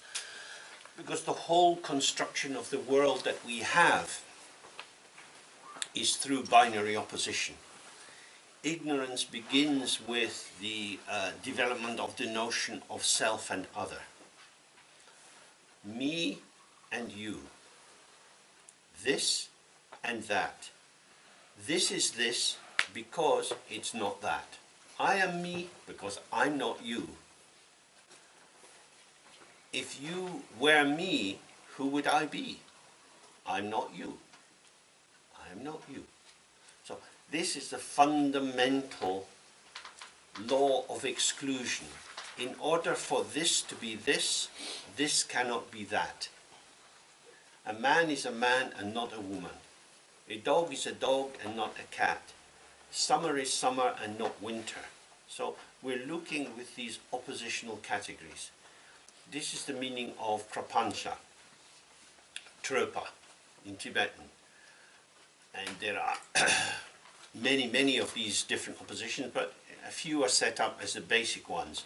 So we have many different things, only one thing. These are two different categories. So you can say all is one. Maybe. There are many different things.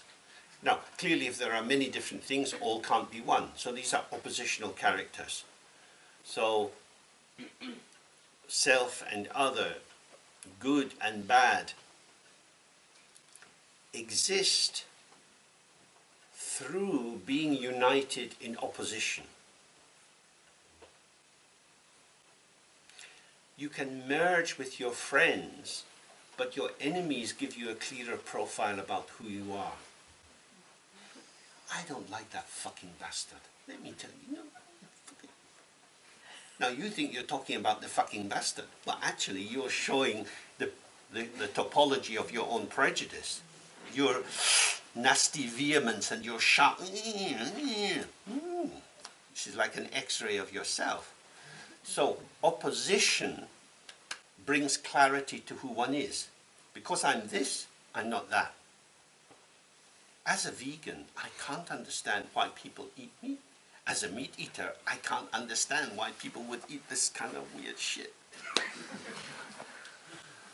Mutual misunderstanding. Because if they understood each other, they would need to go to some kind of, collaboration or composite understanding. Just outside this room, we have this fabulous selection of shoes. People have chosen to put different things on their feet.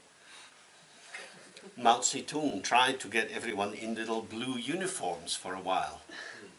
And it works for a while. And now in China, they're buying a lot of clothes from the West. Because they want to differentiate. Because in order for me to be me as an individual, I don't want to be wearing the same clothes as you. Because then people might think we are the same in some way. No. I am me. So, this rule of exclusion of the opposite is the projection out of that which is not me. And of course in meditation we experience this all the time. We have this Pang-Lang dialectic in which we push away the things which don't agree with us and we adopt or identify or merge into the things which seem to be us, which are harmonious or syntonic with our sense of self. So this takes us into the realm of ongoing manipulation of the potential of the world, making selective choices to confirm the biases and assumptions and prejudices whereby we define ourselves. And this comes out in politics, in economics, in views about football, in every aspect of life. So, form is emptiness, emptiness is form, is pointing to something very different. Although it would appear that emptiness and form are oppositional characteristics, actually they are inseparable.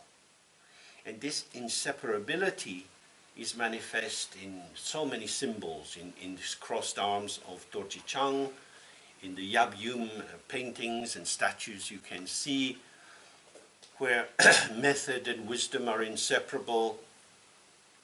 Tankas usually have the sun and the moon, day and night are inseparable. All that you would take to be opposites are in fact born together. If you have self, you have other. You have self only in fact because you have other. So it would appear that other is the enemy of the self, but actually, functionally, other is the proof of the self. Bad is the proof of good. Night is the proof of day. Is it daytime? Yes. How do you know? Nighttime. Come on, get real. It's like this. So this is how this categorization function works. So what he's saying here is the collapsing of categories as mutually exclusive, but it's not homogenization. It's not all merged into a universal one. It's neither one thing nor many different things. It's the non-duality of appearance, of form, which means shape and color. And we look around the room, we see lots of shape and color. But this is the shape and color of emptiness. Emptiness shows itself in these forms. This doesn't mean that emptiness is some kind of transcendent reality somewhere else, some kind of numinous form like Plato's pure ideas. It's not like that at all. It's not other somewhere else. That's what he's really saying is, don't imagine that the Buddha is somehow over there, Nirvana is over there, and samsara is here. In the Tantras, they always say that there is no difference between samsara and nirvana. It doesn't mean they're the same, but they're not different. They are co-emergent. Co-emergence means they exist together, but not in opposition and not in merging. So it takes a while to get a sense of that, because we're used to thinking of either or. Either you're a man or a woman, you're German or you're English. If you are this, then you're not that. And now there's a possibility to see that the openness, which is the ground basis for awakening, the dharma dhatu, the open space within which all dharmas arise, is in fact our own mind, which from the very beginning has been empty. This is called the dharmakaya. And within this, the true nature of all dharmas, phenomena, is made manifest. This is called dharmata. That all of this is not a series of different things, but just like different facets on a crystal, different aspects of the fact of emptiness. So emptiness is not a thing that you can find somewhere. It is the very nature of everything we experience. And now we have the chance to have the profound experience of tea and emptiness. And better still, bladder and emptiness, though that tends to be dualistic. Interdependence or dependent co-origination functions all the time and often in quite mysterious ways. So, for example, here we are in Kamalashila, Tibetan Buddhist Centre, which came into being as a consequence of the Chinese invasion of Tibet. and then the Cultural Revolution, which spread wholesale destruction. And due to that, we are lucky to be able to have an encounter with Tibetan Buddhism and the benefits that that brings. And part of that means that we buy books about Tibetan Buddhism, and you might have an altar and statues and so on. But I was talking with the gentleman in the shop, and he was saying now it gets increasingly difficult for him to get statues at a good price, because now the Chinese are again becoming very strongly Buddhist, and they're flying into Kathmandu and buying everything for a lot of money, because they have a lot of money now. So there you have the turn of circumstances. So the supply of statues here, good quality statues at a reasonable price, will dry up due to turning wheels somewhere else. So if you would like a statue, I can recommend you to the little shop. And of course, the shop is also having to struggle with Amazon, selling books, cheap price and so on, in which again, people make individual decisions sitting in their little room with their computer. And here there's a possibility to browse and to see things. And all over the world we see bookshops under attack. Many are closing down. As somebody who likes books very much, I find that a great tragedy, because there's something about seeing the rows of books and picking something up and having a sense of it, that it's not just a decision whether you buy this book or not, but it opens you to this wider field of potential, and you see the time and energy that's gone into the book production and the beauty of the binding and so on. So, we all have decisions to make, and money is important, but I think making good use of the bookshop here is a helpful thing in all directions. Okay. So, with regard to the 5 skandhas, so form, as I was saying, means shape and color. We look around the room and we see shapes and colors. We immediately think this is the shape of something. This color is the color of something. So even when we see just shape and color, we are imputing it to be, if you like, a sign or a symptom of something. So we look at someone and we see their sweater, we think, oh, that is a red sweater. What we see is red, and we imagine sweater. Sweater is the name that we give to that shape. The shape is made up of lines of cotton yarn, which is moved through a machine in a pattern formation. If you cut it and pull the line, the sweater will unravel. It has no substance to it. It has no essence to it. It exists as a shape, as a juxtaposition of the compositional factors. And yet, we see someone wearing a red sweater. And sweater appears to have some inherent existence. And this is the key thing to recognize here. This is your mind. This is not what is out there. And we'll see this. We'll look a little bit more now at these 5 skandhas. Because form and color come to us through our senses. We see pattern, we see color, which we organize very quickly without even thinking about it. Of course, the color that we see depends on our own particular proclivities. Some people are so-called colorblind.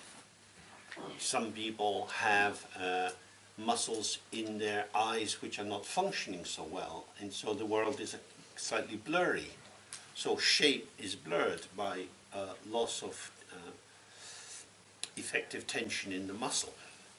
There are many factors which influence our experience of the world. But what we get is form and color, shape and color. The other 4 skandhas are all mental. They are about what the mind does with this naked potential. So, the next thing that he's saying is... Can I have a question? What is about smells or haptic feelings? They are all also part of the form world? I mean, it could be opened up to include it, and in the larger text it goes through all the various sense organs, but the smell would be exactly the same. Yeah.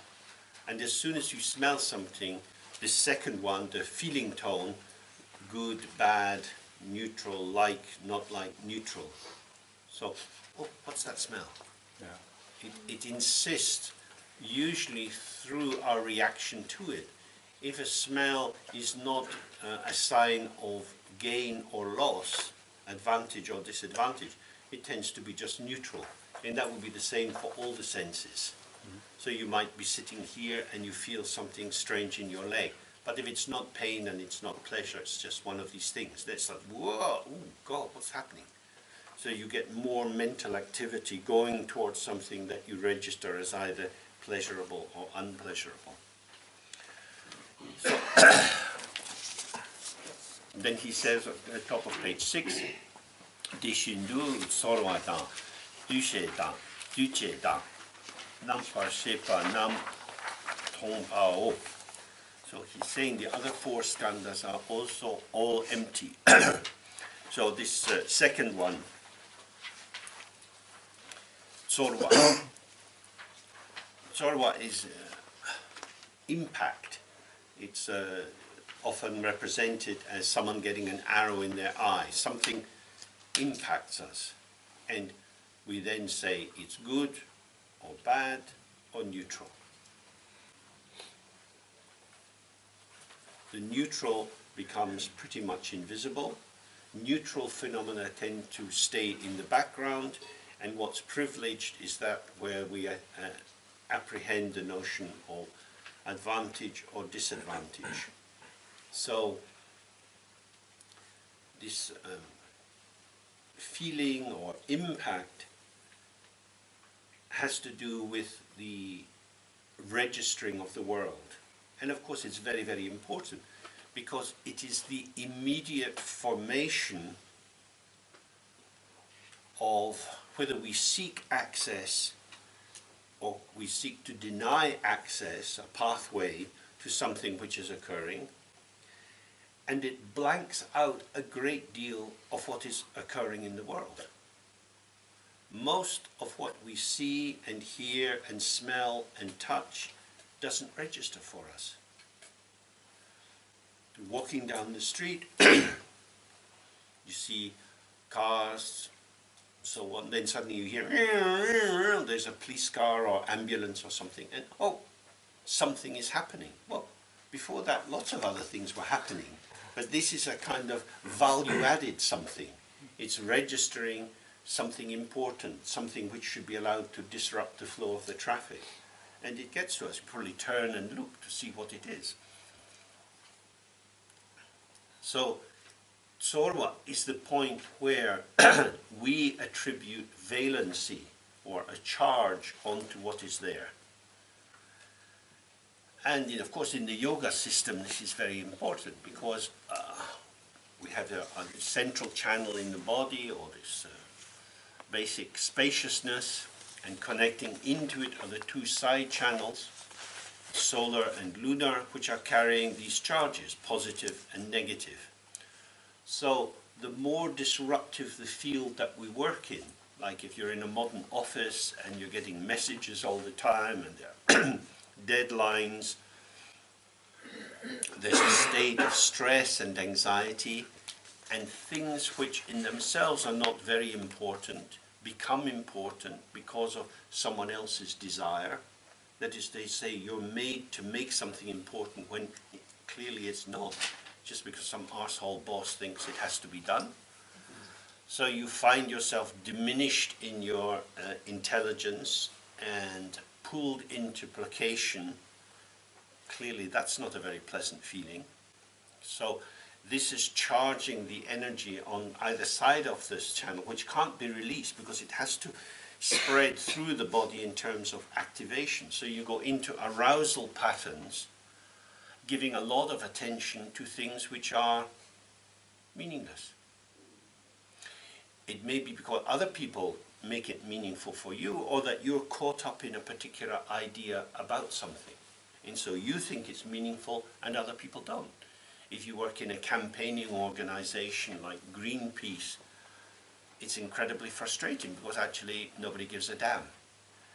You know, unless you invade another ship or burn something down, gets no space in the media. So you get pushed towards more radical action. So public relations, advertising is always trying to get through to make an impact that says this product is important, buy it. So they're putting some turn which can be done with humor, it can be done with sexuality, it can be done with playfulness, often involves employing tunes which already have some emotional significance, tunes from the 60s and so on, to sell a bar of chocolate. It's all about building up associations. This is very helpful to see that our ordinary life is the theater within which this 5 skandhas are operating. So the emptiness of sensation, of this impact,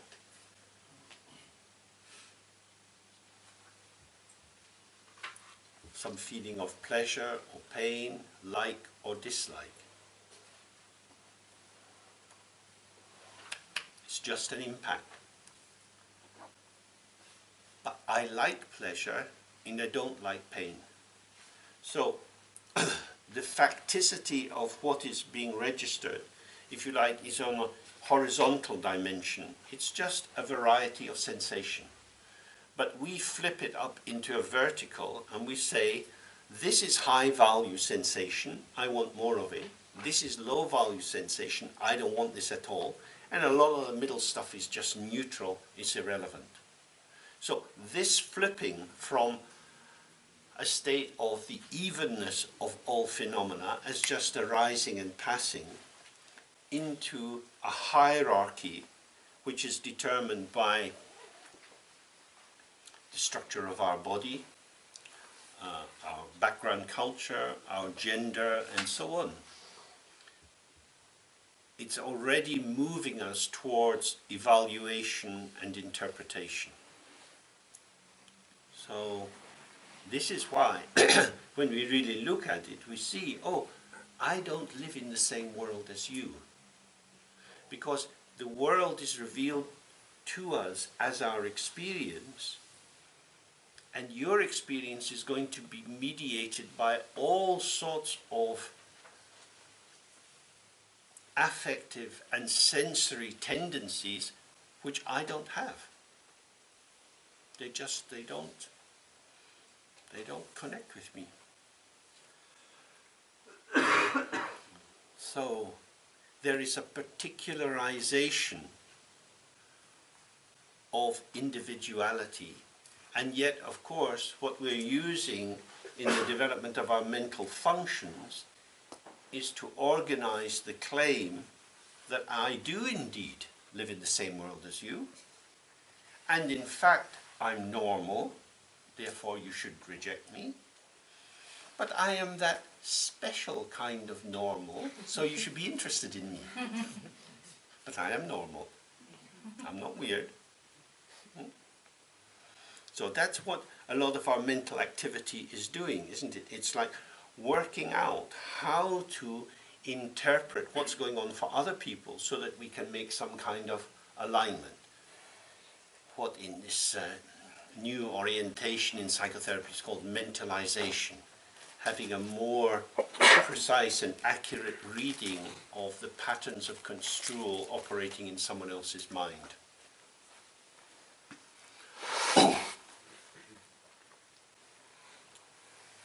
But the emptiness is the fact that something is registering and it's gone. What you grasp at, what you can hold on to, is your conclusion about what has registered. So, slight retraction. I don't like this. This is horrible. And that's the very rapid movement that we make. We take my negative feeling about something to indicate the truth of the object. So this is the only way we can survive in a world that has so many choices. You go into the shop and there's all these clothes on the rack. You think, wow, God, terrible, terrible, terrible. Oh, that's nice. If you didn't think that that clothing was terrible, then you might have to take everything off the rack, or in fact take the whole rack into the changing room with you and try on each one to see what it was like. But your discernment, your ego-based discernment, is very necessary for consumerist capitalism, because you can quickly discount and come to your selection. And the selection is, this fits with me, therefore it is good. I got this marvelous pair of shoes. You show it to a friend who's thinking, I wouldn't wear them. Oh, they look good on you. They look good on you means I'm not. You are you. Not me. So this is the particularization which is coming about, displaced onto the object.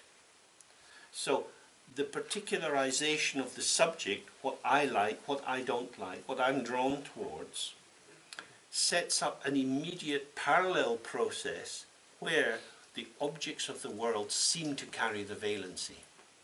The valency, or the charge, is projected into the object and seems to reside there.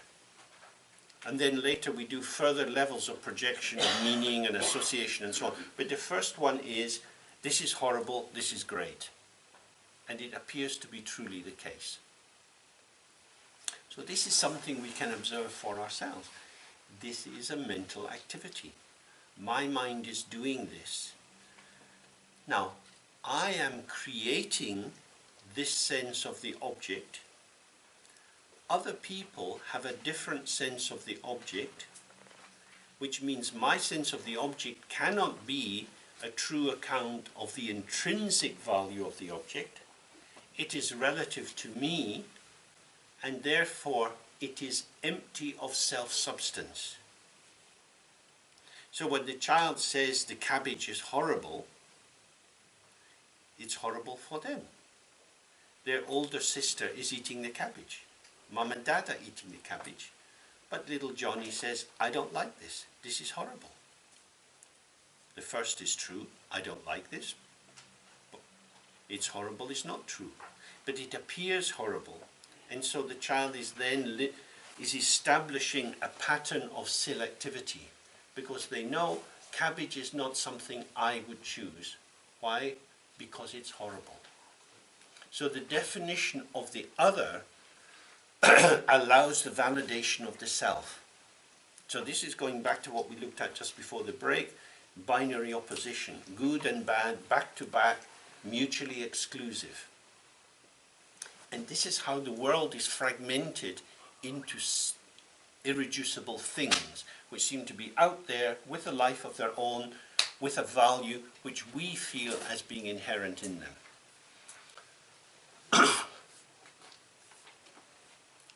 So then we have the third, douche, which is a difficult term to translate. It's a kind of identity or identification. Shepa means to know, and do means the gathering together, the formation of a knowledge about something, which is what we might call identification. So I might take up this water and sip it, and it has a kind of flat feeling to it. So I think, oh, this water is still. Yesterday I had some slightly sparkling water, and so there was a different taste or sensation revealed in the mouth when I drank the sparkling water in comparison to the still water. This is the third skandha.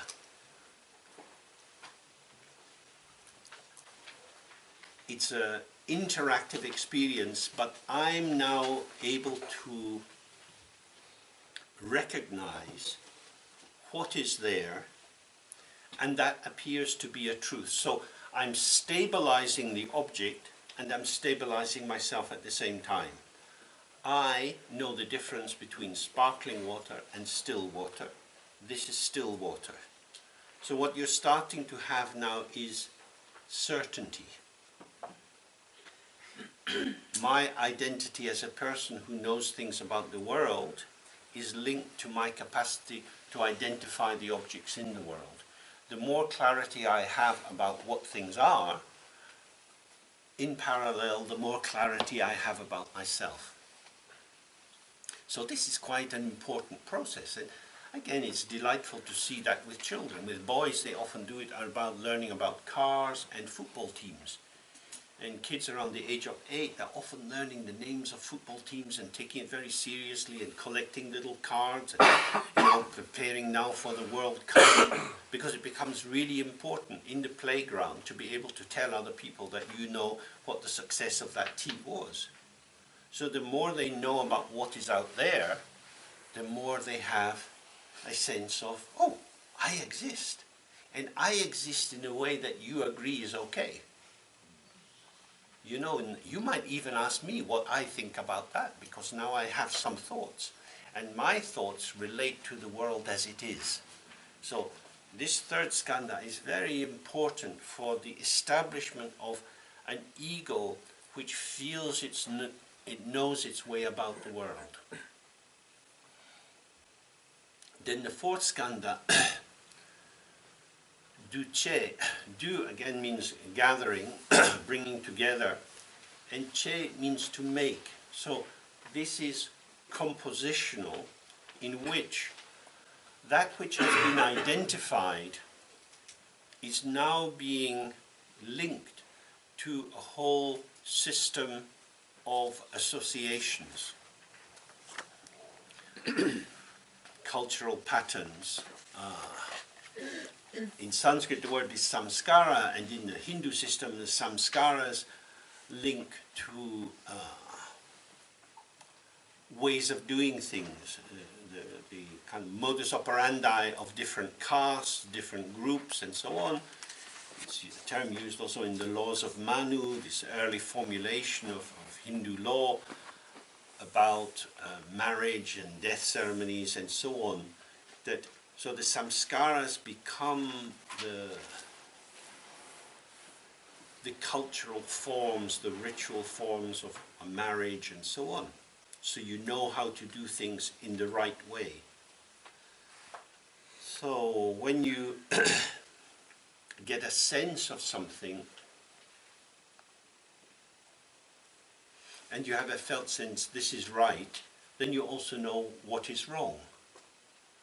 So if you were going to make an omelette, for example, then you have simple ingredients. You might have butter and eggs and some milk and a frying pan.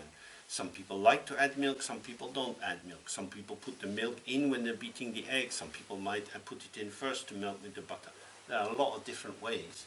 But you might have your family tradition, what your mum did in making an omelette. And that becomes how you make an omelette.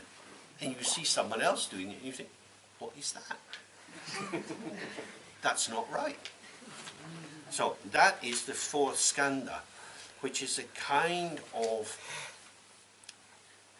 more certainty than you had with the identity, because it's now given a validity due to its linking out to associative and confirmatory factors. Does that make sense? Yes. That every culture requires that people learn the right way to do things. And if you do things against the normal way of doing them, you have to have quite a lot of ego strength, because you can feel coming from the people around you that, oh, this is not agreed. So social conformity is very much linked with this fourth skandha.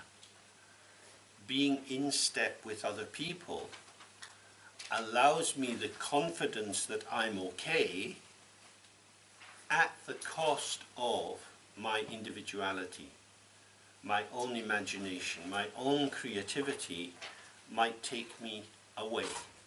So the formation of objects in a recognizable way that lets us use language and talk about things in a way that other people can understand, a normative process, is also being used normative psychologically, because I want to fit in. And I want other people to see me as normal, because otherwise you get a lot of problems. And then the fifth aspect is consciousness, or appropriative consciousness. In Tibetan it's Nampa Shepa. And Nampa indicates a kind of shape, essentially a graspability.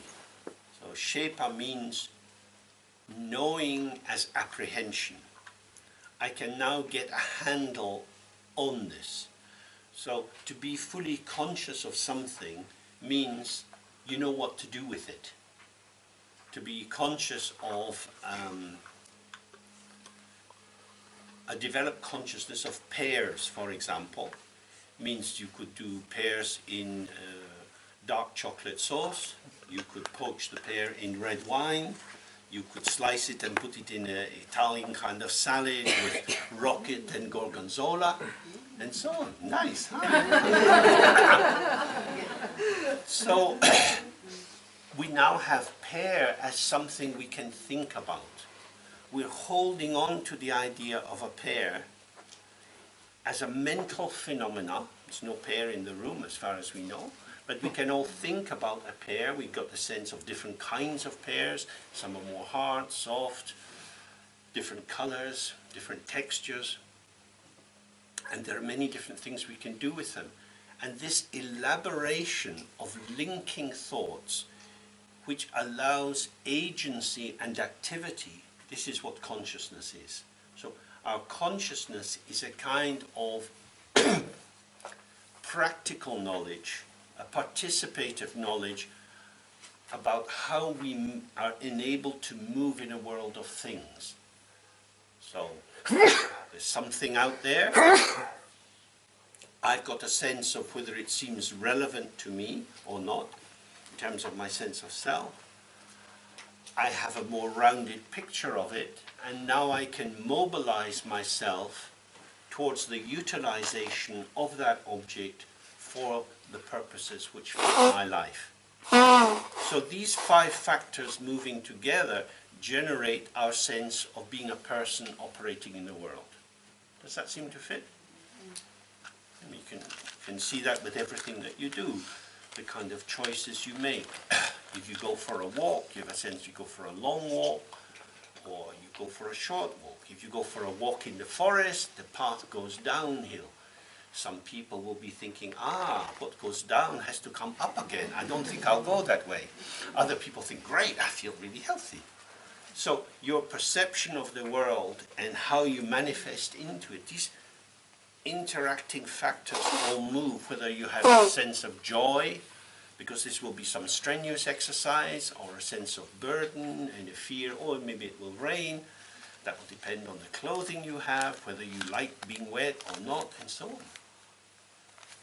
So, moment by moment, whatever situation we encounter, these compositional factors are operating, which give us an openness to the situation, or a closure, a rising sense of excitement, or anxious, depressive feelings, and so on. So all the different possibilities of our human psychology can be found around these. It is saying they're all empty. They're empty because They are processes which never arrive anywhere. The problem with the last one, consciousness, is it appears to consolidate a conclusion that now I have definite knowledge. I am in Kamalashila, which is in a village, which is in the Eifel, which is in Germany, and so on. We know this for a fact. Definite truth. And on the basis of this mental construction, we kind of settle inside. That's sorted. But the process of knowing that we are in Germany is engendered by bringing together pieces of information. And knowing that we're in the Eifel involves other pieces of information, and that we're in this village, and that we know the day and the month and so on. These are moments of construction. These are patterns which are valid in their impact, in their presentation, but they have no substance. They are juxtapositions. We take various factors and bring them together, and it makes a picture, like a child's kaleidoscope, where you turn the stem and the little bits of colored glass fall turn by turn, and you see patterns. And then you can project an interpretation, like with a Rorschach test. You can think, oh, this is a demon, this is a dragon, this is a cloud. This is your mind projecting onto what is there and taking that to be true. These are mental events, but they appear to us to be true and accurate statements about things, self-existing things in the world, including ourselves. I'm like this, you know, this is me, this is how I am. We can all make statements about how we are, our tendencies, our habits, our likes, our dislikes. And in that moment, we feel we are telling the truth about ourselves. But on another day, when the weather's different, we might give a completely different story. And we will give a different story to our parents, to our children, to our lovers, to our boss. So we are creatures of interpretation. The freedom to make different interpretations and different descriptions indicates the absence of substantial truth. And yet, we don't want to be called a liar, because everything I say is true, except I just wouldn't say it to you. Why not, if it's true? Well, I just wouldn't. That's a feeling, isn't it? You just wouldn't. I mean, if you have kids, there's things you just don't say to your kids. Why not? They've got minds, they're developing, they need to know about the world, but you just wouldn't. And that's where we see these 5 skandhas in operation. The particularization of our shaping as a dynamic unfolding as part of what we take to be the experiential field. Does that make sense? That's why it's empty. There's nothing there except the showing. So the showing, in the example that's used a lot in the higher Tantra and Dzogchen, it's like the reflection in the mirror. The reflection is there. When you look in a mirror, you see very precisely the reflection. It has shape and color and seems to illuminate something very precisely. And yet, there is no essence or substance to the reflection. It is an appearance devoid of essence, as are our thoughts, our feelings, our sensations, our memories, our hopes, our fears. All are appearing impactful. They move us this way and that way. We move forward, we move back.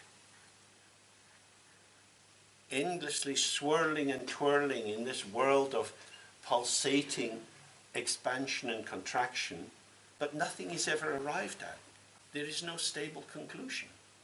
You look back on your life so far, how many situations you've been in, how many different things you've done.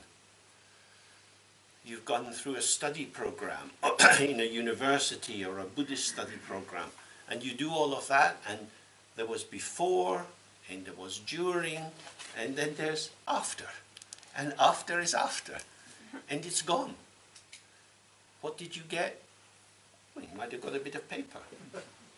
Your bit of paper tells you that, and tells other people that you've done this. It doesn't mean you know anything. There are lots of stupid people with bits of paper. What do we get? 1 second. You don't get anything. That's the whole thing. This is the root problem. You get everything, but you don't get anything. So it has to do with the nature of receiving. The mirror receives whatever is placed in front of it, but it doesn't catch it. The mirror doesn't hang on to reflections. So the infinite hospitality, which is the Dharma Dhatu, allows all possibilities to arise, and yet all these possibilities also vanish, because the Dharma Dhatu is not building up its identity on the basis of its current content. The mirror functions as an empty generosity, and that's why the mirror can show image after image after image after image. It doesn't have a kind of post-traumatic stress disorder with flashbacks. Otherwise, if you were driving your car and you look in the mirror, you see that, oh, there's a crash in my mirror, but that happened 2 weeks ago when you passed some car accident. The mirror lets it go. It was a crash. There's a child playing at the side of the pavement. That comes, then a flower, then a tree, then another car. It's not hanging on to any of the reflections.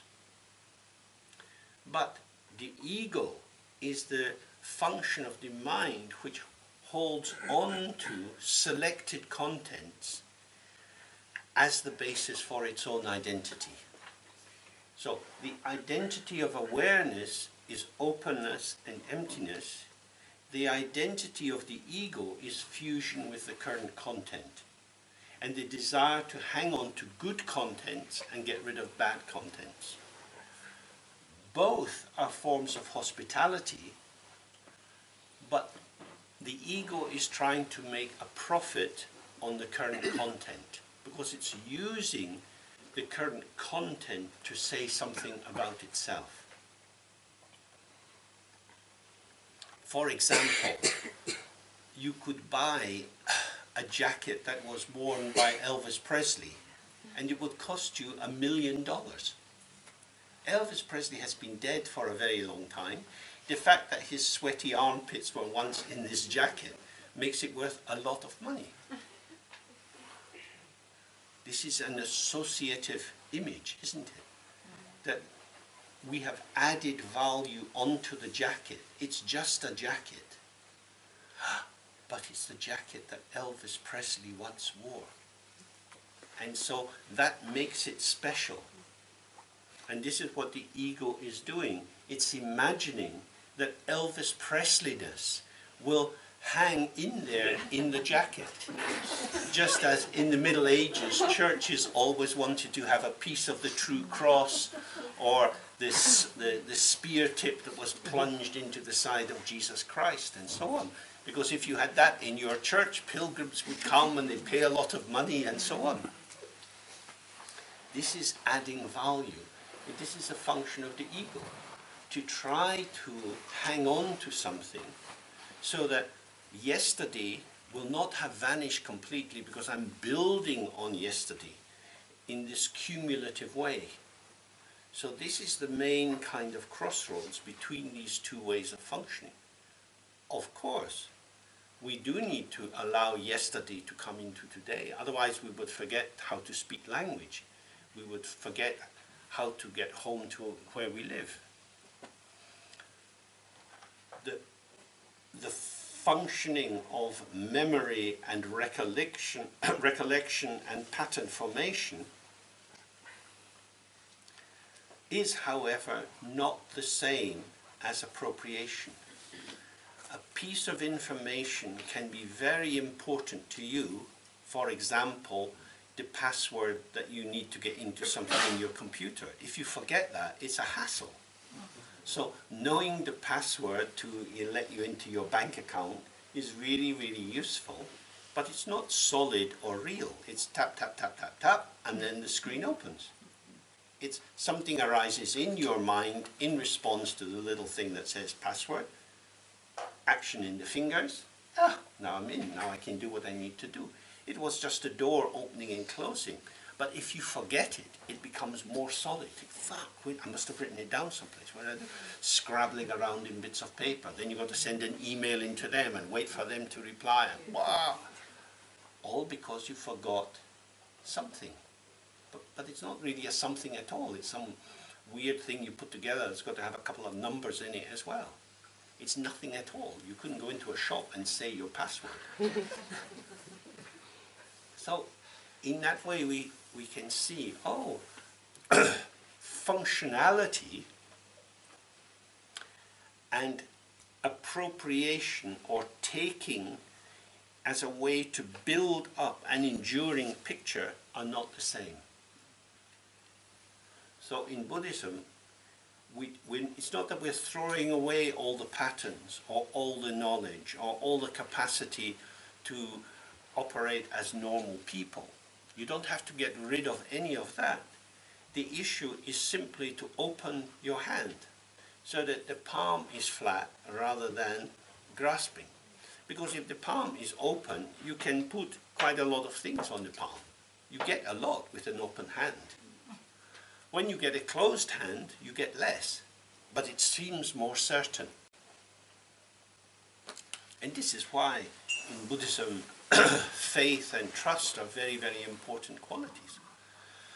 We have to have faith that the world is basically okay. That is to say, the Buddha nature is present in us and we can awaken to it. And therefore, we're not defending ourselves. In the Middle Ages, all these Italian cities and German cities built big walls around themselves because they were frightened of invasion.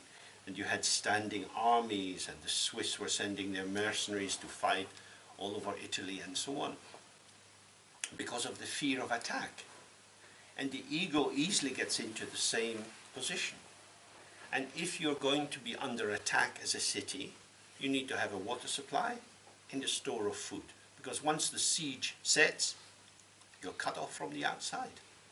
So a lot of people live their lives as if they are camels about to go across a big desert, and they're sucking all of this stuff in for the future. And then they die. And as it says in many of the Buddhist texts, they say, you spend your whole life working to accumulate things that other people will use when you die. Don't spend this life in busy worldly activity. Of course, everybody has to eat and feed their kids and so on.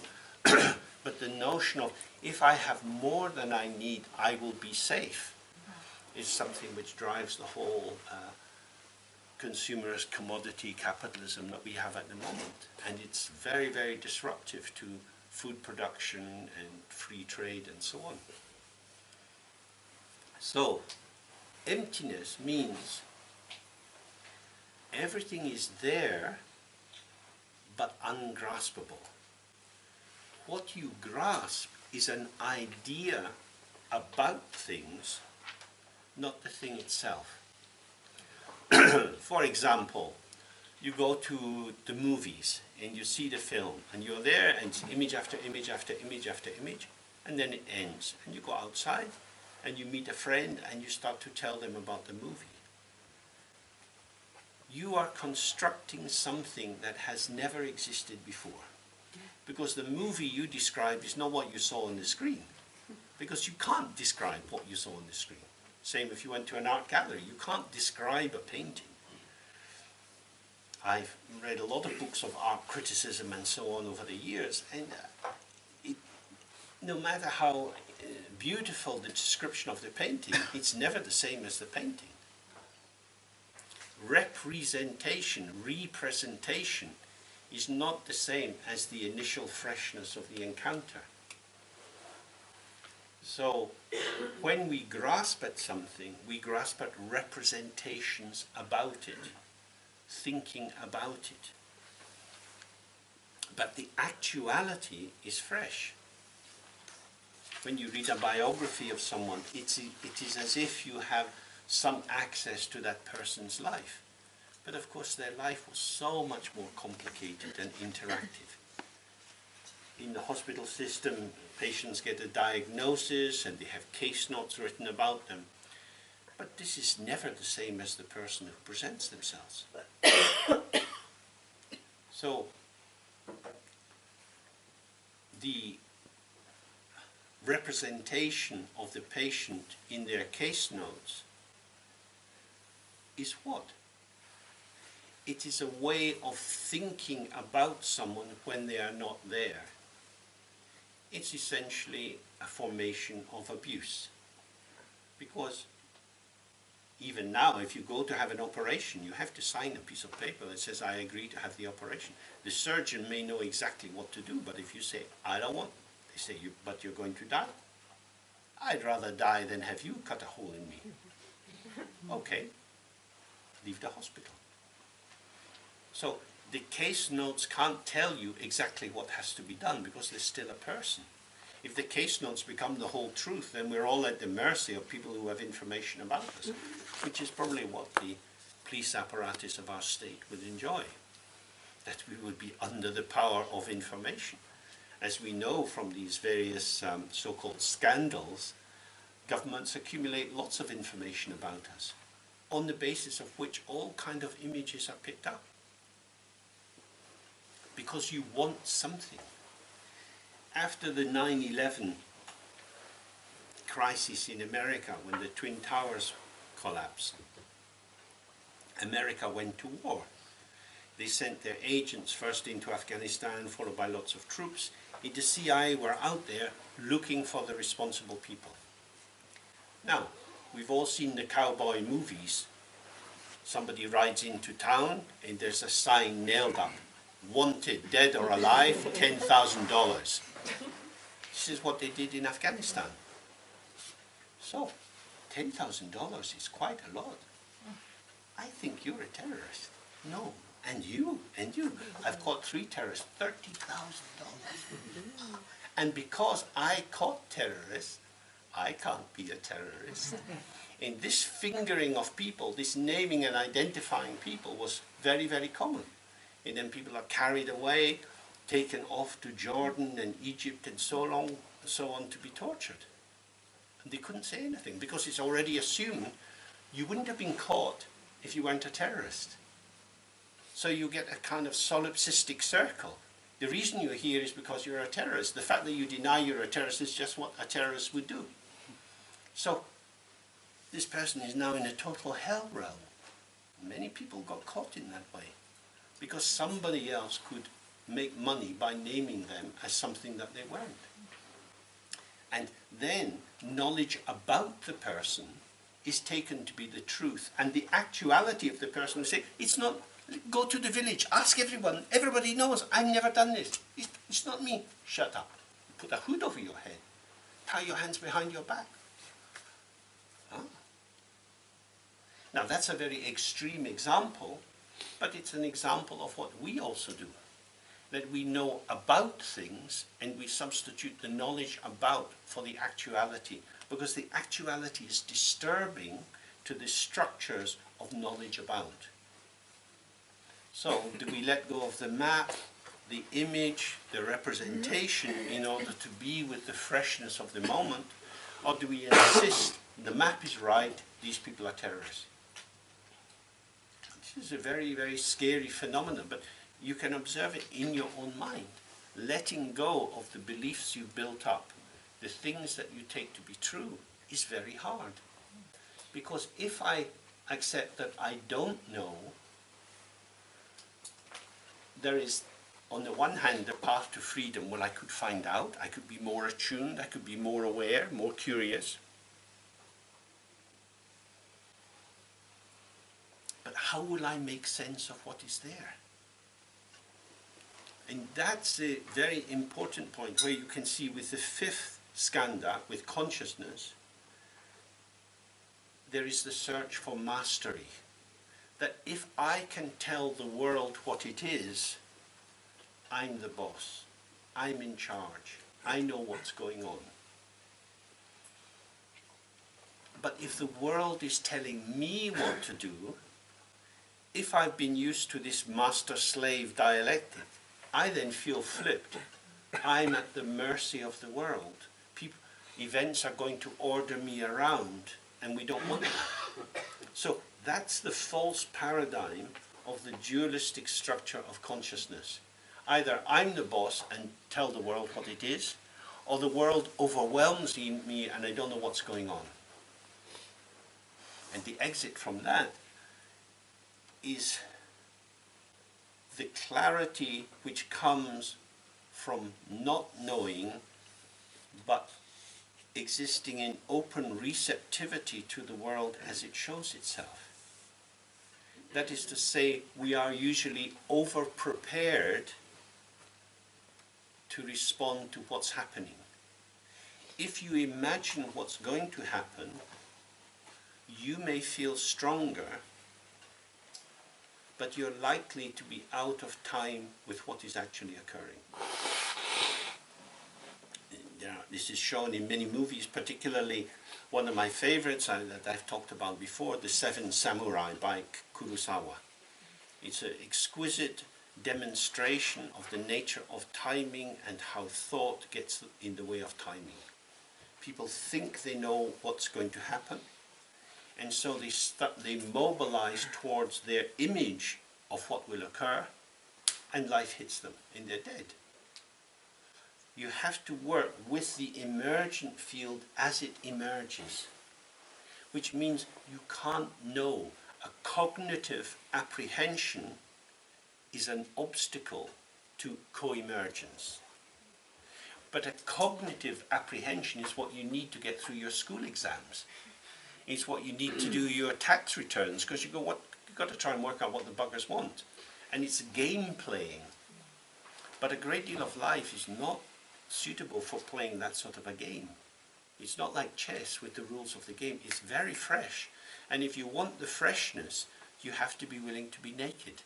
And if you're going to be naked, you have to trust the potential of the mind to arise into the situation. That's the big choice point between these two different ways of being.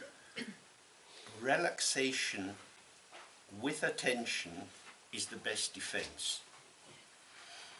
That's not what they tell you in school. They say prepare, be ready to mobilize, try to imagine what the exam questions might be, and this fucks up lots of kids, isn't it? Because they really think, oh, I'm going to be asked about King Lear, and then there's a question about Macbeth.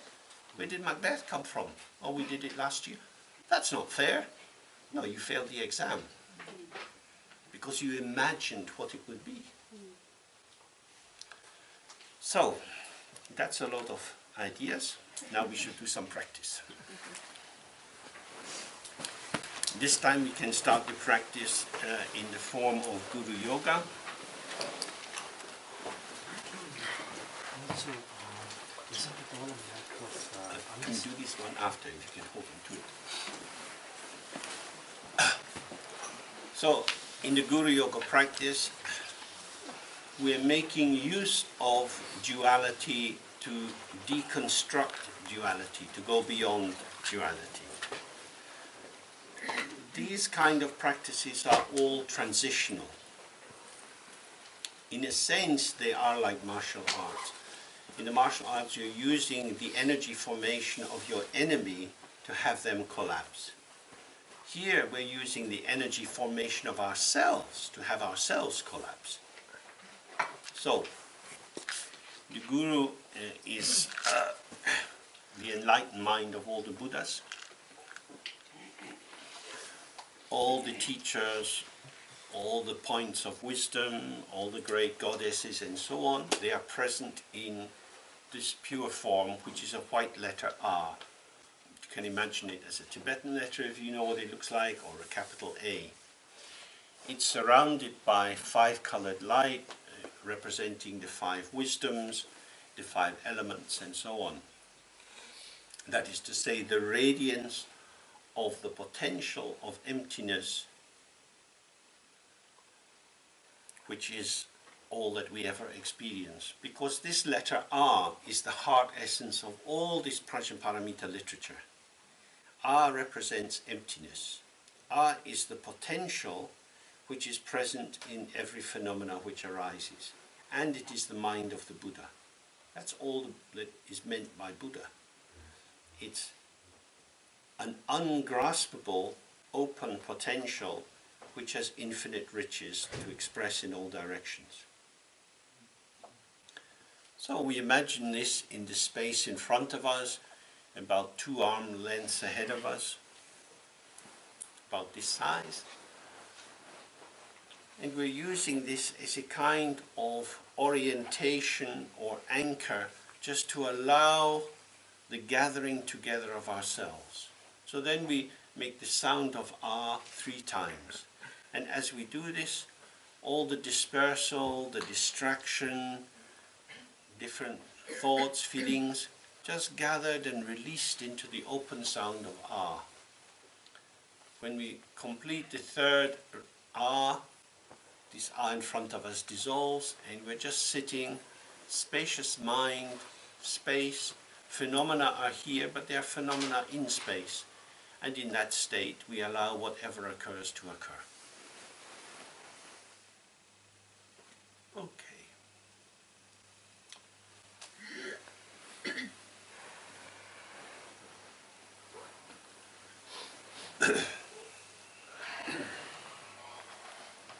We take a break soon for lunch, and then there's some free time.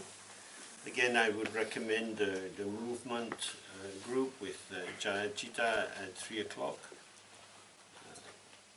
It's especially useful for people who feel a bit shy and inhibited, because it's very precious in life to have a chance to be with your limitation in a non-threatening environment and find a way of working with yourself. It's the same on Saturday night. We have some music and there's dancing, and many people never arrive there, which is very sad. There's something about what is it that makes me feel I don't want to be there or I can't be there. Of course, you don't have to be there, but it's for meditators, these situations are all an opportunity to think, why do I turn away? What is the limiting factor operating in me? Is it that I don't want to be seen, or I feel I can't dance, or I don't have anything to say to people? And in that way you can see how the content of your own mind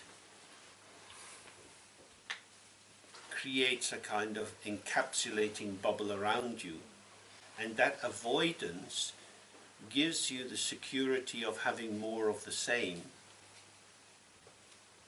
But of course there's a diminishment in that, because each of us, if the teaching is correct, has this enormous potential. So nobody's stopping us opening our potential except ourselves. And when we say accept ourselves, it means habit formations are keeping me in prison. And what is the truth status of the habit formation? A thought arises, oh, not for me. Ooh, I don't like that. That is called a thought. You have had many, many thoughts in your life.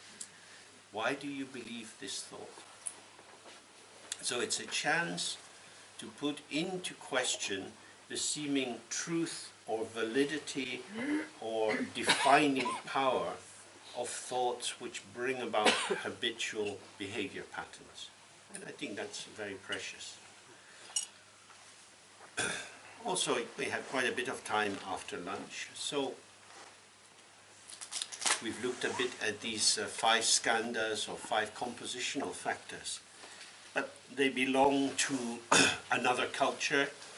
We can see that they have some relevance for helping us to understand, but we also have perhaps a more direct and powerful access to the constitutive factors we've developed in our own families and culture. So it's a chance to think about, what am I constituted out of? For some people that will involve thinking about anatomy or neurophysiology, for example. For some people it will involve thinking about class structures, socio-economic structures. For some people it will involve thinking about aesthetics. But the invitation would be to think, how do I constitute myself? What are the ingredients of me being me? And what do I, in parallel, see as the ingredients of being other people? We might have a notion like personality or temperament. And we get a sense of some people as being shy, or some people being gregarious or social and friendly. And we take that as a reading of that person. What does that mean? That person is very friendly. Well, probably not all the time. So, more modestly, we might have to say, due to causes and circumstances, under certain conditions, that person seems kind of friendly. And so in that way we start to soften the definitions, and we start to see, oh, because I read this person in this particular way, I either go towards them or away from them.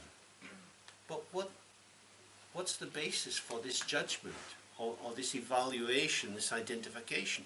In the same way, I have this sense of myself because I've been like this for a long time.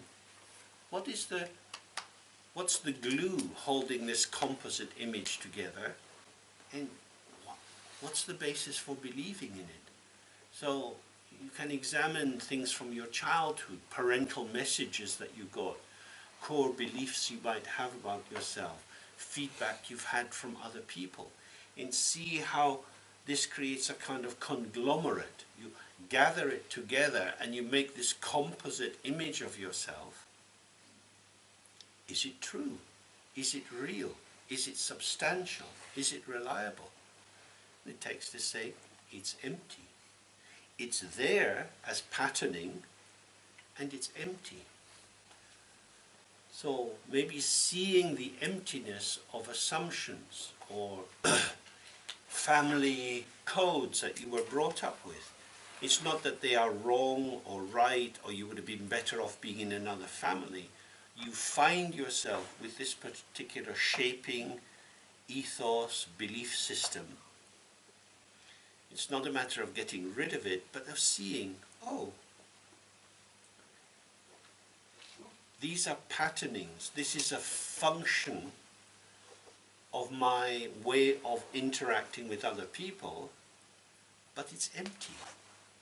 So maybe I'm too strong about it.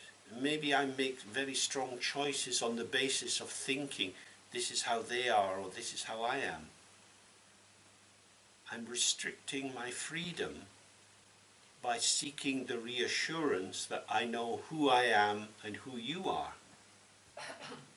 So, seeing the emptiness of my belief, I could have a little more scope, a little more flexibility, and try out something new. And then what would happen? You would have more range. That range would put into question what you've been really relying on. So the kind of fundamentalism of basic knowledge about yourself, I am like this, becomes revisited as these are patterns which I have run for a long time, which are very tempting for me to identify with, which are useful under certain circumstances, but due to taking them as strongly real, I have over-reliance on them, and that blocks a lot of my other potential. So I don't have to get rid of it. I just have to see, is it fitting into the circumstance? Because this is the whole meaning of the Bodhisattva path, that we are for the other. So if a lot of our sense of self is self-referential, I'm like this because I need to be like this in order to know that I am me, where's the space for responding openly to someone else? We are then scanning the world through our particular frame of reference, trying to find allies. Oh, you look like someone I could talk with. Leave everyone else behind. That's what most people do at a party. You open the door, you go into, ooh, ah, hello, and you lock on to someone. 2 hours later, you're still glugging wine, talking to the same person, because everyone else is a bit scary. These are all people with a mouth and a bum. They are not so different from you. So, observing the selectivity of our perception, and especially the valency, the charge, the good, bad, right, wrong that we invest in it, we see, oh, I am the limiter of my existence, not other people. I do it to me, and I do it to them. So if I'm wanting to help people be free, be liberated, be enlightened, and I am effectively putting them into the prison of my projections, then I'm not doing very well on this great path of liberation. So that would be something you might inquire into. How is it you create your sense of self? What are the ingredients? What is the recipe? Where did you get that recipe from? And how does it influence your being with others? And then we meet back together at 4:15. Okay, if we start with the refuge and bodhicitta again.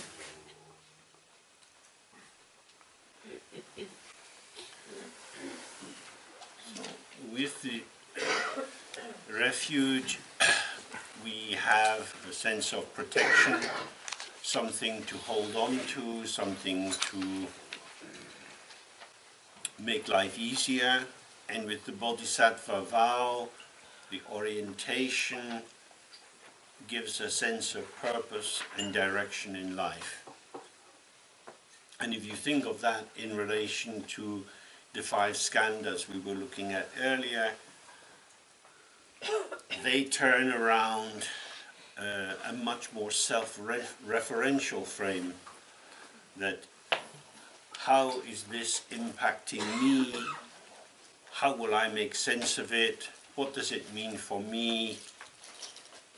Our ordinary construction is about, I need to stabilize my position in the world and find a way to hang on to advantage for myself. And when we take refuge, we have a sense, fundamentally, we're going in the right direction. Fundamentally, the basis of the world is good. By relying on the good, we can awaken to the basic goodness of our own nature. And through the bodhisattva vow, life has a meaning. The meaning is not getting more friends, it's not about making more money, it's not about feeling good about ourselves, but it's for the other. That is to say, it's a generosity of spirit, an availability, and a genuine curiosity and linking into the world that's all around us, so that the meaning of our lives is connected with others. So you could see that these are 2 aspects of moving towards the understanding of non-duality. We're dissolving the obsession with ourself,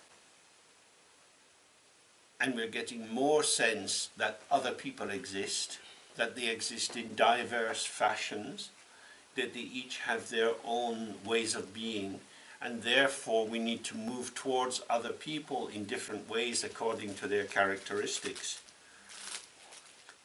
So, less turned into self, more turned into other, we find that our energy is moving in a less obstructed way, and then this is the life of non-duality, in which self and other are harmonious and mutually supportive. So it's a very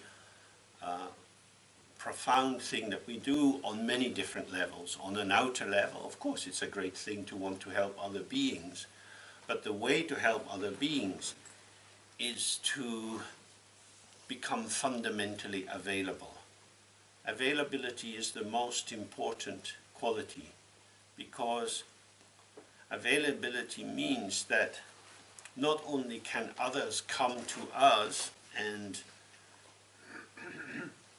find access, that we are willing to connect with them, but we mobilize ourselves towards them as they are. So we're willing to have the demand put on us and be touched and moved and taken out of our limitation. And at the same time, we will become more plastic, more flexible, more responsive to others as they are. So this is a wonderful move that deconstructs the rigidity of our own self-positioning and our desire to hang on to and protect what we have as our own basis. The word for Buddha in Tibetan is Sangye. Sang means purified and Gye means increased. So what is to be purified are the obscurations of self-referentiality. That is to say, the waves of hopes and fears that go through us, so that instead of expanding and contracting on the basis of self-interest, we expand and contract in terms of the actual qualities of the field that we're part of. So we're allowing ourselves to be evoked by the world as it is, rather than some internal fantasy. And the second part of Sangye, the expansiveness, means that all good qualities arise. On a general Mahayana level, people think of this as the result of the two accumulations, the accumulation of merit and wisdom, that you build up a store of understanding and activity and so on. But from the Dzogchen point of view, the mind itself freely radiates, just as the sun in the sky sends out light all the time. The Buddha mind is freely distributing clarity and energy and connectivity. And so the question then is, well, what gets in the way of that? Between us and the sun, the clouds can arise, the light of our own awareness can be dulled for us. These clouds are exactly the movement of the self-referential. So this is we're moving a little bit across the different schools of Buddhism in this, but basically, when you have the purity, everything you need is already there. So the issue is not about constructing something new, it's simply the removal of the obscuration, which is why in the Dzogchen tradition we have the two aspects of primordial purity, kada, and the effortlessly arising immediacy of connectivity, the radiance of Hlundru. Seeing the natural purity of your own mind, whatever you require is there. The Heart Sutra is helping us to see some of the items that we need to attend to in the process of spring cleaning. Now the light is getting brighter. And one of the first things we see, or certainly I see, is that my windows have not been cleaned for a very long time. And suddenly dust seems to be everywhere.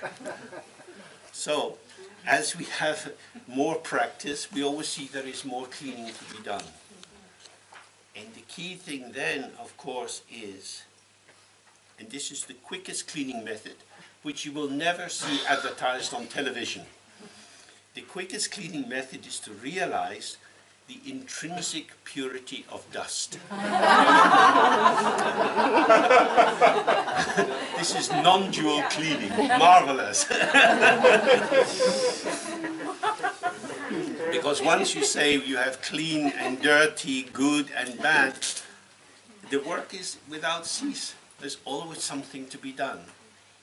And so what is being shown here in Avalokiteshvara's description is the limiting factors of the 5 skandhas are themselves empty. They don't have to be removed because they are the basis of our communication in the human realm with each other. If we didn't activate these and use them as a kind of medium of connection, we wouldn't have mutual understanding. But that doesn't mean that we have to get lost as we use them, because from the very beginning they are empty. So the nature of the practice is always in the manner of a dream. In the manner of a dream. That this is a construction. So, for example, in the work in therapy, if a patient comes in and they tell the story of their painful life and their difficulties, it's important to pay attention to the details, but to remember this is a story.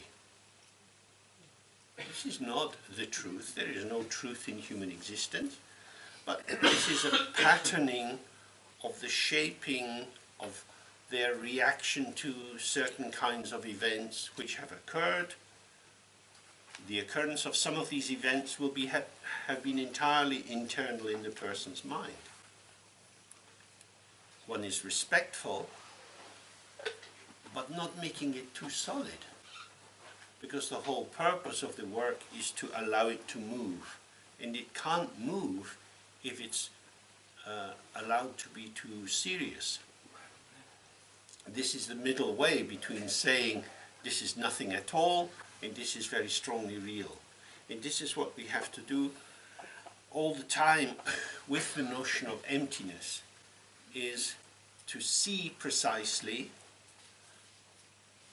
and to see the emptiness of what we see precisely. And the text will go into this now in more detail. So now we're on page 6.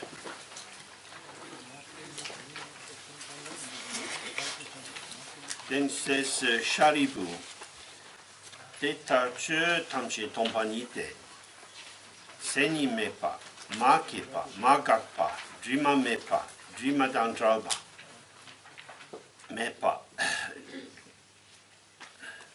drewa mepa, gangwa mepa o. Now this is very condensed, and the rest of the text is quite condensed, so we need to think about it. Thus Shariputra, continues Avalokiteshvara, in this way all phenomena are themselves emptiness, because these 5 skandhas are the revelation of all the phenomena that we see. We may think, well, he hasn't talked about buses and apples and bananas, but apples, buses and bananas are all subsumed under form, which is light and color, and then the process of interpretation. Because when you see a car, you don't see a car, you see shape and color, and you interpret motor car. And as we were looking yesterday, birds don't see cars, frogs don't see cars, dogs don't see cars. Cars exist for human beings. Cars, that doesn't mean, oh, that's because human beings have made cars. It means human beings construct cars in the moment of perceiving the car. When you have old cars dumped in a field, it's not uncommon after a while to find that little farm insects, field insects, have gone into the motor car and made their nests in the exhaust pipe, for example. It's quite a safe place, it's off the ground, it's got a narrow entrance, little mouse can sit in there through the winter. That's what it's thinking of. This is where I sleep. It doesn't think it's a Porsche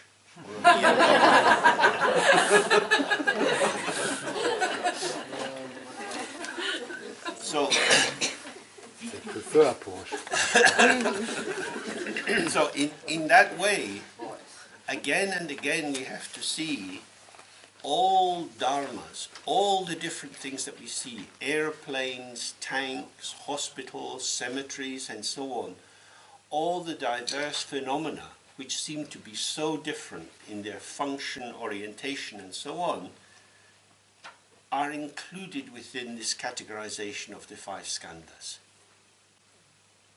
When you see that, then the emptiness of the five skandhas becomes a quick way of seeing the emptiness of all phenomena. Whatever you see is light and color. The shaping which is put into the formation of the light. That's what you see. The rest is your mind.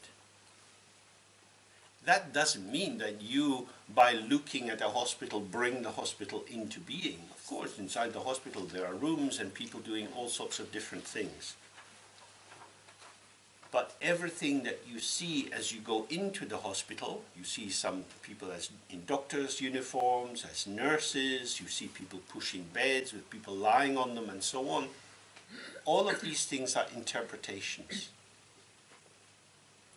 They are meaningful for you because your mind illuminates them in that way. If you had another kind of mind, they would be illuminated in another way. So again and again we are deconstructing the seeming implicit truth, the essence and substance that seems to lie in these phenomena. When we say hospital, we are referring to a building with many rooms in it. Some of the rooms contain babies coming out of their mother, some of the rooms contain dead bodies that are going to be buried or burned. The rooms have different functions, they have different sizes, different kind of lighting, and so on. The word hospital captures all of that as a concept, which is then further unpacked as we apply other concepts. Without the interpretation, there is no hospital. Recently, there was this event where a Médecins Sans Frontières hospital was being bombed, and it clearly had a red cross on the roof, and it was marked out as being a place which shouldn't be attacked, and the Americans bombed it because they said, oh, there was fire seen as coming from this hospital.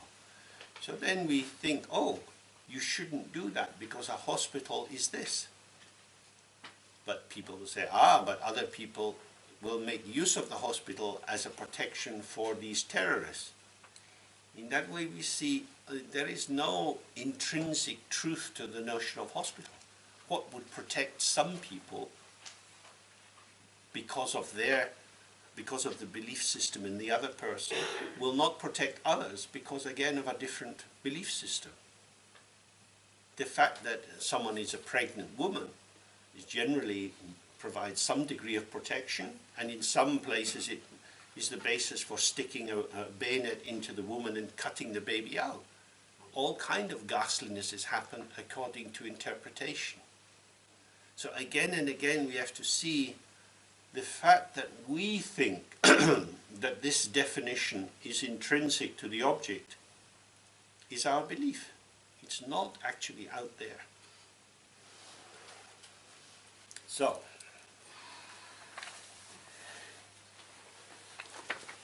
all of these phenomena are themselves emptiness. They are free of signs and identification. Signs mean that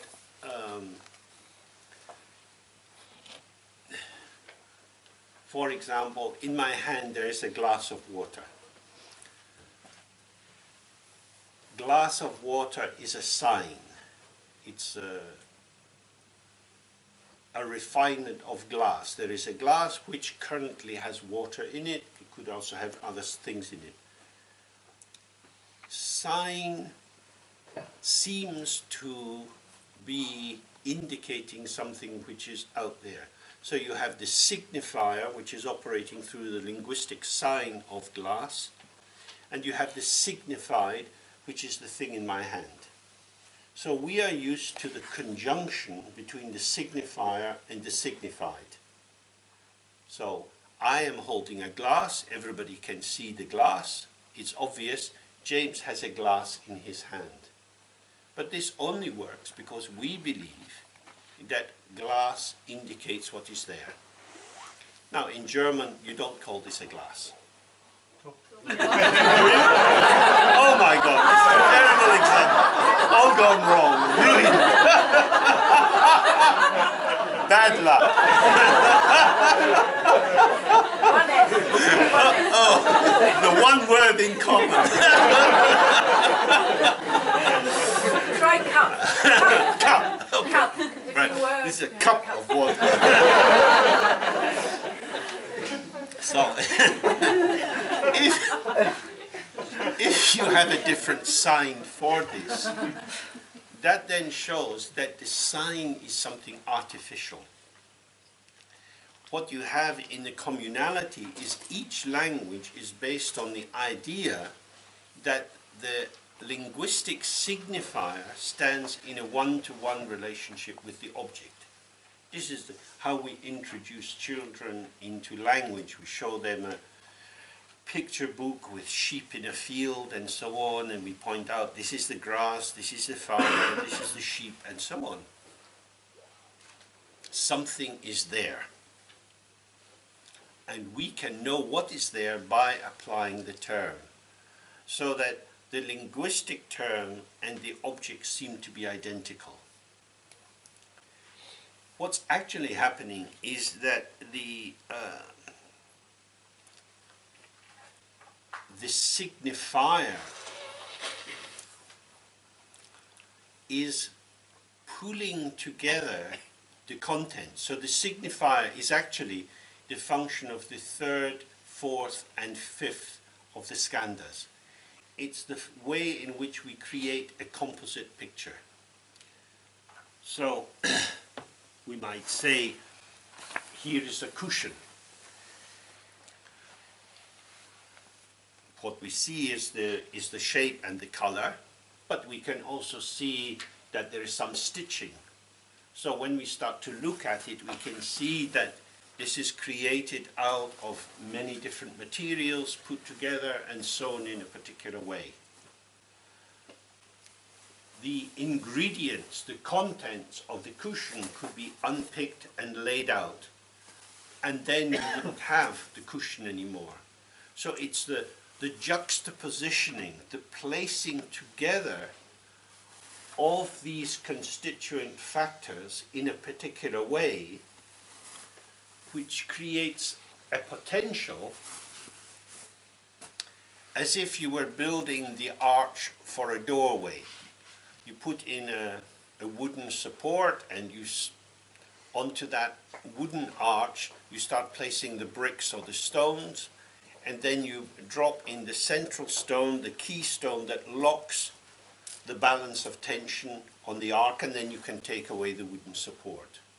So when we say this is a cushion, it appears that this is the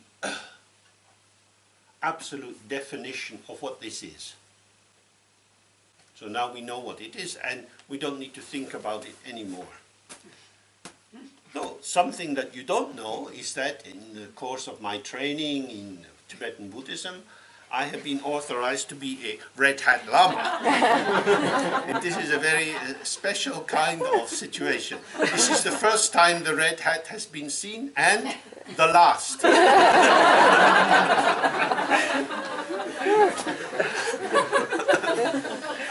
So, in that sense, with our imagination, anything can be anything.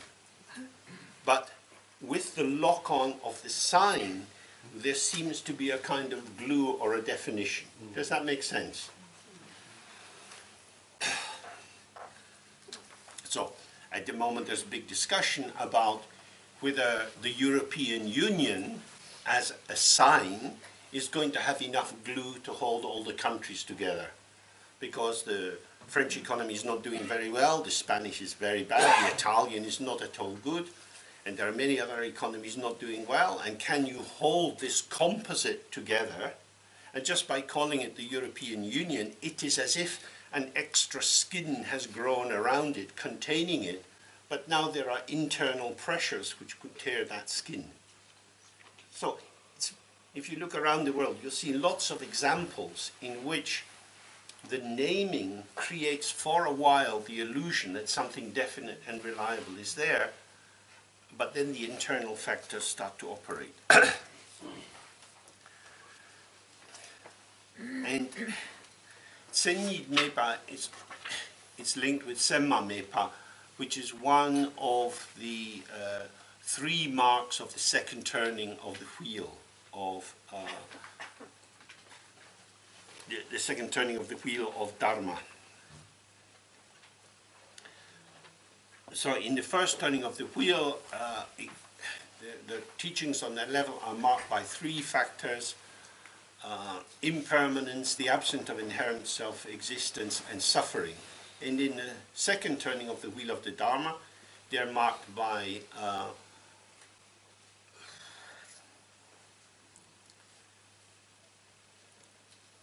the absence of, it's a bit like, it's Mompa Mepa in Tibet, it means like the absence of hope, but it means the absence of a kind of belief in the solidity of things. Semma Mepa, the absence of signs, and Tongpanid. So Semma Mepa is an important term. Semma also refers to aspects of logic, and it also is used for translating the term lakshana for ornamentation.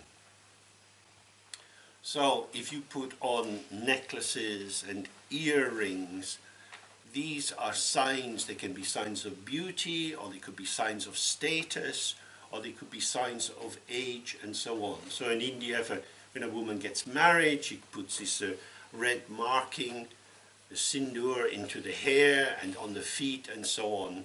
And then everybody knows this is somebody who is no longer an available woman and is somehow been transformed in her social situation.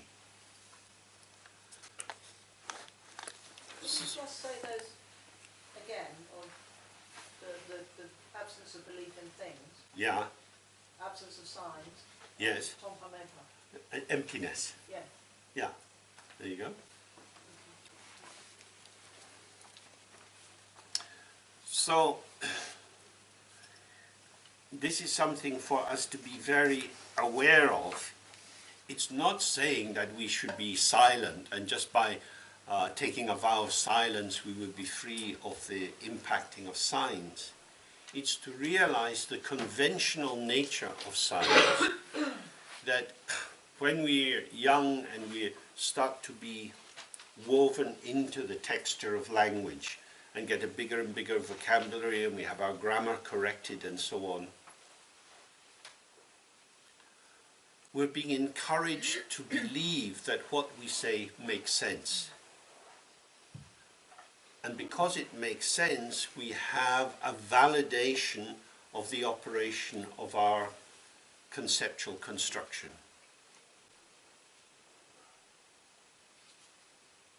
which creates the illusory sense of many different factors.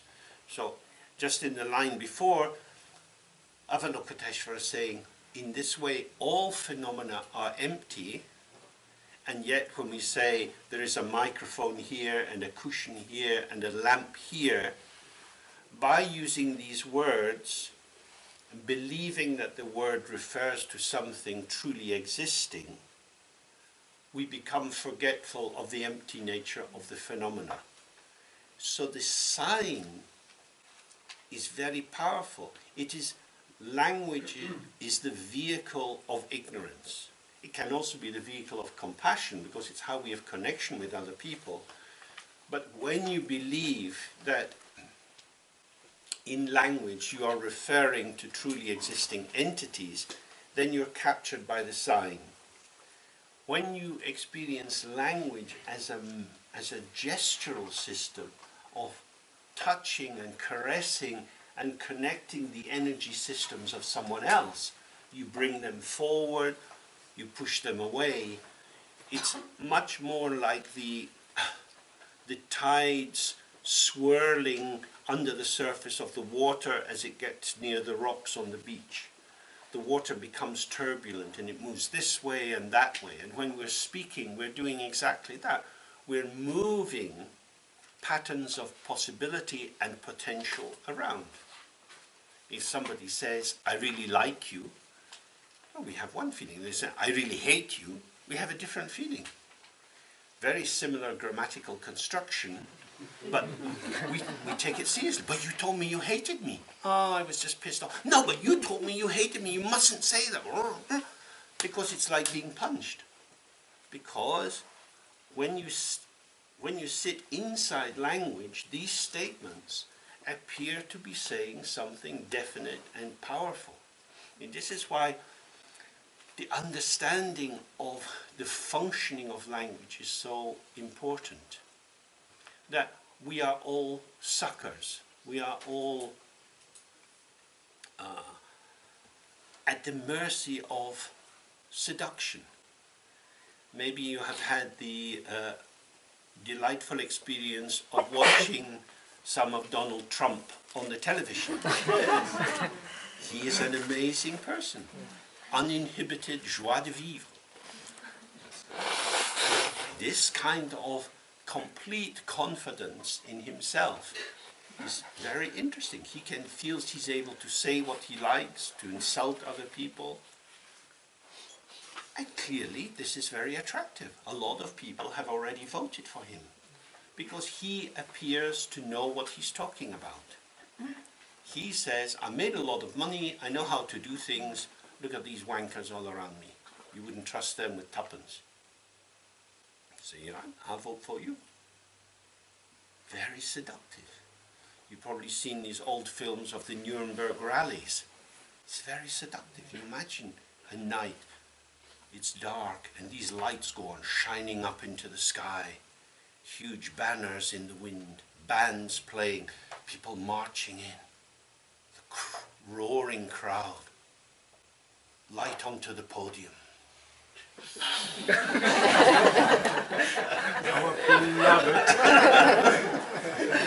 It's very, very powerful. It's very seductive.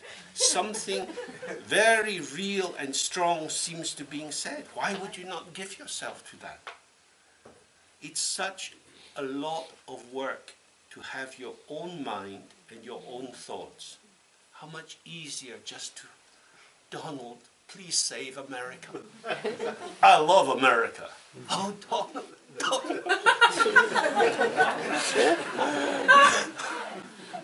This happens, doesn't it? So, these signs are very, very dangerous. They are vehicles of illusion. You buy into the sign and you're carried away. This is what happens when you read a novel. You buy into descriptions of people who don't exist. And if the writing is good, you get more and more sense of this person. And at the end of the novel, you feel sad. Now we'll never know what happened to her. But she didn't exist. So, when it's saying there are no signs, it's meaning signs are false in as much as they don't refer to truly existing phenomena. It's also saying signs are magical, potentially dangerously magical, in as much as they are the method for creating the illusions of something. And as long as you can stay with the empty nature of the sign, you return to the illusory nature. And if you forget that, you get locked into there seeming to be a true relation between the signifier and the signified. And you'll see this particle mepa is used again and again in the rest of the text. Mepa means without or not, it's a negative particle. And essentially here it means emptiness. So whenever it says there isn't this, it means this is inseparable from emptiness. So it's not a negation into a kind of nihilistic void of nothing at all. It's not denying the existence of something. What it's negating is the seeming true existence of what it is that's being described. So, then it says Makepa, means unborn. Everything, all phenomena are unborn. So we look around the room, the lamps, the paintings, the people's bodies. It looks as if everybody here in the room has been born. We have some history. We came from a mother somewhere. Born here means coming into true existence. Coming into separate existence. So, yesterday we were looking that we are always somewhere. Where are we? We are in the world. Where is the world? In the Dharma Dhatu. The Dharma Dhatu is the infinite sphere which contains all dharmas, all phenomena. Where is the Dharma Dhatu? Is in the mind of the Buddha. Where is the mind of the Buddha? In the womb of the Great Mother. Nobody ever comes out of the womb of the Great Mother. It is the unborn sphere within which everything occurs, but you can't be born out of it because its nature is infinity. That is to say, all finites are within infinity. They are, if you like, subsets of infinity or aspects of infinity. They appear to be self-existing when we forget infinity and fragment the whole field, the unified field, into these isolated dharmas. But as he began this section, Avalokiteshvara was saying, all phenomena are empty. If something is empty and has no substance inside it, it has no true separation from anything else. Because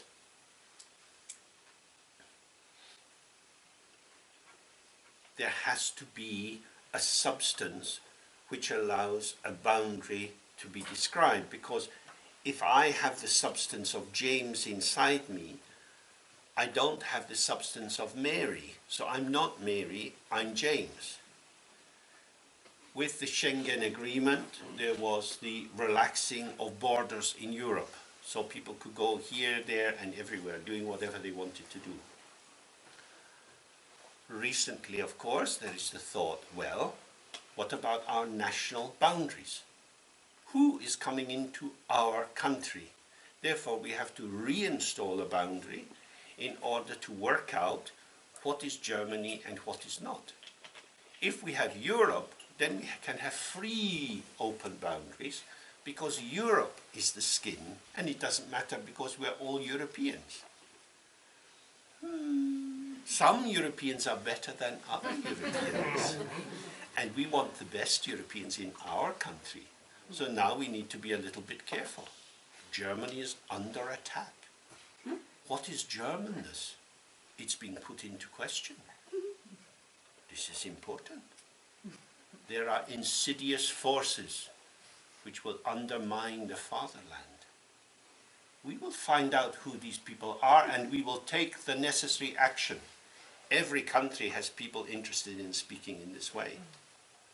Because of the fear, the essence of our country, who we really are, is being dissolved by these other people who come here and do whatever they do. But what they do is not what we do, because we are not them. And these fault lines are very strongly established. And this is because something is given birth to, the motherland, the fatherland, the birth of a nation. but maybe it's unborn. Maybe these are just conventional signs which are floating on the top, like writing with your finger on water. Letters come into appearance and dissolve at the same time. Because the boundaries of Germany have changed a lot in the last 100 years. The boundaries of France, the boundaries of Poland, the boundaries of most European countries have been shifted around due to war and attack. Even the timetables of countries have changed. General Franco changed the time in Spain to German time to make an alliance with little Adolf. Spain used to have the same time as England, but he didn't want to be friends with England. He wanted to be friends with Germany. So in that way, something which would appear to be a sort of geographically fixed is mutable because of power plays, economic plays. And so in that sense, we realize, oh, everything's up for grabs. We think there is an essence or a truth to something, and then it's all changed. It's all gone. So when it's saying everything is unborn, it means nothing comes into existence having its own internal definition, its internal substance. When a baby is born, we start putting things into it. We put the mother's breast into its mouth and fill it with the mother's milk, so that the food from the mother's body becomes the sustenance and strength of the baby. We put words into the baby's ears. We sing them lullabies, and gradually they pick up their mother tongue. We wrap them in clothes, usually which are organized according to our notions of their gender identity and so on. The baby is not being allowed to show itself from the inside out, but is being inhabited, invaded by the cultural identity of the parents. And so the child is normalized as somebody who has the outside inside them. We know you're one of us because we put ourselves into you. This is the fear of the foreigner. Maybe we can't put ourselves into you. If you're born here, if you're one of us, you've got us inside you. Ha ha ha. So, you. Good, good. But maybe you have something else. So, this means being truly British, you have Britishness inside you. But Britain was there before you were born. You are a colony of the culture. You are disenfranchised, and you have allowed yourself to become a normal citizen by pretending to be who they want you to be. That's how you got through the exams at school. Did anybody really want to learn Latin grammar or mathematics? You did it to show, I belong, don't shoot me. This is what it means by unborn. There is no defining internal essence. Nobody is truly Polish or Scottish or anything else. These are ways of speaking and adaptations, and they are identified with passports and visas and permissions to work and so on. Unborn is a very important idea. What it means essentially is, when we say cushion, we are giving birth to the cushion. But this could be a weapon, you could hit someone with it.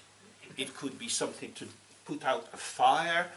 It could be something to hug if you're feeling very lonely. You could do 1,000 different things with this, because it is a potential. But once you put the sign of cushion onto it and you believe it is born as a cushion, then the mind collapses onto the cushionness of the cushion, and the other potential possibilities embedded in this object are not there. So when we say all phenomena are unborn, are empty, it means there is infinite creative potential in every arrangement that arises in the world. And it is our lack of curiosity and enthusiasm and creativity that leaves us blank. We tend in this culture to project the alternative vision onto the artists, the avant-garde, those who are going ahead offering different readings. Radical readings, perhaps like the Cubists or Surrealists, more conventional readings as just sort of greedy artist, bad artist, as is pervasive nowadays. But we want people to show us that things can be different so that we can purchase them and hang them on the wall without changing ourselves. Because we are addicted to signs. We believe we are born as this. So again and again, we have to look. What is there that is truly born? You know, when you go in to have lunch, there is a pot with soup in it. The soup is very nice to look at because it has many different ingredients in it. It is clearly a composite. The chef is putting these ingredients together, tasting, probably spitting back in it, I don't know. No. But anyway, at a certain point the chef says, it's done. This is the soup. Another chef coming in would say, oh, a little more pepper, or maybe need some more vegetables or something. But this chef says, the soup, this is it. It is now born as soup. There was a process of the flow of the intermingling of ingredients, and at a certain point, the chef cuts the umbilical cord, nothing more is to be added, and the soup is presented. The process of potential production of soupness has been given a full stop. It is born. Yeah. So the unborn means all other kinds of things can be done with what's in that pot. That's a fact. So again and again you have to observe, what is it that gives birth to the world? And this, ladies and gentlemen, is your own mind. You are the great mother in the form of the small mother. You give birth to lots of little poopy little worlds. And you say, this is that, this is only this. If you love me, you wouldn't do that because I'm me. I'm giving birth to myself as this person. You better remember who I am. Very popular. This is our mind. Our mind says, this is the limit of me. Thus far, no further. Stop fucking about, eh? No more provocation. If you want to stay with me, behave. In that way, you give rise to a particular definition of yourself, which at another time, under other conditions, you wouldn't. You might be more flexible, agreeable. Oh, well, you're like that, never mind, we'll be okay. So this is birth.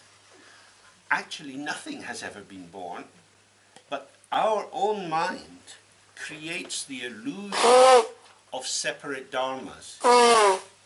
This is why non-duality is the truth of existence.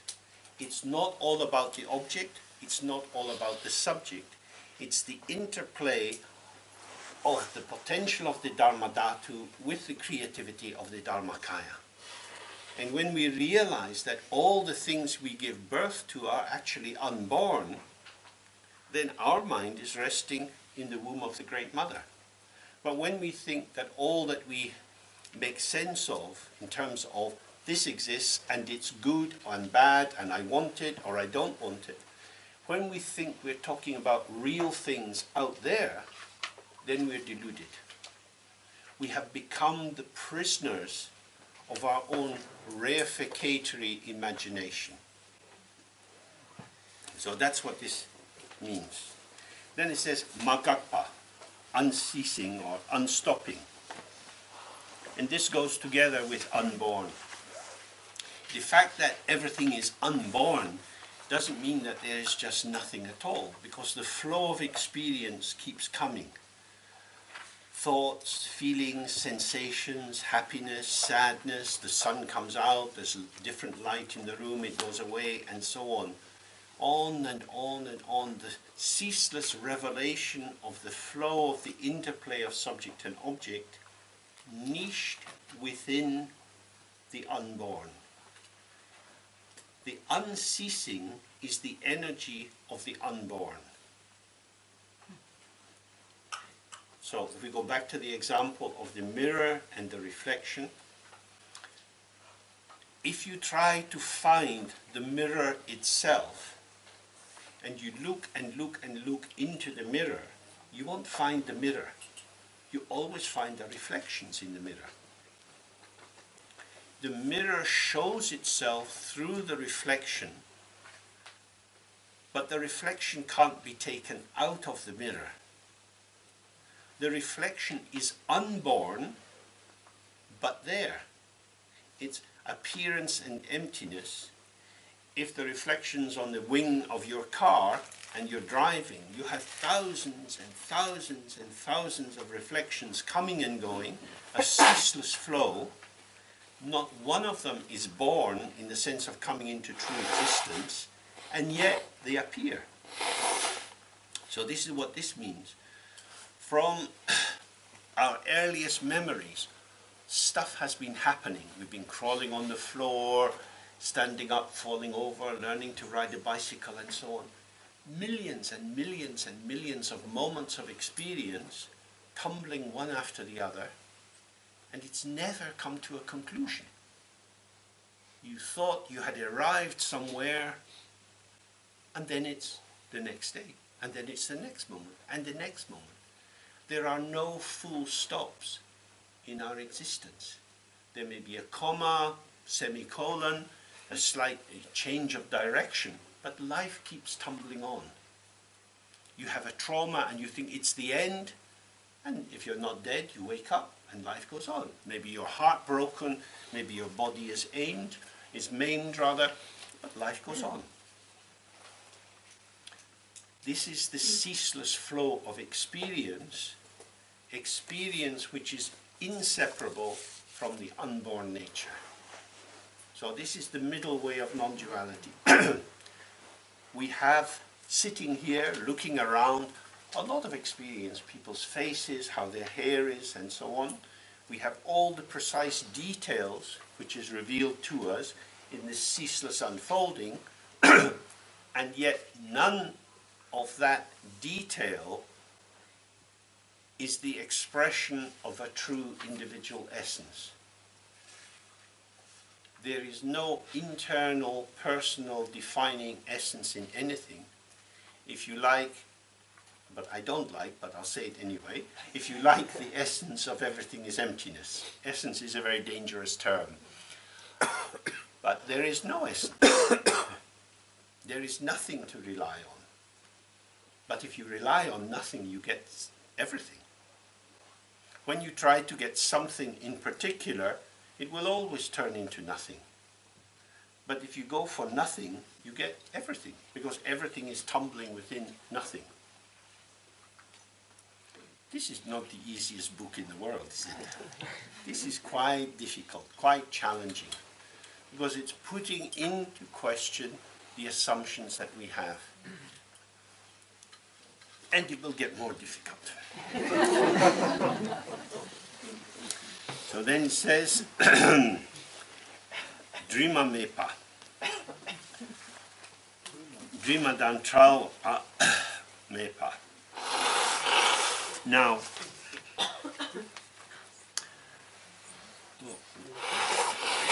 spelling mistake. That should be Drima dantrao wa.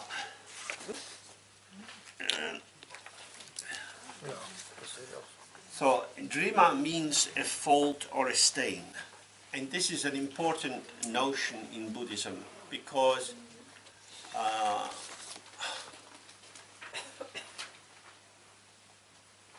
defilements,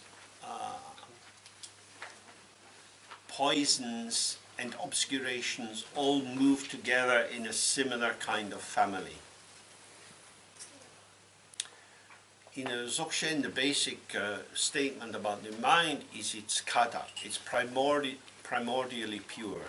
It has never been stained from the very beginning. It's vajra. So it offers hospitality to everything, but it's not touched by anything. This is why the image of the mirror is used. The mirror has all these reflections inside it, but it's not conditioned or damaged or defined by the reflection. So he's saying here, all phenomena which are empty are free of stain. Now, if I take some ink and splatter it on my shirt, the shirt is spoiled because now it is stained. Something has got in touch with something else. What has been spoiled? The shirt. What is the shirt? A concept. What has the concept of shirt been spoiled by? The concept of ink. Shirts shouldn't have ink on them. Therefore, having ink on your shirt is a sign of an improper way of proceeding through life. And we have to question your mental health. Therefore, I don't want you to see the ink on my shirt. I want to be normal. No? Concept has contaminated concept. If the shirt has ink on it or not, does it really matter?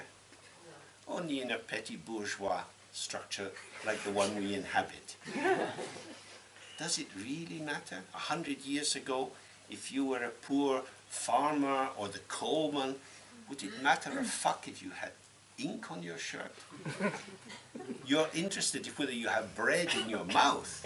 That's important. But ink on your shirt? Nothing. Nothing at all. But you shouldn't have ink on your shirt. What is contaminating what? Shirt is a concept. Ink is a concept. Bring the two concepts together and they seem to defile and determine each other. The shirt is unborn from the very beginning. It has no inherent self-nature. It's held in place by concepts. It is a convention that in this culture we wear, males anyway, wear this kind of garment covering the upper body. In other cultures, people wear different forms of garment. And then there are particular stylistic things, and there is the cultural pressure, because nowadays clothing is not so expensive and people have washing machines. So there is an expectation that people are clean and tidy. This is a basic courtesy to other people, especially in an urban environment where you have to be in proximity to other people. So if you wear dirty garments, the smell of your armpits will be offensive to them, and that is an abomination. Please don't do it. Huh? This is our cultural constraint. This is a cultural constraint. Culture means convention. It means a social agreement existing for a while. If we had nuclear war and we are crawling around in the rubble like we've seen in the Hollywood movies, to have ink on your shirt would be the least of your problems. You look down and your hand is dissolving in front of you. Huh? The stain of ink on the shirt is important due to causes and circumstances in a particular context. This is a mental creation. It's not a truly existing fact in the world. This is what without stain means. What contaminates one thing by another is conceptualization. Because when you walk in the forest, you see that the wind has been blowing through and huge branches are torn off the trees, and you see these jagged open wounds on the tree. That's how trees are. That's how that tree is. We don't call out the tree hospital, the forest doctor, to come along and put a bandage on the tree. If it was a fruit tree, the farmer might well want to do that because the tree is precious. But if it's in the forest, they've got a lot of trees. So again, due to causes and circumstances, we take something seriously or not. These are mental events. They are not determined by the actuality out there, but by the interpretation. So if we really understand this, there is no stain. Nothing which has ever happened to us is unusual.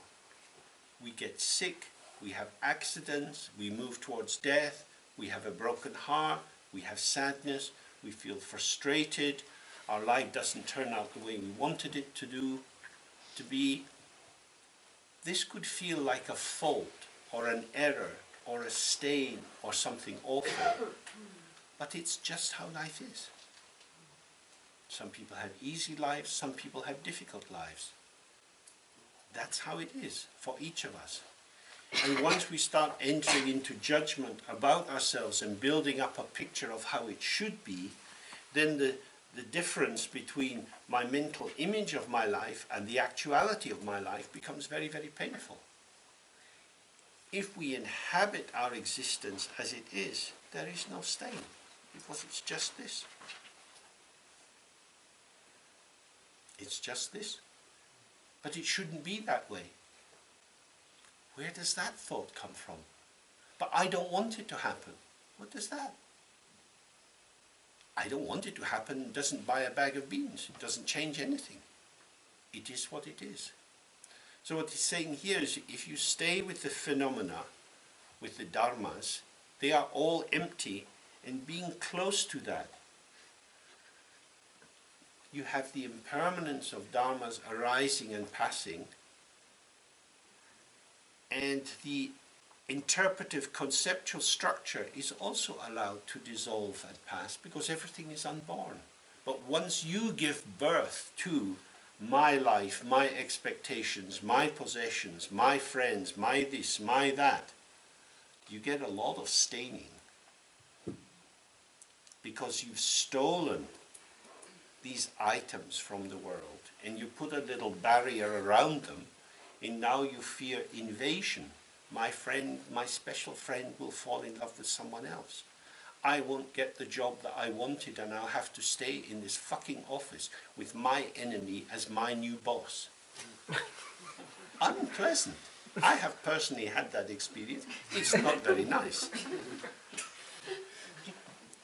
Living with not very nice experiences is part of life. If you take it as a punishment, if you take it as something boring into you, cutting into you day after day, you are your own torturer. This is your mind doing it. They got the job, you didn't. That's it. Oh, but I didn't want it. You're now giving birth to a fantasy and saying, my fantasy should be true. Why? Because my mother loved me and she wanted the best for me. Oh, gosh, I hadn't realized that. We'll reconvene. I think that man shouldn't have the job. You should have the job, James, because your mother loved you. Now I'm happy. We are fucked up. This is ordinary human thought, isn't it? And it's pretty appalling. It's not very impressive. And this is what he's saying. We don't have these thoughts because we are bad people or personally stupid people. We get it because we have misunderstood how the world actually is. That we imagine that there are truly existing phenomena. And on the basis of that, we construct our dream worlds and then are sad when they're not fulfilled. So the staining is a stain coming onto the dream world, not onto the actual world, because in the actual world, everything is empty, inseparable from emptiness. So, then he's saying, it's also without freedom from stains.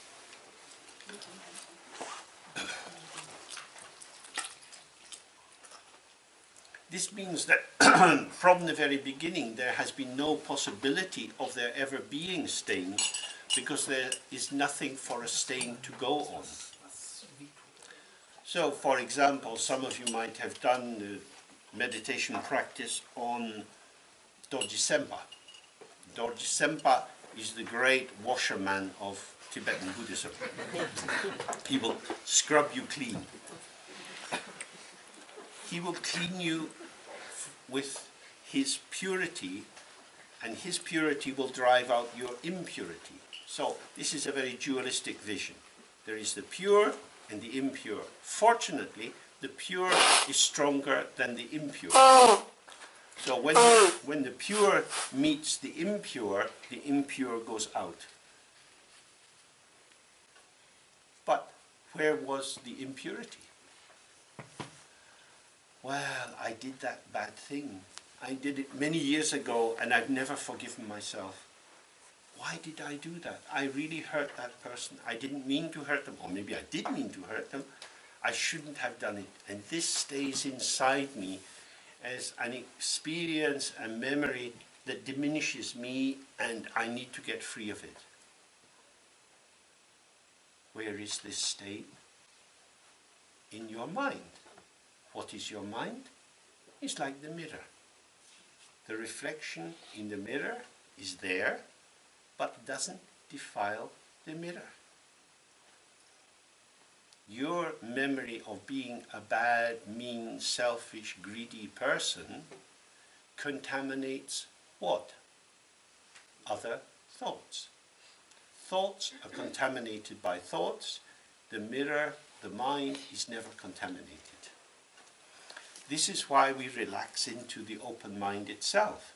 If you stay caught up in the flow of thoughts, thought will interact with thought, and sometimes you get lovely patterns of thoughts, and sometimes you get hellish patterns of thoughts. You cannot protect a thought from other thoughts. The mind is moving and mingling without any boundaries to its content.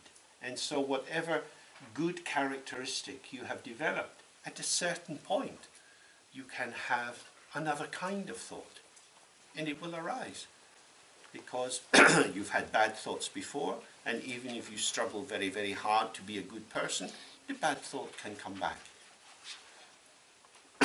There is that story, many of you will know it, it's told in Gampopa's main text, The Jewel Ornament of Liberation, about a man who was a general, and he led many soldiers into battle and killed many, many people. And at a certain point he started to feel remorse, and so he went to a lama and got some teaching and initiation, and went into retreat in the mountains and did a lot of practice. And gradually he felt he was being freed from his sinful, cruel past. And one day, after he had done his ritual practice, he took the ritual offerings outside and scattered them for the birds. And the birds flew down, a whole flock of birds. And he looked at the birds and he thought, so many birds. Down in the valley, in my tribe, I have so many followers. If I collected my followers together, I could form an army and defeat my enemies. So he left his mountain hermitage, went down to the valley, became a general, and killed more people. There is no full stop in samsara. I was a sinner, and now I'm saved. I once was blind, but now I see. It's a very beautiful idea. I once was blind, now I see till I'm blind again, till I pluck my own eyes out again. That's why samsara is dangerous, because you never come to an end. That's what it means by unceasing. You think you're sorted, you think you become a nice, kind, generous person, and then suddenly you're being selfish. You're suddenly being selfish. I think I told some of you this story. Years ago when I came back from India, I was looking for some work and I got a little part-time job teaching Tibetan in an adult education college. First I was teaching people the alphabet and basic grammar, and then we worked on this short Mahamudra text by Maitripa. Very beautiful little text, and I was explaining the meaning. And as I was explaining it, I came to this point. And I would start to speak, and I looked at the people, and I thought, listen. Well, I didn't say it out loud, but thinking in my head, I thought, I was in India, was very hot, many mosquitoes, translating at night, sweat coming off my forehead, with a little candle guttering in the wind. And I got this knowledge, and now I'm giving it to you fuckers for free. So I stopped speaking.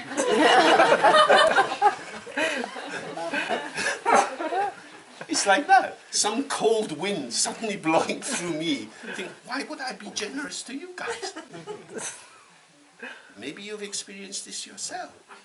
One constellation is coming out, and then there's this back current. That's, why would I? It's a retractive energy.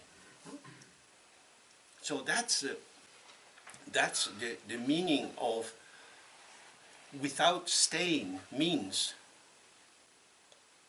if you stay in the constructs of the mind, if you take thoughts, feelings, sensations seriously, if you take the outer forms of the real, of the world as defined by the sign, as truly existing, you will always be at the mercy of these contradictory forces: generosity, selfishness, kindliness, meanness, and so on. And everything will be up for grabs. But if you see the primordial emptiness of all phenomena, there is no limit to the generosity of the mind. So when he says it is free of even the notion of becoming stainless, it's without freedom from stains. Neither stains nor freedom from stains exist except as concepts. Primordial purity is unaffected by anything which arises. And we're taking this Heart Sutra and linking it across to the Dzogchen idea.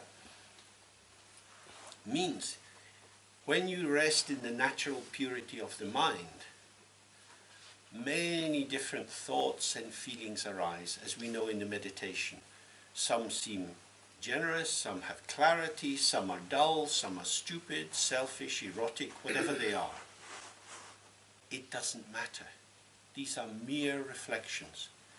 When you start taking the content of your experience as important, when you think, my meditation is terrible because I have thoughts like this, then you become stained. The ego becomes stained because it feels it's being defined by the content of the mind.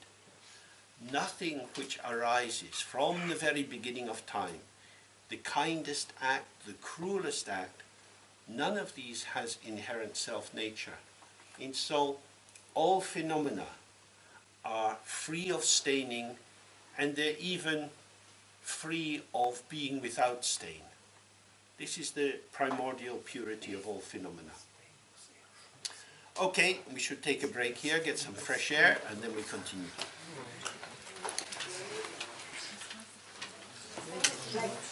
Maybe 20-minute break maximum. Okay. So we do a little more on the text and then a little practice.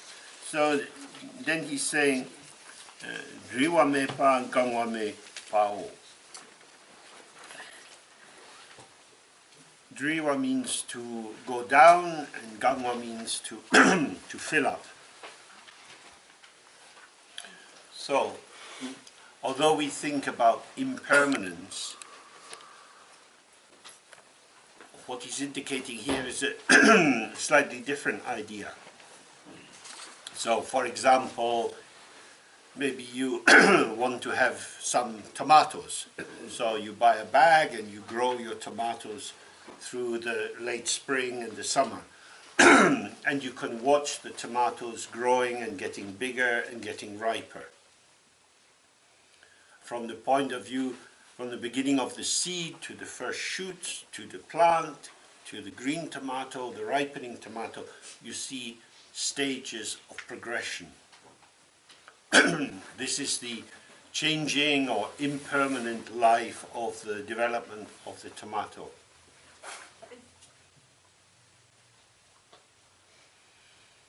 There is a tomato plant, and it produces shoots which then develop. So you start with the assumption that there is a dharma, that there is a self-existing thing. Here is the seed for the tomato, and you sprout it, and then it starts to grow. On the basis of there being this thing, other things develop from this thing. But we go back up the page a little bit. All dharmas are empty. So, there was no tomato seed. All the changes which occurred were not changes of the tomato seed because there was no truly self-existing tomato seed. The tomato seed wasn't something you picked out of your ear or picked out of your nose. You went to the shop and you got the tomato seed. The tomato seed didn't find its way into the shop by itself. It was delivered from the farmer, the horticultural expert who is preparing tomato seeds. And they got the tomato seeds from tomato plants which have been growing before. And they got these from tomato plants growing before, back through generation of generation of generation of tomato seeds. So, the tomato seed is dependent on causes outside of itself. There is no truly existing tomato seed. Due to causes and conditions, what we conventionally call a tomato seed has given rise to what we conventionally call a tomato. There is no development. What is developed is the sequence of ideas which seem to be describing the truly existing tomato. So you have a chain of signifiers which seem to be tracking, monitoring the development of my beautiful tomato plant. I can't wait until they're ripe. They look really good this year. That would be a normal kind of construction. From this point of view, it's completely fallacious. It's false and delusory. Because there is no tomato seed. You don't start with something. On the basis of this, that arises. If that was the beginning of a novel, okay. But this tomato seed has history, long history, on the basis of parent, the child, the grandparent, the parent, the grand-grandparent, the grandparent, the parent, the child, and so on, back and back and back. So without this chain of cause and effect, this tomato seed would not exist. It's not freestanding, not autonomous. We, in perceiving it and naming it, cut it from its context, both historical and spatial. Does that make sense? This is a mental activity on the basis of which I then tell the story. The sprouts are coming well. We're going to have a strong tomato plant. We should get a good crop. This is a conventional story generated on the basis of the axiom that there is a truly existing tomato plant. Then you go away on holiday. You ask your neighbor, please come in and water my tomato plant. Your neighbor, unfortunately, has just fallen in love and has big preoccupations. When you come back from your holiday, you find your tomato plant is very sad. No water, I'm dying. You pour in the water, but too much. You drown it. Now remorse, tears, all your dreams of tomatoes are fading. There is the decline of the tomato, the rise and fall of the victorious tomato. But have a look at Eshvara, who knows a lot about life. He says there is no decline and no increase. It was an illusion. An illusion. Which came into being on the basis of your thought production. That's why in all the Buddhist texts, excuse me, it says the mind is chief. The mind comes first. It is our mind which gives rise to all these phenomena. And we, in this infinite creativity and imagination that we have, then are self-forgetful and imagine that it's something which is out there. So all of this mental activity is misconstrued as being a true account of what is truly happening. This is what he's referring to here. So what he's saying is nothing ever changes. There is no impermanence. We use the concept of impermanence to loosen the fixation that we have onto concrete objects. But when you see the emptiness of the object, what you have is moment by moment of this and this and this. And each of these moments is linked together by concepts. So, this is like a jewelry shop. And you take in your old necklace. And you say, I can't wear it anymore because it's just going to break. So it takes the thread out. Madam, in my shop we have two kinds of thread. We have the ordinary thread, the thread of concepts. Quite effective, and your necklace will look the way it's always looked. But we have this other thread, the thread of awareness. This is beautiful. This is an invisible thread. This thread will last forever, but it's expensive. Which would you like? So, there are all the phenomena of life, things happening, coming and going. What is it that joins them together? Mainly we use the cheap thread of narrative storytelling. This gives rise to that, which then turns into that. And we put all the beads of each moment into that patterning, and they're held together by our own mental effort. Awareness makes no effort. It's like the mirror. Everything, when you look in the mirror, everything is fully formed there. It's held in place. It's, if you like, beaded. Every aspect is strung together, but effortlessly, because it's the natural self-display of awareness itself. So this is the difference. This is what he's referring to here. Emptiness itself is the string which holds the moments together. And when you thread them with your concepts, emptiness is forgotten, and then you just have this clunky stuff. And some is good, and some is bad, and some is developing, and some is declining, and so on. But that is illusion. So, then he says, Sharibu detawe na tompani la zukme, tsorwame dusheme, duche namme, nampashe pame. So he's now going to repeat something. He says, therefore, Shariputra, emptiness is without form, without feeling, without perception, without formation, and without consciousness. So he's repeating that these 5 skandhas are empty. This is the top of page 7. In the Prajnaparamita literature, there is a lot of repetition. A lot of repetition. The longer texts have many, many repetitions.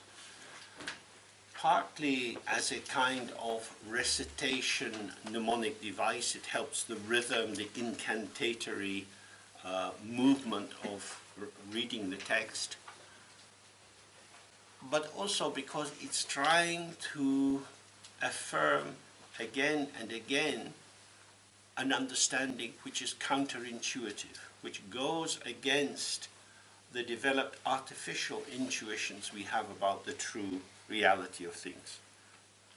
So he's just saying these 5 skandhas are themselves all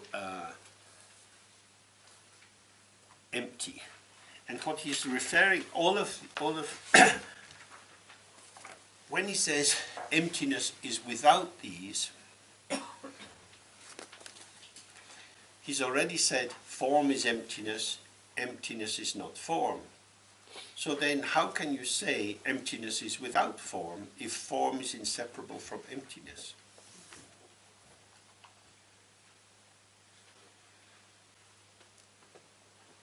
The experiences which we have don't alter the emptiness or the ungraspability or the absence of inherent self-nature in what is there. Primordial emptiness, shunyata, is not a thing, it's not an object, it's not a possession, it doesn't exist anywhere, but neither is it a non-existent phenomena. It is beyond conceptualization. To say that it is without these skandhas here means that it is untouched by them, that they are not an add-on to it. It's not as if you have 2 things. You've got the emptiness and the form, or the perception, the feeling, and so on. Emptiness is free of them. They are there, but it's free of them. Again, we're back with the image of the mirror. The mirror is without reflections. That can't be true. I look in the mirror, it's full of reflections. Where are the reflections? In the mirror. Does the mirror have the reflection? Does it hold the reflection? Only circumstantially. When this object, this vase or these flowers are placed in front of the mirror, the reflection of the vase with the flowers arises. The reflection of the vase is in the mirror. The mirror holds the reflection of the vase. I don't know if you could say that in German, you can say it in English. It's somehow holding it or hosting it. And yet, the mirror is without the reflection. It doesn't have the reflection. Because the reflection is like an echo, or like the reflection of the moon on water, or like a rainbow in the sky, or like a mirage on a hot summer road. It is an appearance which has no substance and therefore is non-contradictory to the emptiness of the mirror. The reflection is not a thing which compromises the emptiness of the mirror. It is the emptiness of the mirror, that is to say, the fact that the mirror has no self-substance, no internal essence, no internal self-definition. It is this emptiness which is the hospitality of the mirror. If 40 people were to come into this room now, it would be quite difficult, because there's not much room. The hospitality or the available space of this room is already taken up by the presence of people.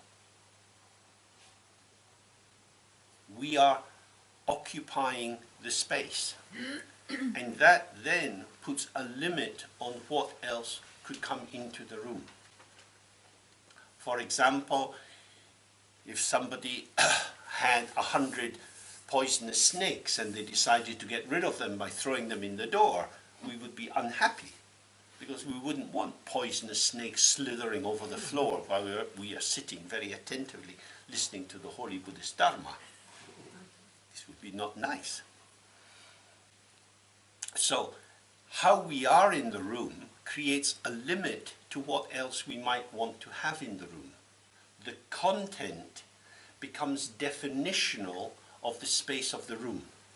When we are not here, the open space of the room could be turned to all sorts of different purposes, but the content becomes a determining factor which in the moment of our existence here together limits the freedom or the emptiness or the potentiality of the room. Does that make sense?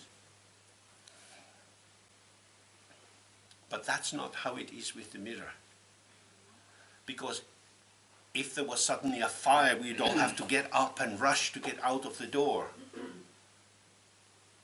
When you take the mirror, which is pointed towards the vase with the flowers, and you turn the mirror, there doesn't need to be a taxi or an ambulance to take the reflection of the pot of flowers away. It goes quietly. It doesn't make a fuss. It doesn't cost anything. It just goes without a trace. Without a trace. It was there, but without leaving a mark. This is the central point. Emptiness offers an uncontaminatable hospitality, and so it is without fear. The ego offers a limited hospitality and is full of fear and anxiety. That's a real difference. So when he's saying that emptiness is without these 5 skandhas, this is what he's pointing to. They are not truly there. They are concepts.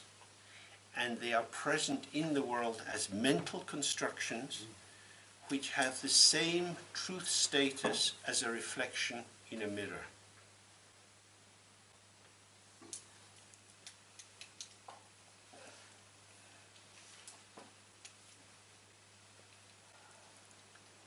If there was the reflection of if you had a very big mirror and you had the reflection of someone's back, and you came up behind them and held the knife in front of the mirror so it looks like you're stabbing the person in the back, have you committed a crime? Can one reflection murder another reflection? Not possible.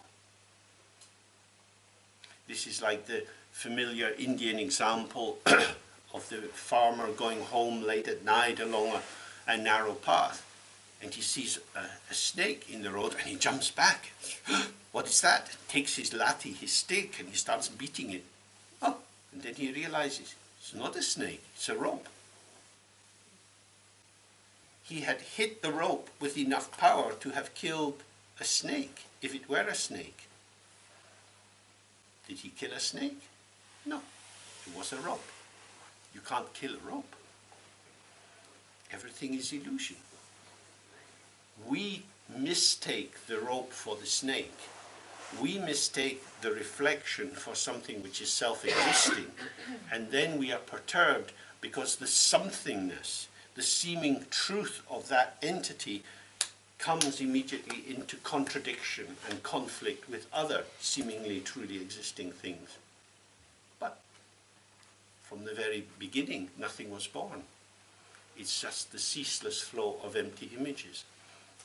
And so even these 5 skandhas, these 5 component parts, which are the basic building blocks of human existence according to the early Buddhist text, they are themselves just an illusion.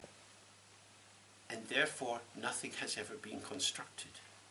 So this is the meaning, that emptiness is free of all of these, because nothing has ever been born. So, one of the traditional 12 examples of the illusory nature of phenomena is to say that phenomena are like the child of a barren woman. A barren woman is a woman who, for whatever reason, can't give birth to children. So, if a woman can't have children, to say she has a child is ridiculous. Another example is to say they are like the horns on the head of a hare. Well, a hare or a rabbit doesn't have horns. this is an illusion. Now we can imagine that. A graphic designer could easily draw a rabbit and have horns on the head. Cartoons are full of creations of things which have no, we could say, actual existence out there. They are products of the imagination. And what he's saying here is everything is a product of the imagination. These are all ideas. Now, as an idea, they have power, they have impact, they shape our lives. But as ideas also, they have no substance and no inherent truth. Their truth or value or meaning is in how they interact with other ideas. So once you're in this, tumbling in this endless stream of concepts, we build up all kind of storylines, all kind of patterns, but nothing has been born. So the 5 skandhas also are empty. This is a great relief. Nothing needs to be cleared away. There are no obscurations except the fact that our mind believes that things are truly existing. What about that tomato then?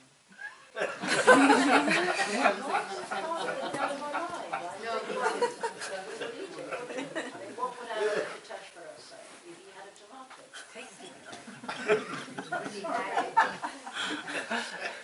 I can't make that leap. Well, if I have a look at Eshvara, because he is a very patient and peaceful person, he would take the tomato and hold it in his hand. Because he's a very good meditator, he wouldn't move. After 1 month, the tomato is smoldering and dribbling down onto his precious white garments. It is rotting. Little flies have come and laid their eggs in it, and little wormies are moving over his hand. Even the Arya, he had to eat. He had to have something. But you're not getting the point.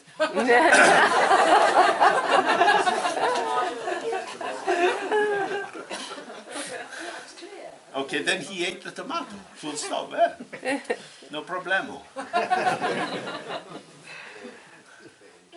The tomato is there for a while. When you see a beautiful ripe tomato, you think, what a wonderful tomato, due to causes and conditions. There is no intrinsically beautiful tomato. But it conventionally exists. It conventionally exists, according to your mental construct. But you don't eat the construct, you eat the tomato. You eat the tomato, but in eating the tomato, what are you eating? You're not eating anything. It only becomes a tomato when you have the concept of tomato. Okay, but you're still eating something. It's not. There is no such thing as a self-existing tomato. This is the issue of the sign. This phenomena, which was nothing, then a plant, then a green thing, then a red thing, and if left alone will become a rotting thing, is captured at a certain moment of time and encapsulated in my idea. This is a perfect tomato. I'm going to slice it, and I'm going to put some nice olive oil with it, and some pepper, and some basil leaves. That will be perfect. Isn't it like that you even don't eat? I beg your pardon? Isn't it like that you even don't eat? You eat, exactly, you don't eat. Which doesn't mean that you don't eat. But the process of eating is also not eating. Because eating is a conceptual interpretation. Oh, okay. So something goes on, we can't say what it is, but it might possibly convey chomping of the mouth. Is that what you mean? No, I don't mean that. That is very accurately exactly what I don't mean.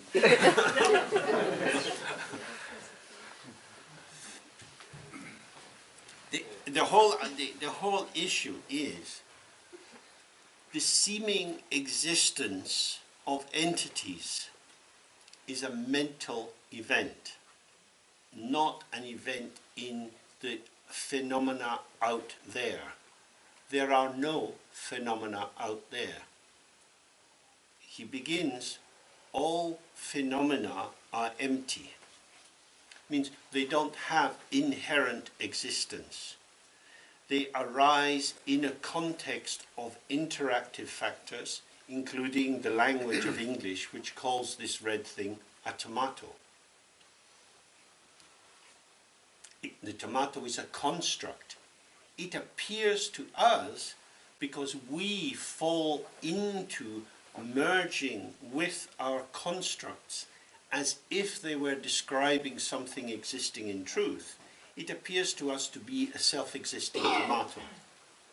That is to say, that is to say, we have separated the subject and object. We say the object comes first, a tomato is a tomato is a tomato, and then I arrive, look at the tomato, and form my opinion about the tomato. Now, the traditional example for this is, if a tall tree falls in a forest and nobody hears it falling, does it make a sound?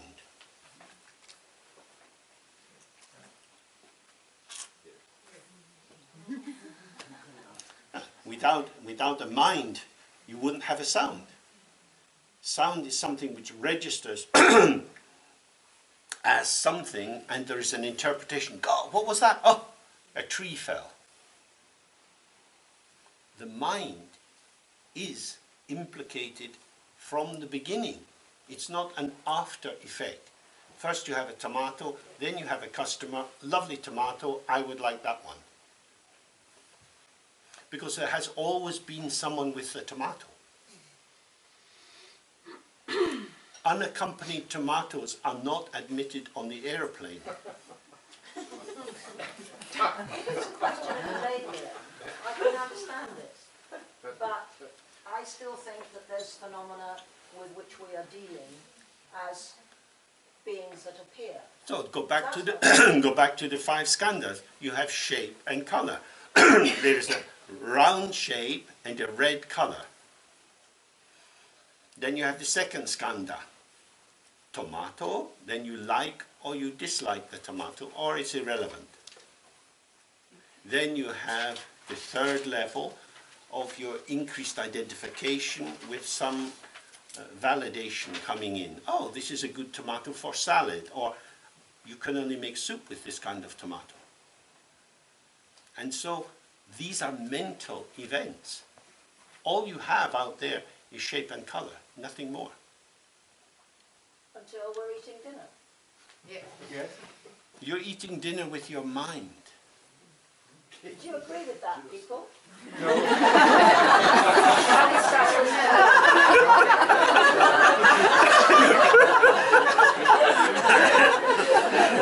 It's not a democratic lesson. I think there is a mutiny on the good ship Dharma. It's a difficult bit. It's the difficult bit. Well, your problem is you're trusting your own thought, and you're thinking that your rational belief, which is embedded in taking concepts to be truly existing, is going to validate what is being said here. And this is putting into critique the concepts that you're using to interpret what is being said.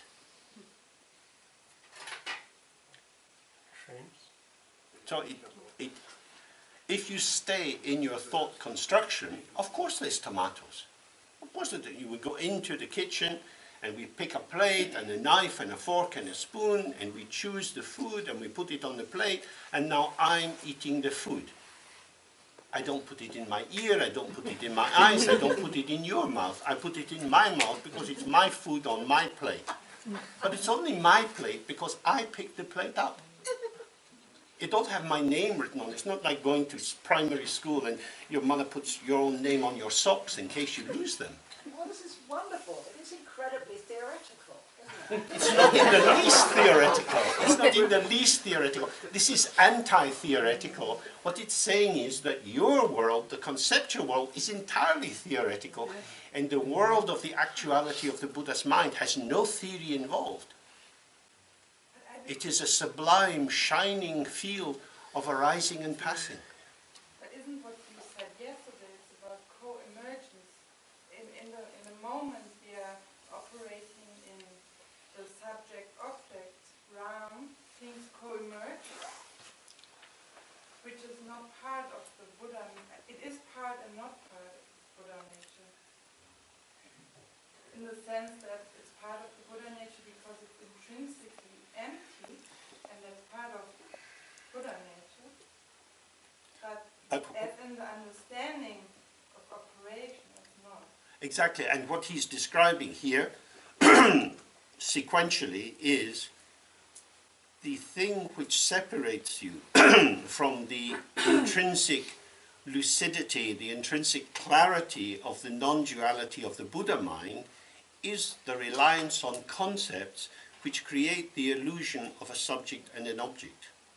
So as long as you rely on the concepts, you won't have access to what's there, although these concepts from the very beginning have been empty. I have heard sound that I didn't know what it was, and yet I heard something, or there was hearing, if you like. Mm-hmm. Was it phenomena? I didn't put a label on it, I couldn't, I didn't know what it was.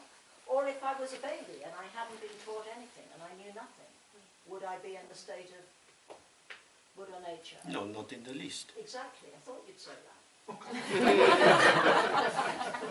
But somehow, because the baby hasn't, where did the concepts come from in a baby's mind? Concept comes from the mother. What, before the baby's been taught anything? The baby's at the baby's at the mercy of sensation and reactivity to the sensation. So in terms of the 5 skandhas, it has shape and color, and a lot of this, the second skandha, the tsorwa, this good, bad, right, wrong, like, don't like. Babies do this, they turn their head away if they're feeling a bit invaded and so on. But they don't have a developed consciousness. Gradually, sequentially, the 5 skandhas reveal themselves more and more in interaction with the environment because they are dualistic formations and they're fed by cultural information which you get through school, parents and so on. And then you start to inhabit an interpretive matrix. The field of your interpretation which is more or less harmonious with the interpretive matrices of other people. And that's how we establish ourselves as normal human beings. But what he's pointing to here is all of that is mental activity. What he's doing is he's recentering the focus on the mind itself. The subject and the object are the play of the mind. The mind is not the subject. The subject formation, my personality, my thoughts, my sensation, this is the energy of the mind, but it's not the mind itself. The mind is like the mirror. Our subject and object formations are like reflections. But if we take my subjectivity, I, me, myself, with my thoughts, my history, my opinions, my ideas, if I take this to be the position of the observer, and I am looking at stuff, and going to evaluate it according to my criteria, this is dualistic perception which is normal in the human domain. But it doesn't give any access to awareness. Is there an observer in non-duality? No. There is a revealer, but not an observer. Yeah? Maybe interesting to think about the situation where someone deals with something which has been never seen or never recognized. What happens then?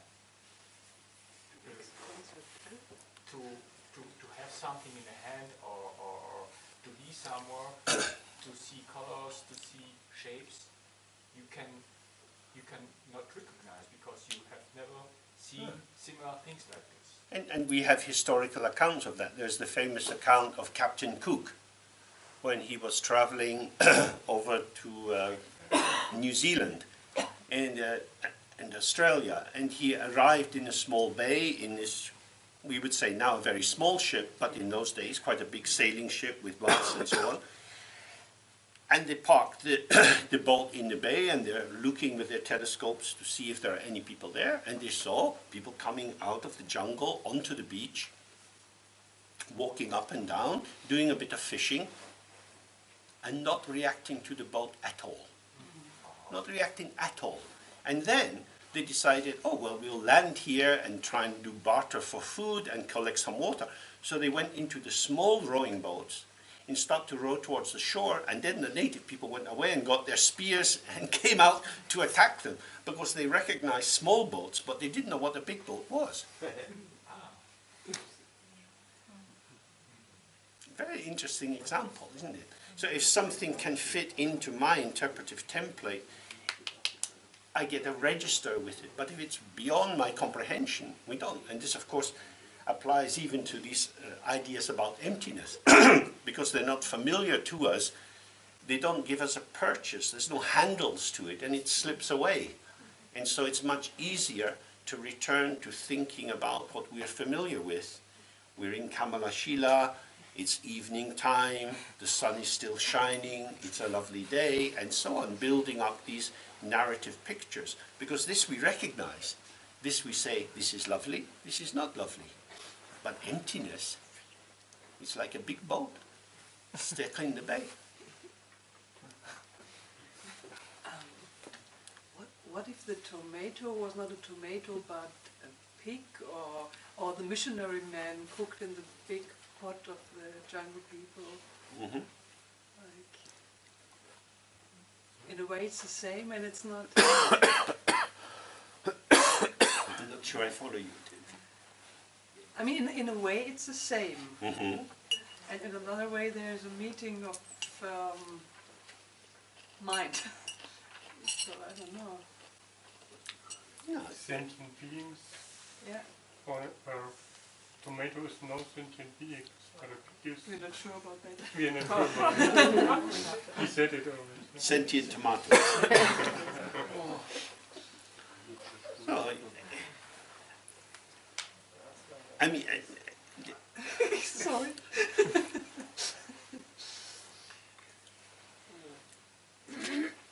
Now maybe it's helpful here to reflect a little bit on the nature of ignorance.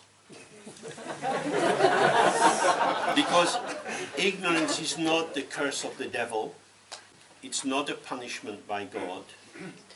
Ignorance is being dazzled by the clarity of one's own mind. So when we start to think about these things, part of our problem is that we enter into this hall of mirrors with reflection after reflection. And we all have bits of historical knowledge, scientific knowledge, this knowledge. And so it's very easy for us to enter into commentaries on what is being said here. And what Avalokiteshvara is doing is pointing out how the world appears if you're not taking the message of the thought as strongly real. So he's saying, don't mistake the reflection for the mirror. Relax and open into the state of the mirror, and then you will see everything is a reflection. But if you're looking from the outside as a kind of observer, you will end up making a commentary about reflections as if they were strongly real. And this is why, as my teacher Siya Lama said many times, you cannot think your way out of samsara. Because samsara is a thought construction.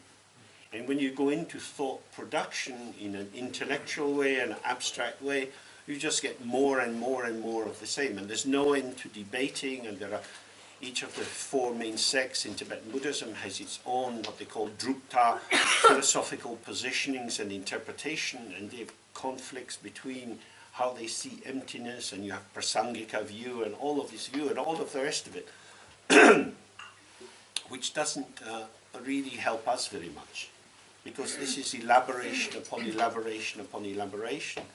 The key thing is for us to see that thoughts are empty and yet impactful. The impact is not a proof of reality, of substance. It is an energetic formation. So if I say, I hate you, that's not a nice thing to say and makes you feel bad. I love you has a different thing. It's just one word in the sentence is shifted, but it has an impact. Love, hate. It's just sound waves, but we catch these sound waves with our conceptualization that, oh, I don't want you to hate me. So we're immediately elaborating a sense of ourselves and the other person on the basis of hearing that word as we catch it and interpret it. And when we take the signs that we were looking at earlier as strongly real, then we are buffeted on these waves of hopes and fears, because things we like happen, things we don't like happen, people are friendly, people are unfriendly, and it all seems very, very real. And then we die. And then you're born in another realm where everything's very, very, very real. And you're at the mercy of whatever is happening to you. And we as human beings, especially having what they call a precious human birth, with these particular 18 factors of freedom and opportunities, means that we can start to separate from the reactivity that comes from believing that phenomena are truly existing. And it's hard work, because there are many things that happen in the world that seem to be truly awful. For example, the actions of Boko Haram in Nigeria, going into a school, capturing these poor young girls, 300 and so, taking them away for rape and sale and so on. This is awful, and it's empty. This is what is difficult. Things that are good are empty, things which are terrible are empty. Emptiness comes first. And so all these stories of beauty and horror through which our literature and films and the news on the television lifts us up and down, you can take it as real or you can see it as empty. The fact that it's empty doesn't mean it doesn't exist or it's not important. It's important contingently, contextually, but is without inherent existence. Now you try telling a mother whose daughter's been taken away and raped that nothing real has happened, and she slap you, of course, because she loves her daughter, she doesn't want this to happen. It's terrible. And it's empty. Yeah. And this is what is very, very hard to see. That emptiness would be a way of making the whole situation lighter. The problem is, the people in the gang who come to take the girls, they don't believe in emptiness at all. They believe in making profit and having sexual conquest and hurting other people. They say, you are our enemy, we can do whatever we like to you.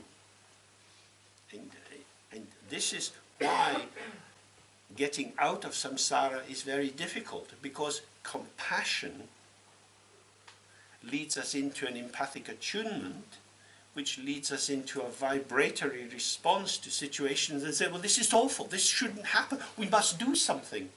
And so there's more and more activity, and so the good-hearted people end up tumbling in samsara in a way which parallels exactly the way the bad-hearted people tumble in samsara.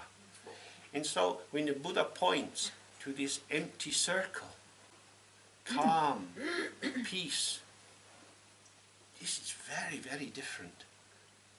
And it looks like an abandonment. Wisdom looks like an abandonment of being. And this is why wisdom and compassion come together. But one second, this text is a text about wisdom. So it's not primarily focused on the compassion aspect, and so it's trying to free us from this automatic response that everything is real, resulting in more spaciousness, more clarity, seeing situations clearly, and then you know perhaps more how to intervene. Because the fact is, these people who kidnapped the girls have not been caught, and the girls haven't been returned to their families. And why not? Money was given to the Nigerian army and so on. Because people in the Nigerian army like to eat and sleep and drink some gin. Not many people really care. Samsara is a cruel, hard place. The 5 poisons are riding like some horsemen of the apocalypse. It's a dangerous, foul place in which all kinds of lying and cheating go on. So, if you want to enter into the state of the mirror, which is unchanging, to be reactive and turning in the churning waves is very difficult. When you go to the seaside, you see the waves crashing on the beach. If you dive through them and swim out, the sea becomes more calm. So this is what the text is saying. If you stay the beach and the waves, subject and object, duality, good, bad, right, wrong, crash, crash, crash. Go into the depth of the ocean, the calmness of the mind, infinite emptiness, and then you can understand the nature of the waves. But if we're just in reactivity, it's very difficult. And it feels like an ethical problem. It can feel like an abandonment of people. And of course people say this all through history about the Carthusians and so on. People who take vows of silence, who went into enclosed convents and so on. What's the purpose of a life of prayer? It doesn't do anything. It doesn't change anything. Better to join a nursing order or something like that. But depth and clarity also have some impact. So this text is very challenging. It's very, very, very deep. People talk about the Heart Sutra, and many Zen monasteries, they read it every day. But if you really look at it, it takes all your assumptions and says, are you sure? Are you sure? Are you sure? And that's disturbing. Does enlightened view need all this theory? Does it profit of this theory?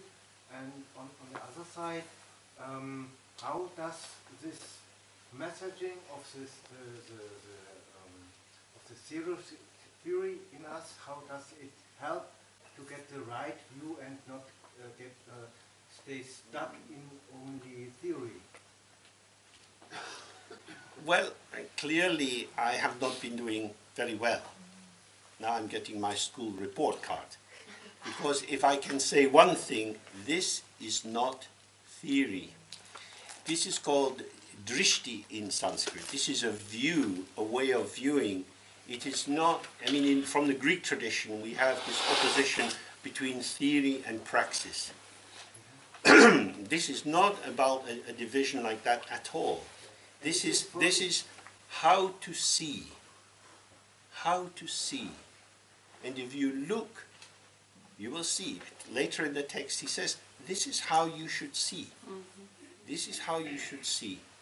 So it's an alignment of our gaze into the gaze of the Buddha's eye. That's what it is. It's not an abstract theory. This is not a human construct according to our tradition. This is the revelation of how the Buddha sees the world. So, although it's communicated through words and some of these concepts are quite challenging, it's about deconstructing theory. It's about removing ourselves from abstraction. Because reliance on conceptual elaboration is theory, is abstraction, is alienation. But if you return to the phenomena themselves, as Husserl said for the European project of phenomenology, you return to the phenomena themselves, you have to bracket us off, to put aside your conceptual elaboration. In European philosophy, this is proven to be impossible.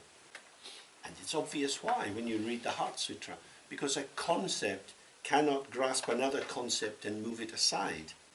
Concepts dissolve into the space of emptiness moment by moment in our own mind. So when you sit in the practice, the self-releasing, the self-liberation of all the elaborate edifice which keeps you trapped in samsara goes free by itself. And this is not theory. But when you try to make sense of things using your own mind and the content in your mind you got in school and parents and so on, then you're in theory. Then you're in thought construction. And that will develop new worlds, new forms of medicine, space travel, and all kind of weird things in the future. But it won't bring the Buddhist understanding of liberation. Because liberation arises when the natural light of the mind, the clarity of the mind, which is intrinsic, is allowed to shine forth free of the obscuration of relying on conceptual illumination, which is effortful, repetitive, and fundamentally obscuring, although it doesn't experience itself as being obscuring. So it's a very different proposition. When this view comes by experience, how does this view help someone who has not the view? It doesn't help them. If I eat my dinner, your belly won't get full. Why don't we do only the practice and then see? Because you couldn't do the practice without the view. The Buddhist teaching has been elaborated for many thousands of years now. It's very straightforward. View, meditation, activity, result. If the view is not clear, you can meditate like a pig, like a dog, like a frog, and you make no progress. I have, unfortunately, over the years, had many people come to see me to talk about their meditation. And it becomes very clear that their mind is become more dull due to their meditation practice. Meditation can make you stupid if you don't understand what you're trying to do. Oh, I just sit there with an empty mind. And? Well, nothing happens and I feel quite peaceful. And? Oh, I've been doing this for 10 years. Oh, good. Good luck. This is not Buddhism at all. Buddhism is about clarity. And unless you understand the structure of the mind, it's very difficult to find your way through the forest. The middle way means don't get rid of samsara, don't hope for nirvana, stay on the point of the intersection of samsara and nirvana. Now, if you can do that without some explanation, you are self-evolving like Garab Dorji. But most of us require the transmission. So in the Dzogchen lineage, the transmission comes down from Kuntu Zangpo.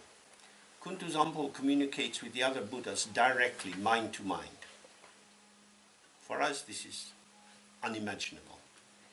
From that is communicated down to Dorji Sempa through symbol formation. So he makes some mudra, some sound, and Dorji Sempa understands.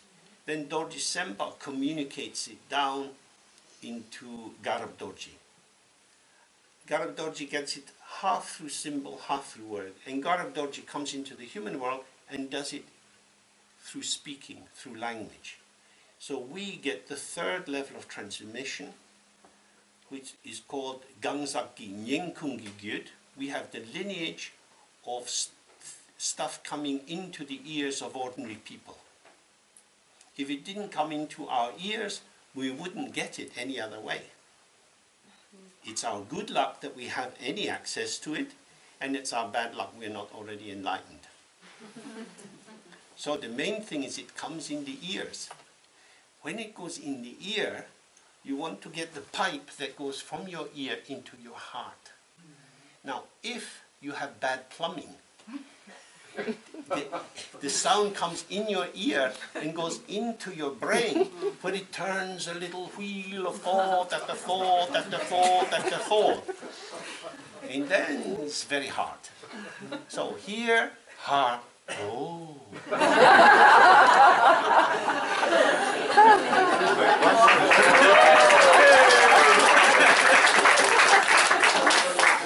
Time more food.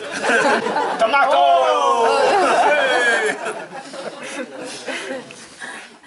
Okay, so we've looked at a lot of this, illumination from Avalokiteshvara today. And he's pointing out again and again that there is no true existence or reality or substance in any of the phenomena in the world. So we want to bring this into the meditation practice. Whatever arises, when it seems strongly real, this is the movement of your own mind. If you react to the work that your own mind has already done in making a particular thought interesting or difficult, then thought production accelerates, and thought follows thought follows thought. Allow the thought to be what it is, empty expression of the clarity of the mind. All essence and substance and seeming reality is imputed by the mind. It's put in by the mind into what arises.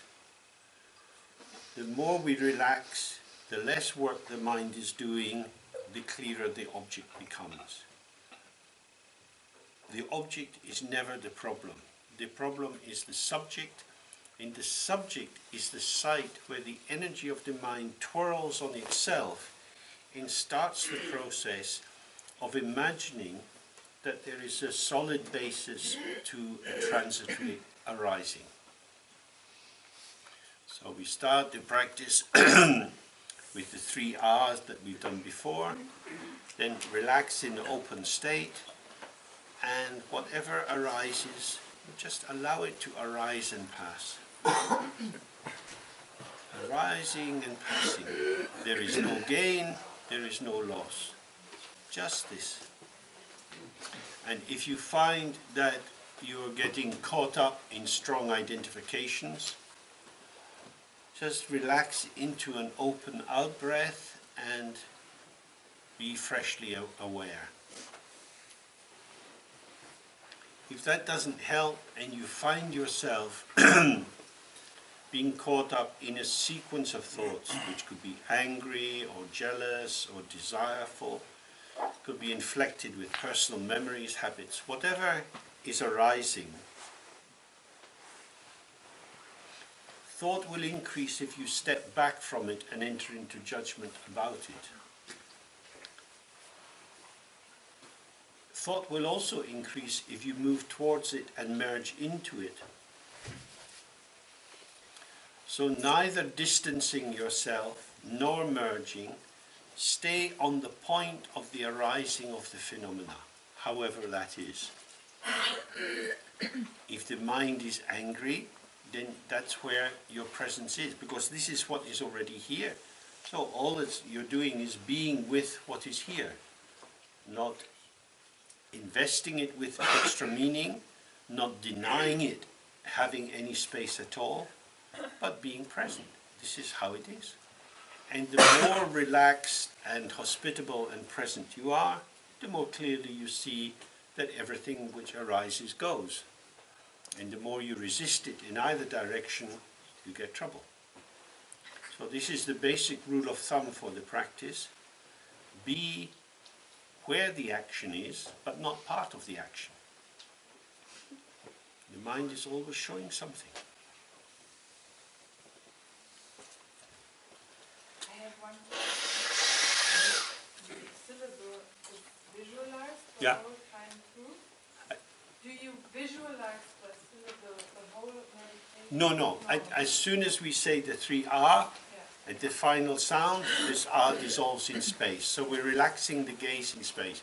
The chin is slightly raised, and the gaze is resting about 2 arms length where the R was, in the space itself, not looking at the far wall, not trying to think about what's there. It's just the open flow of light from inside to outside and out to in.